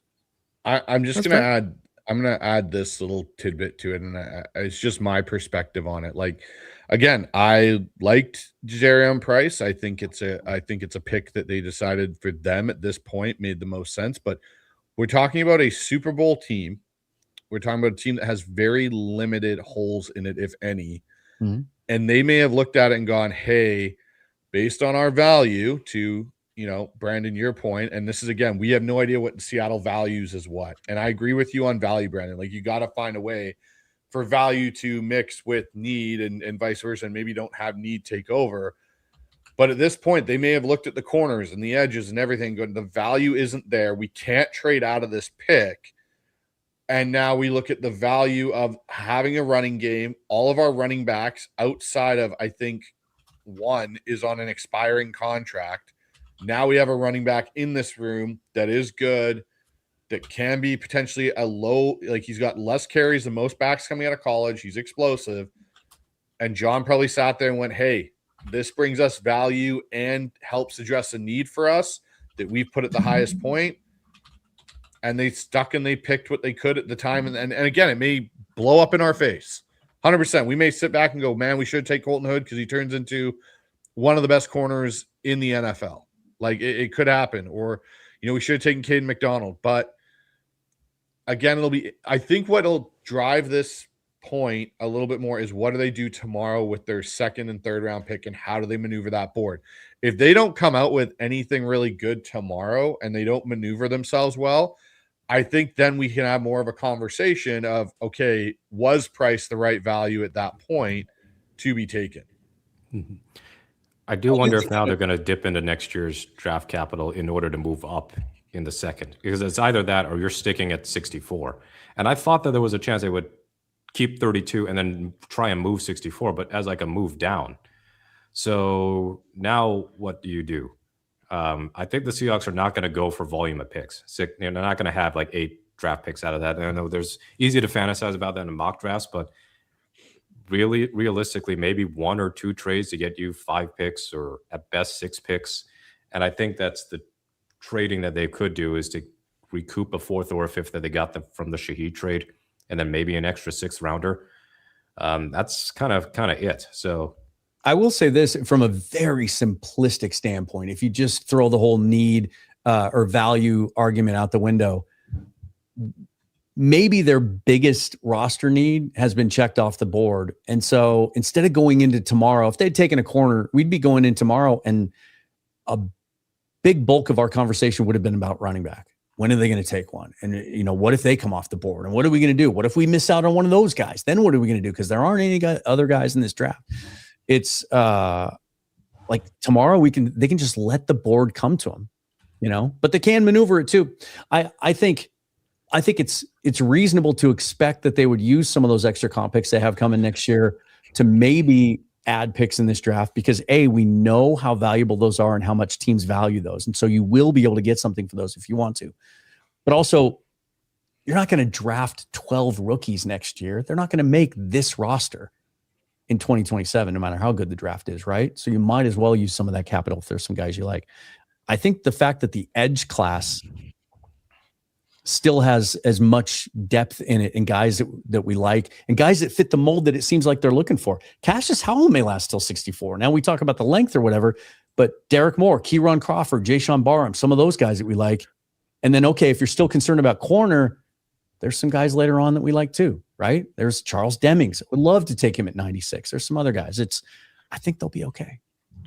All right, guys. With that being said, we got a bunch of super chats we need to get through here, and obviously we'll have another show tomorrow. So let's get through these. So right now we got one from Pappy for $2. Goes, doesn't matter who we take, we got Bobo. Fair point. Fair point. Mm-hmm. Jeffrey back in here, another $2 donation. Simpson getting slammed on Instapick by Rams fans. Oh, now let's again think of this, gentlemen. We are not sitting as an LA Ram fan right now going, what the absolute fuck did we just do? If you're mad about the running back pick, just think about that. You could just think about that. It could be worse. Or you could have taken one at 3 when you have a putrid defense and you're nowhere near being good enough to support a good running back. This is fair. I got one here from Banker for a $2 donation. Don't mind me. I'm just on Sage Watch. I think that's why the 49ers traded all the way out of the first. They just didn't want to be criticized overnight. Yeah. And they didn't take the smart road. Like, we're just going to go hide in the corner. Hey, Peter Go Hawks in here with a $2 donation. Let's fucking go. Prize picks for JP. Nice. And money Peter. for me. Let's go. Nice job. Well done, Peter. Way to go. What else do we got in our chat here? We got another one here from Michael for $5. Goes, does Price have the talent to be a Marshawn Lynch running back 1 type back? Way different players. Yeah. Way different. Probably more touch. You're splitting the carries probably to the future. He's 200 pounds. I don't know if you're giving that guy 20 carries on average over and over the course of weeks. No. Who do you think now, who currently in the running back room, whose job just got the shakiest? Kenny McIntosh. Yeah, McIntosh. I think he was going to be an uphill battle to make the roster anyway. This now leads into how Dan, I told you how I felt at the pre-draft conference about when Mike answered that question. And it was kind of like he's not here yet. Maybe he is. Like, we don't know how he's going to return. Like, it wasn't the same way that Mike and John generally talk when they're excited about a player. I think he's very, very much battling it up, because I honestly think he's really battling with Jacardier Wright for that practice squad spot, because they seem to like Jacardier Wright a lot after what he did last year in the preseason. Yeah. He's going to be 27 though as a second-year player. That's true. Dalton in here with a $10 donation. Thank you, Dalton. Let's go. I like the pick, boys, here from Dan's channel. Love all you guys. Thanks, brother. Kind of surprised we didn't go Zion Young. I don't think Zion Young's someone they're going to go after. No, I think he might be one of those big edges. I think he's a very good run defender, but I question what he can do as far as pure pass rushing in the NFL. I also look at Brady's report. More overly reliant on trying to win with power and bull rush. Brady's report was kind of interesting too, where he said, I don't think they have Zion Young on their board. And there might still be character concerns there that they want to they don't want to test that out. Yep. They brought him in for a visit, but again, sometimes the visits are like a character concern check. Level Skip here with a $2 donation goes dog shit pick, honestly. And that's something we're going to see tonight is just some frustration from the fan base. Don't be frustrated. The Seahawks just won the Super Bowl. You could Exactly. you could have lost the NFC Championship game and then taken Ty Simpson. This is very true. This is very that's the best part, Mookie. The way you just phrased that, you could have lost the NFC Championship game, and instead of adding to your roster to win it, you took Ty Simpson. Jeffrey back in here with a $5 donation. What if we the cornerback, or what if the cornerback with the bum knee in the second, we call this draft an A draft? I think if we take the cornerback is what he forgot to add in there. I probably wouldn't quite get there, but that'd be cool to get a corner in the next round. Yeah. We got one here from Unorthodox for $20. Thank you, Unorthodox. Cool.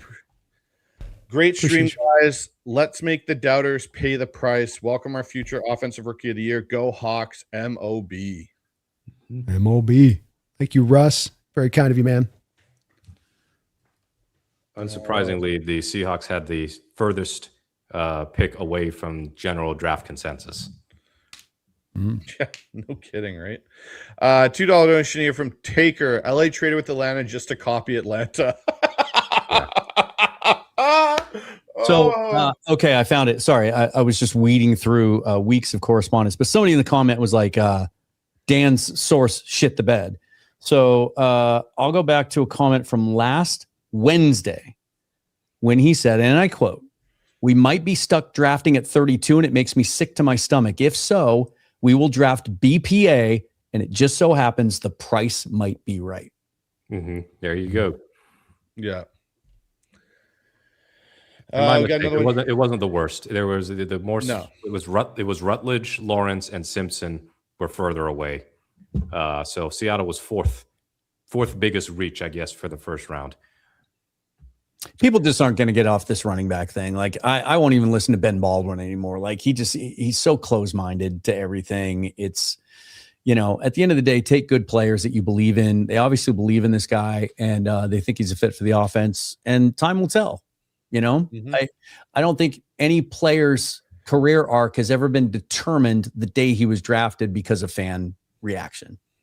No, Seahawks I agree with you. Mike McDonald doesn't care. John Schneider doesn't care. We've seen them take guys before, and we've seen the War Room video, and they don't look all that happy. LJ Collier. Right? LJ Collier. That. We even wanted Tillery, I think, and that wouldn't have been much better. But the year that they really needed defensive linemen, it didn't work out, and then they ended up taking Cam Young and Mike Morris on day 3. Right? What was that? 22. No, 23, right? I was like, yeah, because Olu's in the last year of his deal. They didn't even look that thrilled, and it was almost like they were trying to rationalize and like talk themselves into it. Yeah. They were ecstatic on that video. That's the guy they wanted, at least the way their board fell. And we'll never know. They'll never tell us, like, well, here's who we really wanted. I do think if Chris Johnson had not been picked, I think he would have been higher on their board. I think he would have been the pick. Yeah, potentially, or Kevin or Keldrick Falk. Keldrick Falk. I believe those guys were above price on their board. It just didn't fall that way, and there's a reason that teams moved up. Everybody knows each other in this league, and the communication's more rampant than ever. Right? The combine communication's a real thing. There's a reason all those teams started moving up ahead of us, and then they took corners and edges. Well, we got a couple more of these guys to get through. We got another 12 here on the chat so far. So we got Kirk here with a $5 donation. Great stream, guys. Not happy with the pick. Thank you for the donation. All will be forgotten. Thank you, man. Appreciate all the support tonight, you guys. Yeah, really do appreciate it. Tezen here with a $7 donation goes, not a fan of this pick. It's like when they picked Arroyo. LOL.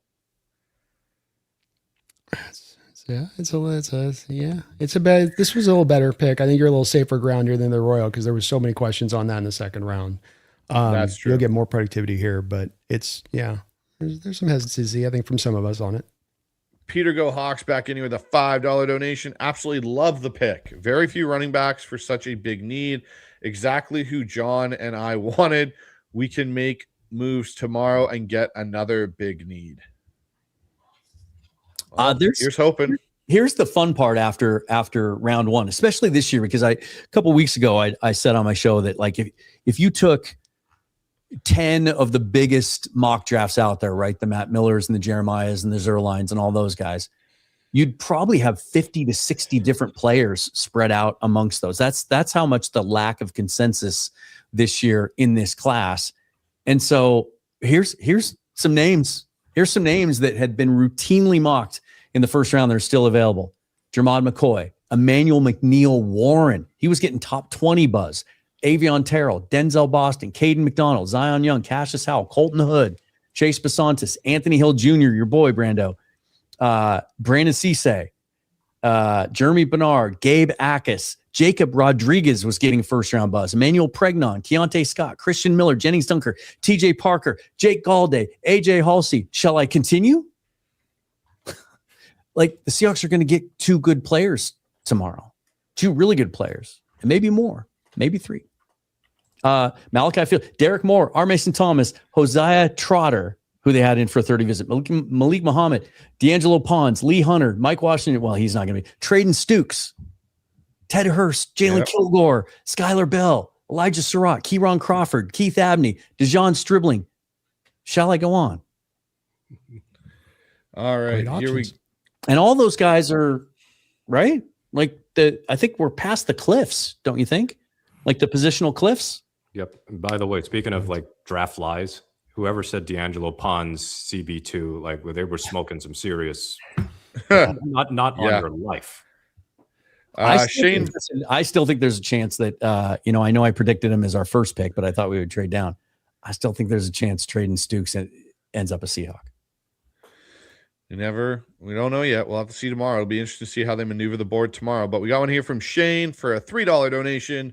We know the depth at edge and cornerback is deeper than running back. Yeah.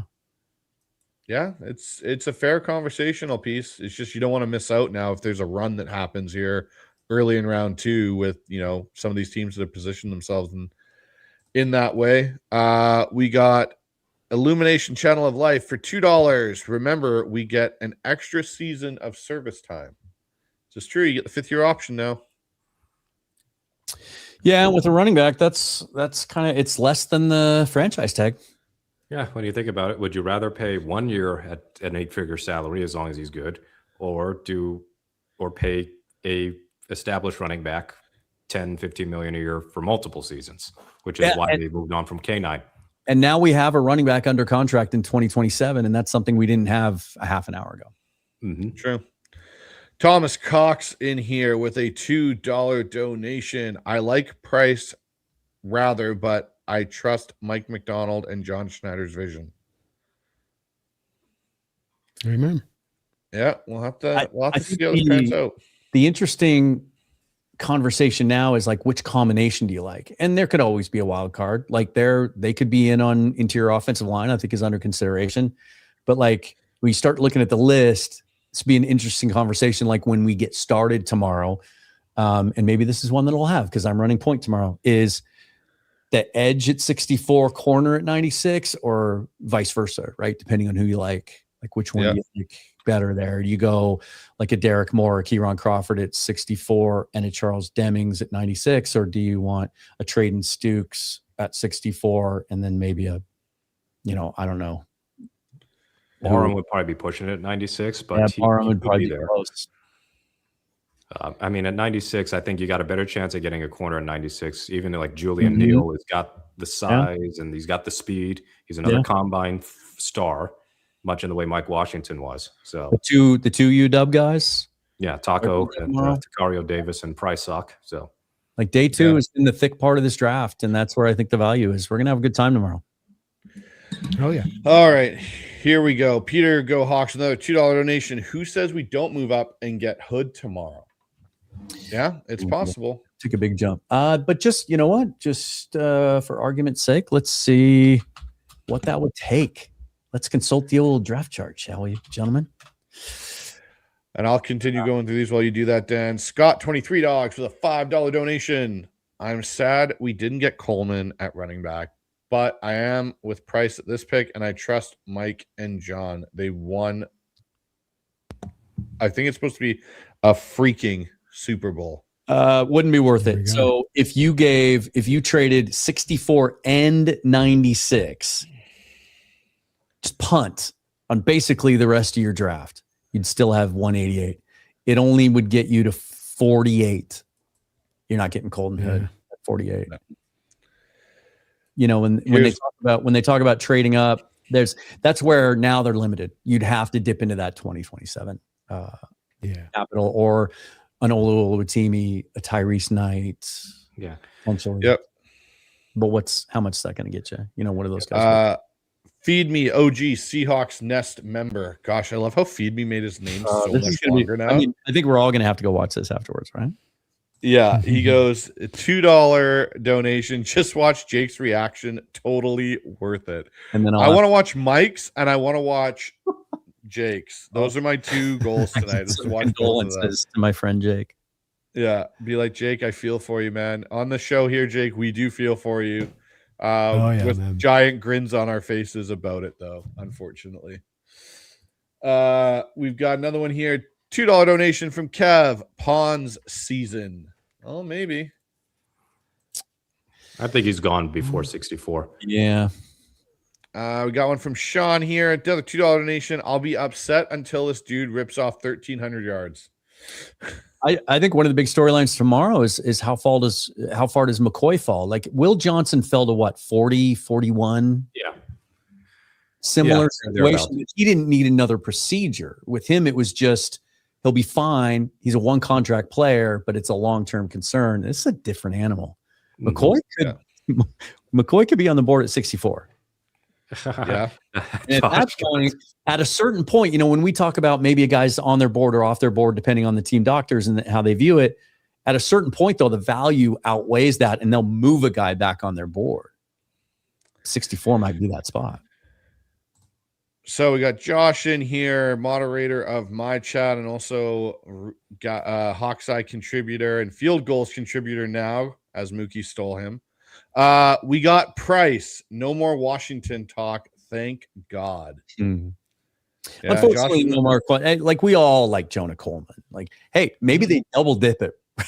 I think he meant Mike Washington. Okay, we don't need to gaslight the chat, Dan. You're going to gaslight the chat right now. The Coug is already immediately thinking. Can you think of a better 1-2 combo than Jonah Coleman and Jadarian Price, right? Like, what are the concerns about Price? Limited exposure in the passing game. Don't know about his pass protection. That Jonah Coleman's elite coming out of college. He's way ahead of where running backs are, right? Like, I'm just saying.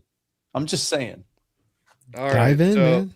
Why not? Randall McDaniel here with a $5 donation. I don't hate the pick. Would rather have taken McDonald or Parker, but how would we feel had Rams kept 29 and added him? Super Bowl champs just got better.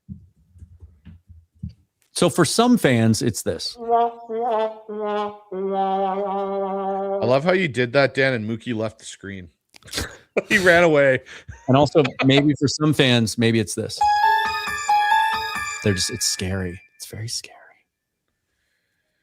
We got one here from Randall for a $2 donation. Price a better pick than Penny was. Ooh. I don't know. We'll see. Brandon shaking his head.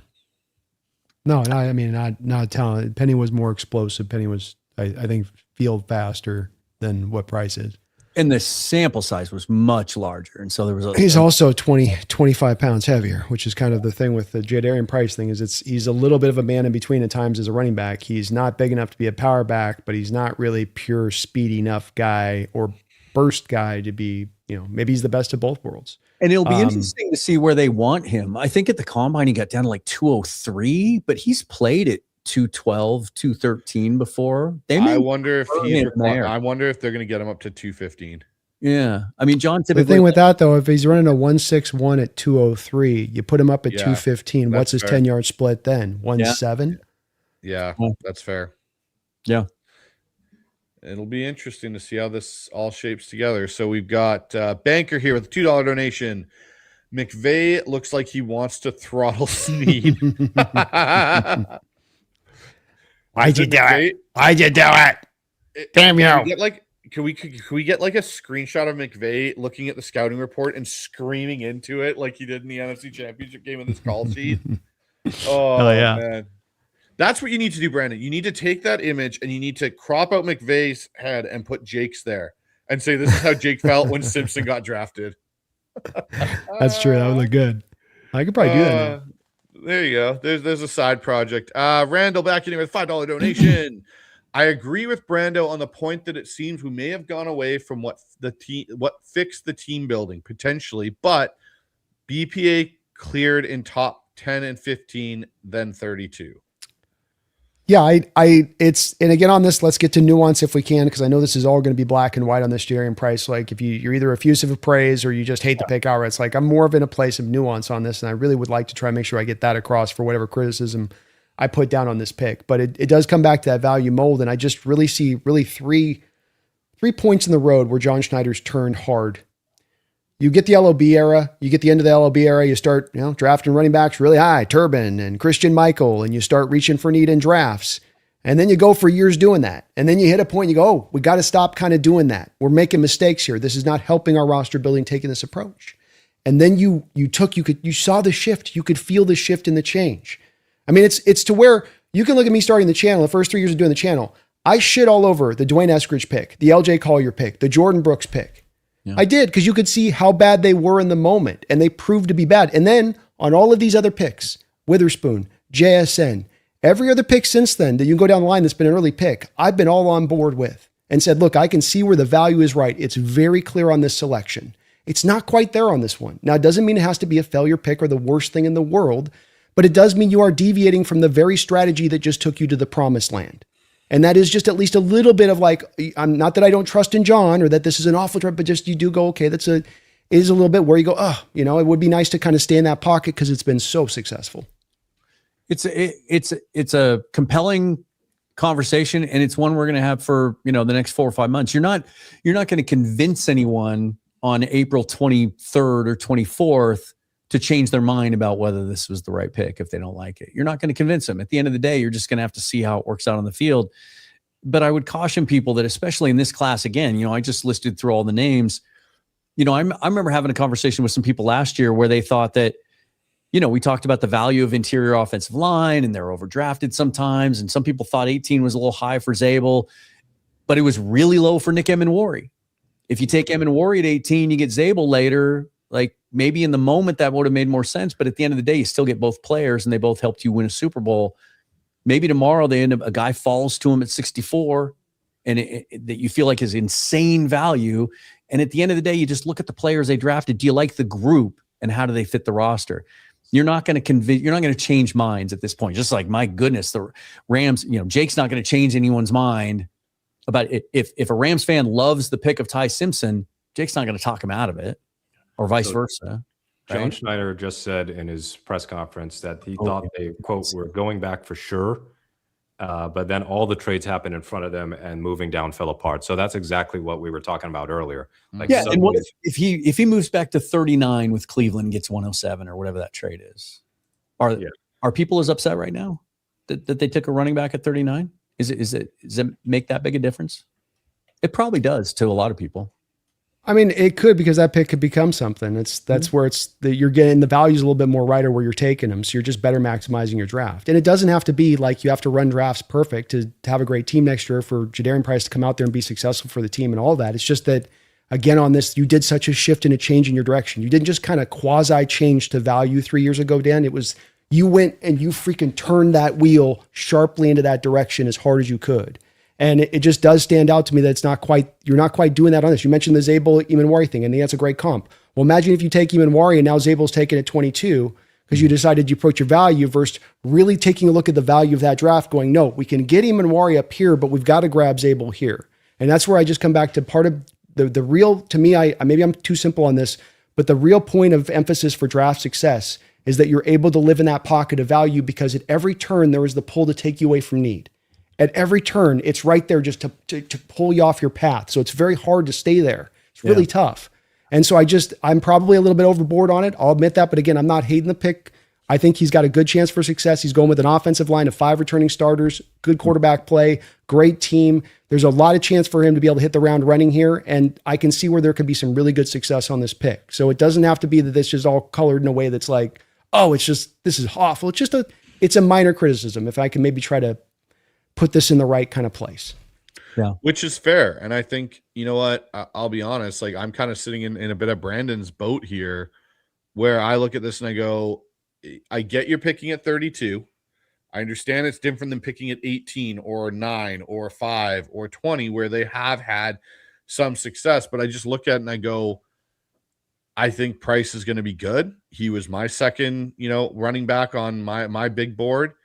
But do you lose out potentially? Is the loss out on the corners and some of the edges, or even the guards potentially in this earlier part of round 2 that you may not get a chance to be a part of, bigger and more of a issue than, taking a Jonah Coleman in the 3rd round potentially, or a Mike Washington or an Emmett Johnson? Is it that big of a discrepancy between Price and those guys, where there's a big cliff at guard a little bit, and there's a bit of a cliff more significantly potentially at some of these other spots? It's where I kind of lean a little bit into, again, I like Jadarian Price. I think he's going to be a fit. Yeah. But that's kind of where my brain goes a little bit. Like, was there more value elsewhere at this point in the draft? I'm bummed. Well, and I think the value thing, I don't think John gives a shit about value. I think one of the shifts that they made, that he talks really openly about from 2022 on, is they really tightened up their standards about the type player they're looking for, the type person they're looking for, and they shrank their board. They have as small a board as anyone in the league. There's players that we were talking about them taking that they might not have even considered. But also, I'm bummed that we didn't move down, because I wanted more picks, because it would open the door to some other positions that I thought would be valuable to add to the roster that maybe now they don't have an opportunity at. I think right now, as much as we've talked about edges and how they're falling down, I think there's a really good chance. We talked about this on the syndicate last week or the week before. I think there's a chance they don't take an edge player, especially if they're not able to add a lot more picks. And they're going to address something in the secondary. They keep talking about how they need to find more answers against the Rams. And I think that might be a safety. I think their next pick could be a secondary player. And then maybe they go interior offensive line at 96, right? And we might not be talking about an edge player, and then they go out and they sign Fowler and maybe one of these other vets. So that's where I'm bummed, is I did want a 5th or a 6th pick, just because it would open the door to some of these other possibilities. Yeah. Well, let's get into more super chats here, guys. We got a $14 or $15 donation here from Billy. Knocked off work in Australia right on time. Always love a running back who wears number 24. My thoughts echo Dan exactly. How can you not trust JS and Mike at this point? Very excited for the next 2 days. Thanks, gents. Appreciate it, Billy. Let's just hope that Jadarian Price doesn't go out and break his ankle in training camp, because please tell me you knocked on something, Dan, before you said that. Come on. You saw the Chris Carson thing. It's just that, fans have PTSD about injuries at the running back position, right? I'm rubbing my lucky hat. I've seen a lot of comments about Rashad Penny and how he should have known. But the thing was, and John's talked about this a lot, one of the reasons they took Penny is he had like the highest durability score of anyone on their board. Like, he just did not get hurt in college. You just can't predict those kinds of things. Daniel here with a $5 donation and nothing with it. Thank you for the donation. Hey, thank you, Daniel. I got a bone to pick with someone that, like, trying to make Price as a backup to Love as some sort of pejorative. Let's say that he decided to stay at Notre Dame one more year because he did redshirt his first season. He would have had a year's worth of starts anyway. Like, he was basically a starting caliber back who was playing behind the best running back in the country. Now, will he be RB1 in Seattle right away? Not necessarily, but we're about to find out pretty soon whether he can handle like a full NFL workload. But that's also why you signed Emmanuel Wilson too. You got a veteran back there who, well, not a veteran back, but somebody who's had a couple of starts under his belt. You can still do back by committee even with Price on the roster. Mm-hmm. Feed Me comes back in here with a $2 donation. I watched Mike and he was jumping out of his seat. I'm assuming this Mike is got testy at the owners' meeting when he was asked about the running back position the last time. He got testy about it. The whole trust the process thing. I think he was tired about it. I think he's referring to Mike from Arizona. Jumped out. He might have liked the pick. I don't know. Maybe he's talked to him. Here's a little tweet from Chris Sims. Jadarian Price is a first-round running back. He'll be one of the best big play guys in the league. Love the balls by the Seahawks to make that pick. I mean, at least John's consistent. He says he does not care what anyone thinks about their evaluation process. Very true. We got Devin in here with a $5 donation. Aside from money, Jadarian Price might be overall happiest draft pick in first round. Yeah. Rob Staten says a top talent evaluator in the NFL told me a few weeks ago that Jadarian Price was a, quote, heck of a player, quote, who should go early round 2 at the latest, adding he wouldn't be surprised if he had a better career than Jeremiah Love. Don't shoot the messenger, Rob says. Interesting. And then this is from Major Hawks Coverage, who's a fun follow. He does a lot of draft work. This is his. We swear on the show, right? Yeah, we do. Oh yeah, you're good. Oh yeah. I've dropped a few tonight. This is all in caps. Fuck. I hate this. You may as well have signed K9 back. Fuck. I hate this. Fuck you, Jadarian Price. Fuck you, John Schneider. Fuck this team. I feel like I'm going to be honest. I'm going to be brutally honest. Hearing that is what, when I looked at Brandon's expression when that pick happened, that was what was on Brandon's in his brain at that moment, and it just kind of seeped through his face a little bit. And I was like, I feel like Brandon's sitting there going, fuck's sake, fuck, they really did it. Fuck. I mean, and you know, I always like to hand out kudos. Like you got to hand it to guys like Daniel Jeremiah comes on Seattle Sports 710 every week during draft season, and he's been saying for a month, he's like, it's the best fit. I'm hearing buzz. He fits everything they're looking for. Like you got to give props to guys like that. We got William here with a $2 donation. Who do we get in the second and third? I'm going to go. Here's my two names. I'm going to go Crawford, the D end out of Auburn. Ooh. And I'm going to go Kilgore. Damn. I'm going to go Stooks in the second. And, oh my God. Do you guys ever get stuck on a guy's name and you like keep giving him the wrong last name? What school? Hold on. I want to make sure I get this right because I screwed it up earlier. I'm going to go Traden Stooks at 64 and Bo Stevens at 96. Could Jennings Dunker make it to 64, you guys?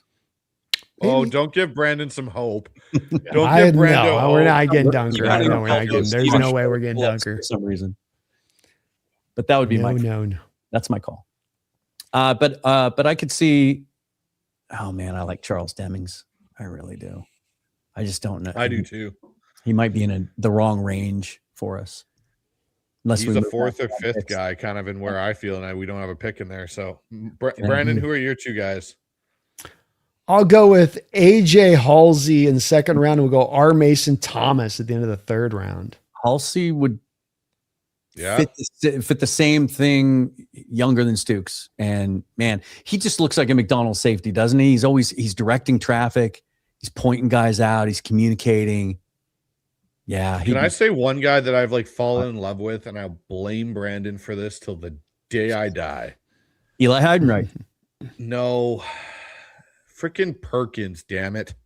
Yeah. Harold Perkins. Brandon got me, and I like dove into his tape hard, and I was just like, damn it, if that guy doesn't just scream versatile Seahawks player where you can do some cool things with him, where you could have packages where he's coming off one edge with Eamon Worry on the other side, and it's like, let's see who gets the QB first. Like, he's just such an interesting player, and I'd just love for Seattle to find a way to get him.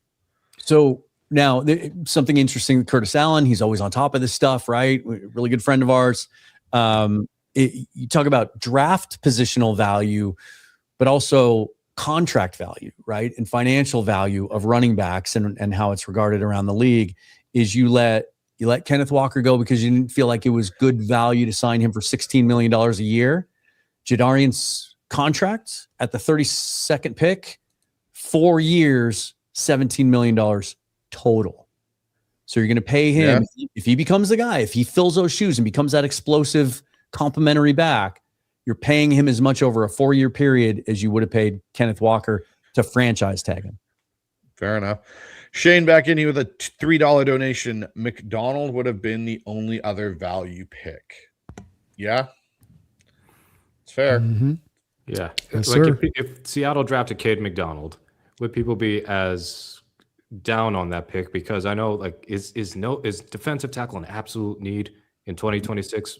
Not really. But when you think big picture, taking a guy like McDonald, maybe also allows Murphy to do a little bit more 3. But still, I think McDonald is going to go elsewhere, and that Seattle will maybe look at just getting a watch him end up in DT San later on. Francisco. Yeah, They took CJ West last year. They traded for Adigi Zua. They got but who'd you rather have, Cade McDonald or CJ West? And they drafted Albert Collins last year too. That's tough. I could see them maybe doing it and moving off somebody else, but yeah. We got one in here from Fro77 for $5. Thank you, Fro. McVay will put in for a rule change to the NFL to stop picks that he doesn't like. He's got to figure out the Rubik's Cube first. Remember, when he tried to explain a ball bouncing off a guy's helmet that was thrown backwards and it went forward and landed in the end zone and was recovered, trying to explain how that shouldn't be allowed was like trying to figure out a Rubik's Cube. What do we got here? We got Feed Me back in here with another $5 donation. Goes, what's making the Rams pick even funnier is that during the press conference, Les Snead was so excited about the pick, and you just see McVay there sulking. Oh God. No, it is. Awesome. It is funny. I will say this. Look, there is risk here because of sample size, right? I mean, we've been slamming the Ty Simpson pick because he only started 15 games as a quarterback in college football. Jadarian Price just became the first running back in NFL draft history to be drafted in the first round or second round and never have reached 125 touches in a single college football season. There's risk. Here's one from Blue Carter again for $7. Goes, remember, you're replacing a Super Bowl MVP at running back 1 versus a corner 3, edge 4 at those positions. Price is a great pick to keep window open. And I think, Dan, it's an interesting argument to what you just brought up, though, of the limited sample size with Jadarian Price. Now, I will say this. This is the one thing I think that's really interesting is there was all that talk for a period of time of the amount of work, wear and tear that was put on Bama running backs, right? When Trent Richardson came out, when Mark Ingram was coming out, when Derrick Henry, like these guys were getting 300-400 carries before they were entering the NFL. How long were they going to be durable? It also works the other way too. If guys don't have a lot of carries, how does their body hold up to that as well? Even in a timeshare, even in a committee, it's a longer season to begin with now for Jadarian Price, right? It's there's a lot of factors that go into it. So it'll be interesting to see how that all shapes up. And they didn't have him in for the 30 visit, so they couldn't give him the body scan. Yep. So we got a 56-month membership here from Mr. Kane. Goes, John must. Thank you, Mr. Kane. Goes, John must see Price as a better option than the other positions at 32, or thinks there's enough value in the later rounds for those other spots. Thoughts? Or they have a need a running back, and they decided that they need to go get that taken care of because they can't get it later, so they grabbed it now. My first thought was, can't wait for John Boyle's behind the scenes piece to come out, right? The War Room Confidential in a week or so. Usually some good nuggets in there. Yeah, no, exactly. Last super chats of the night. Feed Me with a $2 donation. Mike from Arizona was so excited about the pick. Well, that answers our question on that one. And thank you, Feed Me. And thank you to everybody else that donated. Really appreciate all the generosity from all of you throughout all of our channels and putting stuff in there for super chats. It was greatly appreciated. There's still about 1,400 watching the show, so we'll be back at it tomorrow at 3:30, I believe, is the start time, Dan, if I'm not mistaken. Well, 6:30 here on the East Coast. Oh yes, you and your East Coastness. Me and Brandon will be enjoying our afternoons at 3:30. Yes, and sir. Mookie. Indeed. Yeah, I got to wait all damn day for it. All right, guys. Well, No, hold on. Well, yeah, for you, yeah, 7:00 Eastern time, so we'll be 6:30. Yeah, 6:30. Might be closer to 6:45. Gotta drive my lady to work, so that'll give us 15 minutes to get into it. We'll be fine. All right. Well, that wraps up night one's coverage of the draft here by the Seahawks Syndicate. We'll be back tomorrow over on Seahawks Forever. Dan will be hosting tomorrow's show, so it'll be much better graphically than I can do, and Dan's always the better option in those regards. So if you haven't already, head on over to Seahawks Forever. Head on over to the Hawks Nest. If you don't have it bookmarked already, then you're not doing it right as a Seahawks fan. Get over there and bookmark Field Goals with Mookie Alexander and all the great writers are doing work over there. Sub up to all our channels. It doesn't cost you guys anything. It just helps all of us get this stuff out into the algorithm and helps our channels grow and grow our communities, which, you know what, the one thing I'll say, gentlemen, is it's great when we do these shows because there's a lot of crossover, and then there's other people that get involved that maybe aren't on the other channels, but we generally have such a great community of Seahawks fans that watch our content. Yeah. This was fun, you guys. This is maybe the most fun first round I've ever sat through, and I've sat through a lot of them. And tomorrow will be even more fun because there's a lot of good players left on the board, and we have at least 2 picks. Maybe we finagle another one in there somewhere. So hope you all come back tomorrow and bring a friend. Please do.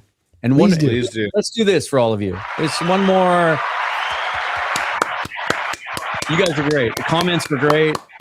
Great opinions, great debate. Not everybody agrees. That makes it fun. Good times. All right.